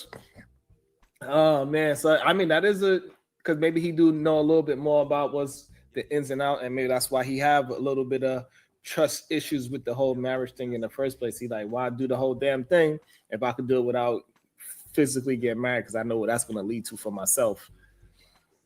That's a possibility. I never, I don't know enough about his parents. I didn't even know his father. I would not have thought that he came from a household with a mama, daddy, 40 years marriage. I would not have guessed that. Right, and that's what I'm saying. Like, everything he outwardly says would lead you to believe, like, well, then how'd you turn out like that? But I can't remember what he was talking about. Maybe it was the conversation he had with Dr. Cheyenne Bryant, but he said something about his father and his mother, and it just kind of made me raise my eyebrow and be like, oh, okay, so daddy was a Rolling Stone for real. He was there every day, but he was taking his dick on the road, right? And we know being a pastor is a lot of temptation. Right, and most of them, are weak and fall victim to it. Is that what the man said? Fall victim to? Fall victim. Right, they fall victim to it. God damn, Diva on it. And my whole issue with this thing is that I don't understand why so many men will understand Cam Newton's position on this whole situation and condemn Ayesha Curry on her position. I don't understand that. Because regardless of what Ayesha says, she's doing all the correct things. And we should be more concerned about what she's doing than what she's saying.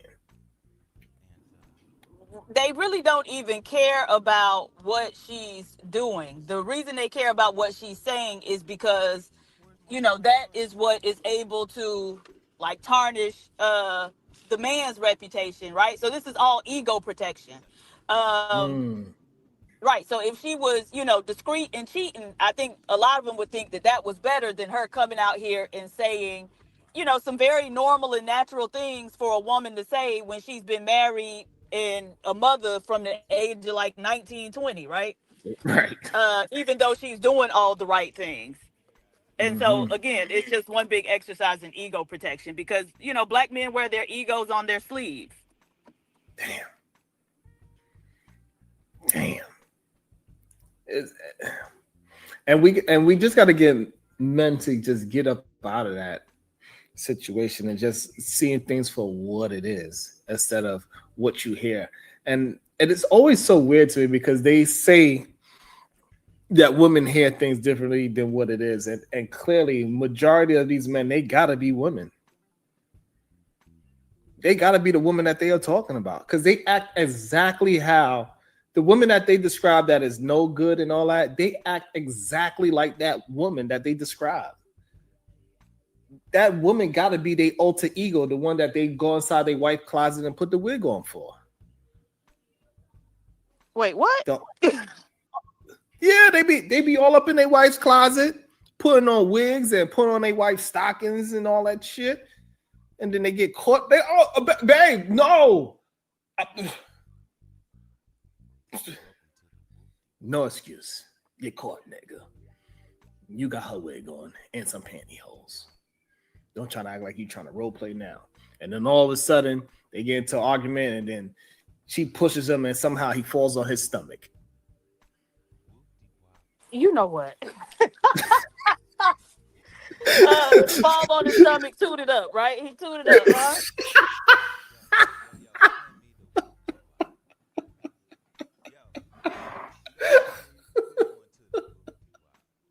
I don't know. It's just weird. I don't know. I don't really begin it. Oh shit! I crap myself up sometimes. Goddamn. But let's get back into it. Let's see what he's saying. Oh shit! I'll be doing too much. Now, when I get married, I can't be a stoic. Oh, she's going to find out that I'm depressed sometime. She's going to find out that, man, I still struggle with confidence. I'm really not the leader she thinks I am, for her to be around me all day long. That's why I say, man, it's not the lack of discipline. It's not even self-control. Those are fruit. That was powerful right there. Because this is a problem that I see. This is a problem that I see that a lot of men have. Because like even when we just having regular conversations with them, Diva, and then we just point out who they are, right, from what they are telling us. He's like, oh, okay, so you said this, that, and that, so therefore you don't believe that such that. Why you say that? What made you think this? And because you said it. But that don't mean like it's okay for you to be who you are. And for some reason, when people start to see a lot of these men that have self-confidence or have this imposter syndrome, when they realize that you see them, they try to hurry up and put their mask back on. Like, no, that ain't me. Look, I got my mask back on. And this is why they keep telling men to not be vulnerable with their woman, their spouse. Dude, the road to hell starts from these two's driveway. The fuck are they talking about? God damn, this is stupid. It is literally stupid. So let's go to some real news, I guess. Always. I'm seeing the refeed. The refeed's happening right now. The refeed's happening. Refeed of the press conference right now. Look, check it out. Check it out. Here we go. Here it is. Good afternoon, everybody. I'm Jason Pack, a special agent with the Department of Safety for the state of Tennessee, one of the public information officers here. Today we'll have Sheriff Davis and Sheriff Kraft deliver the latest updates, and we'll begin with Sheriff Davis. Sheriff Davis. Good morning. One of the things that I want to start with and I want to reiterate, we are still dealing in a slow, methodical method. As we get into this, we find it even more devastating than what we thought initially. And that takes us into the fact of the slow process. We got communities here. Sheriff Kraft and I both on both sides have communities that have been truly devastated.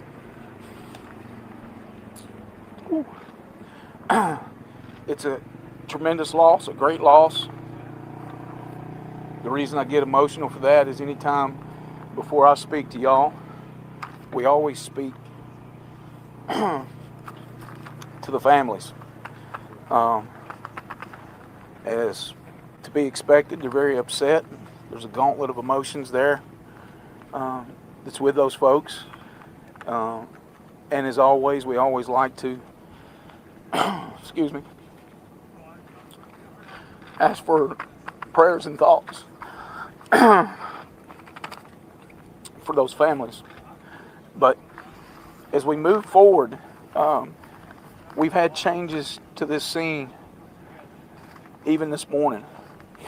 And what I mean by that is we're finding some of the scene is naturally because of where we're at has more ordnance that's on it. We're finding things that's more volatile as time has went or as the explosion has damaged or influenced those ordnance in some way, form, or fashion. Part of the process yesterday that was so slow, we always want to be very transparent with you, but we've gone to extremes as working with the FBI and being able to do things with the phones and identify what phones went off at the time of explosion, trying to figure out everything inside the scene. I can tell you that we've had more than probably 300 people that's done very delicate, very methodical things inside the scene. And at this time, we have recovered no survivors. Have y'all noticed every one of these motherfuckers has a beer belly? Jesus. Again,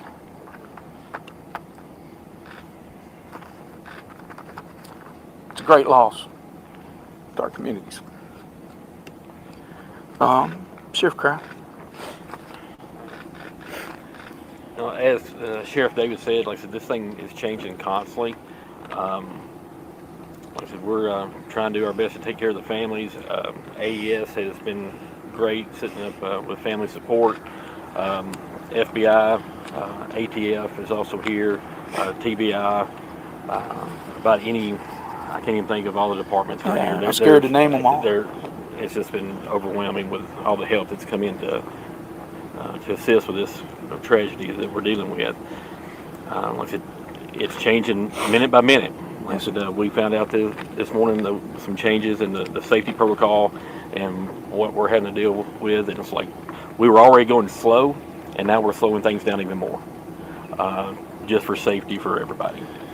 And that's exactly one of the questions that we had, or no one coming into this conference.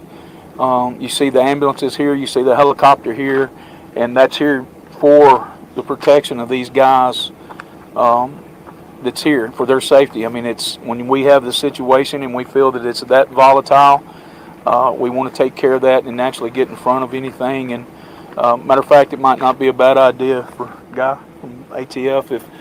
Guy, can you get close to the mic, please? Yeah. Hey, how are you? Morning, Guy McCormick. I'm a supervisor special agent with ATF here in Nashville. You need me to come over a little more? Okay, sorry about that. Appreciate the sheriffs and all the support they've given us. What we're doing out here today is we have a number of our certified explosive specialists, our bomb techs, with support from not only the troopers, who have been fantastic, but a number of other law enforcement agencies, and like the sheriff said, too many to name, and I'd be doing them a disservice if I try to name them all, up there helping us right now. In a situation like this, what we find is that when these explosives are subject to the event that took place, which is heat, the explosion being thrown, pressure, they can change and they can become different than how we know them to act. So right now, all of our bomb techs, our explosive specialists, are up there very thoroughly, methodically trying to make safe the area so that when our national response team comes in this afternoon, that area can be as safe as possible for every law enforcement up there, so we can go ahead and make sure we do that search and recovery efforts in the safest manner as possible. And that's what ATF and our partners are doing right now. One of the things that I know that you may have heard that's also on scene, TBI is on scene with their rapid DNA.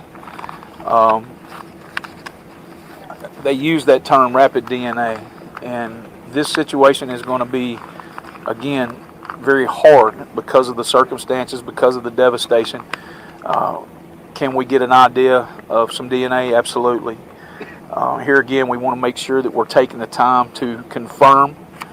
Anytime we do anything like that, we always want to make the confirm. confirmation for our families, for everybody that's involved and that's concerned.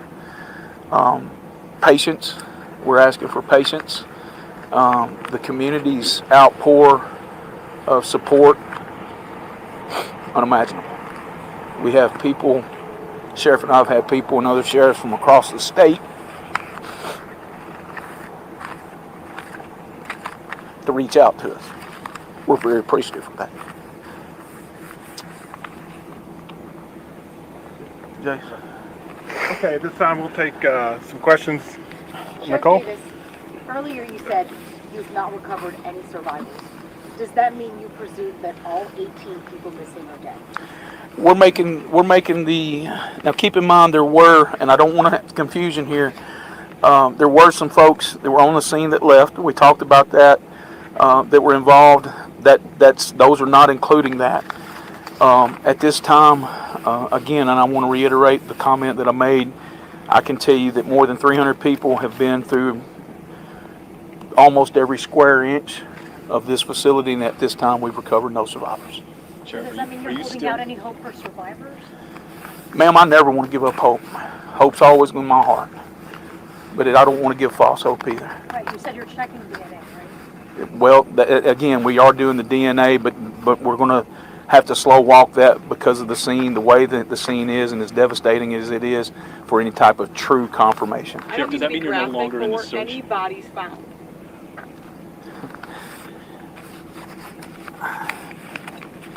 At some point in time, we've got to rip off the Band-Aid. Can I tell you, and I alluded to it yesterday, it's not like working a accident. It's not like working a tornado. We're dealing with explosions. And I would say at this time we're dealing with remains. Sheriff, are you still in the search and rescue phase, or are you now in recovery? We're moving to recovery, sir. Sheriff, you mentioned that Hold the on a minute. situation. Hold on a minute. She had one. Thank you, sir. Can you say that you have informed family members that you have identified the remains of their loved ones? And if so, how many remains have you positively identified at this point? As of currently, we're in the process of the identification of the remains. So can you say how many you've successfully done at this point? I can tell you by other means that we can tell you who was in the building at the time of the explosion. And then you can say whether they're alive or dead. I'm sorry, sir. I'm just trying to, what can we tell people? There's 18 people missing as of last night. What can we say now? I think the expectation of anyone that was inside that building and anybody that we can probably make the assumption, and I'm not even going to use the word assumption, I think that we can utilize, well, I have to use that word, forgive me, we can assume that they are deceased at this time. And you said that you saw things that were more volatile. What exactly do you mean by that? Well, there's we're dealing the type of facility that we're talking about, and I'll come back to you in just a moment. The type of facility, the ordinance, the type of facility that this is, the things that they deal with, how they make it. It's more explosive devices, and when we have explosive devices of that we don't know their gas makeup that's changed, the compound makeup has changed. I'm not a chemist. I don't want to get into even try to get over into all of that. But when these professional folks tell me that we have a very volatile scene and that we're going to have to be extremely slow and methodical, and that's what we're going to do. So, have you ruled yes, out foul play? Hold on, sir. Sheriff, you said the situation is developing. So is the public safe? Can we anticipate more detonations possibly? We can possibly, we are going to possibly have some of those that we're going to have to dispose of in some way, form, or fashion. We have got it set up and arranged to where we're going to have a notice that's going to come out to you guys, as well as trying to put it out to the community if that does take place or when that takes place, and we will try to answer that. Sheriff, have you ruled out foul play? Again, we're in an investigative type situation, and can I say we're going to rule out foul play? We can't answer that. That might be days or weeks or months before we can do that. And it's like I've said every time before, we have one shot at this, and we're going to take our time to make sure that we do the very best for our people and those victims involved. Hang on just a second, somebody here. Yes. Question for ATF. With your preliminary assessment, is there any cause that you have identified so far? So I really can't answer that question right now. Like I said, our national response team, who are really the worldwide experts in all this, who are coming from all over the country, will be here this afternoon. They will begin their long, thorough investigation to determine the cause and origin of this explosion. That type of information will probably get out to you guys in the next days and weeks to come as they do their investigation and develop that. All right, thank you, everybody. Sheriff, One more question. Do you feel like there's any risk to anyone outside this facility at this point? I do not. Thanks, everybody. We'll update you as to when the next press conference is. We will try to make the ATF folks available, the experts. So if you have those technical questions, we'll be able to get those for you. The Humphreys County Emergency Management Agency Facebook page is the official page of notification. So if you're not following that, I would encourage you to do that. Otherwise, we'll be back when we have some more things to share. Okay. Thanks, everybody. Thanks, guys. All right, guys. Agent McCormick. Agent Okay, McCormick. so Oh, I was going to ask if the national people are the national people coming together. They're on. Okay. All right. Well, got one more story. Apparently, apparently, Mike 123 was there. So here we go. Shooting overnight in the Mississippi Delta, 20 people were shot during a gathering following the Leland High School homecoming game. That's according to State Senator Derek Simmons. Senator Simmons says 4 people were killed, 4 others were airlifted to UMMC in critical condition. There's no suspect at this time. The shooting did not happen on campus, and we're told that MBI is investigating that deadly shooting.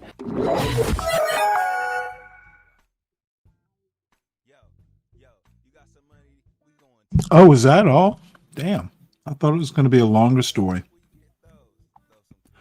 Oh, well, there was a shooting at a high school game last night. Leland High School in Mississippi.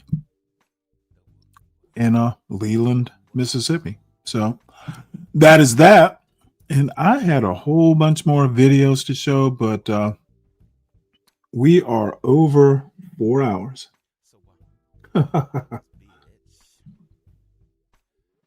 Really? Well, that's interesting. My question would be why? And I guess you shouldn't dox yourself, but take a picture of that next time you're there, Brian.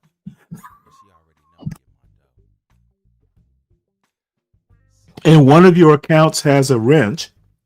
I want to see that picture. So, let's see. It is 3. I am over 4 hours. There doesn't seem to be overwhelming interest. So everybody must be over at CT's.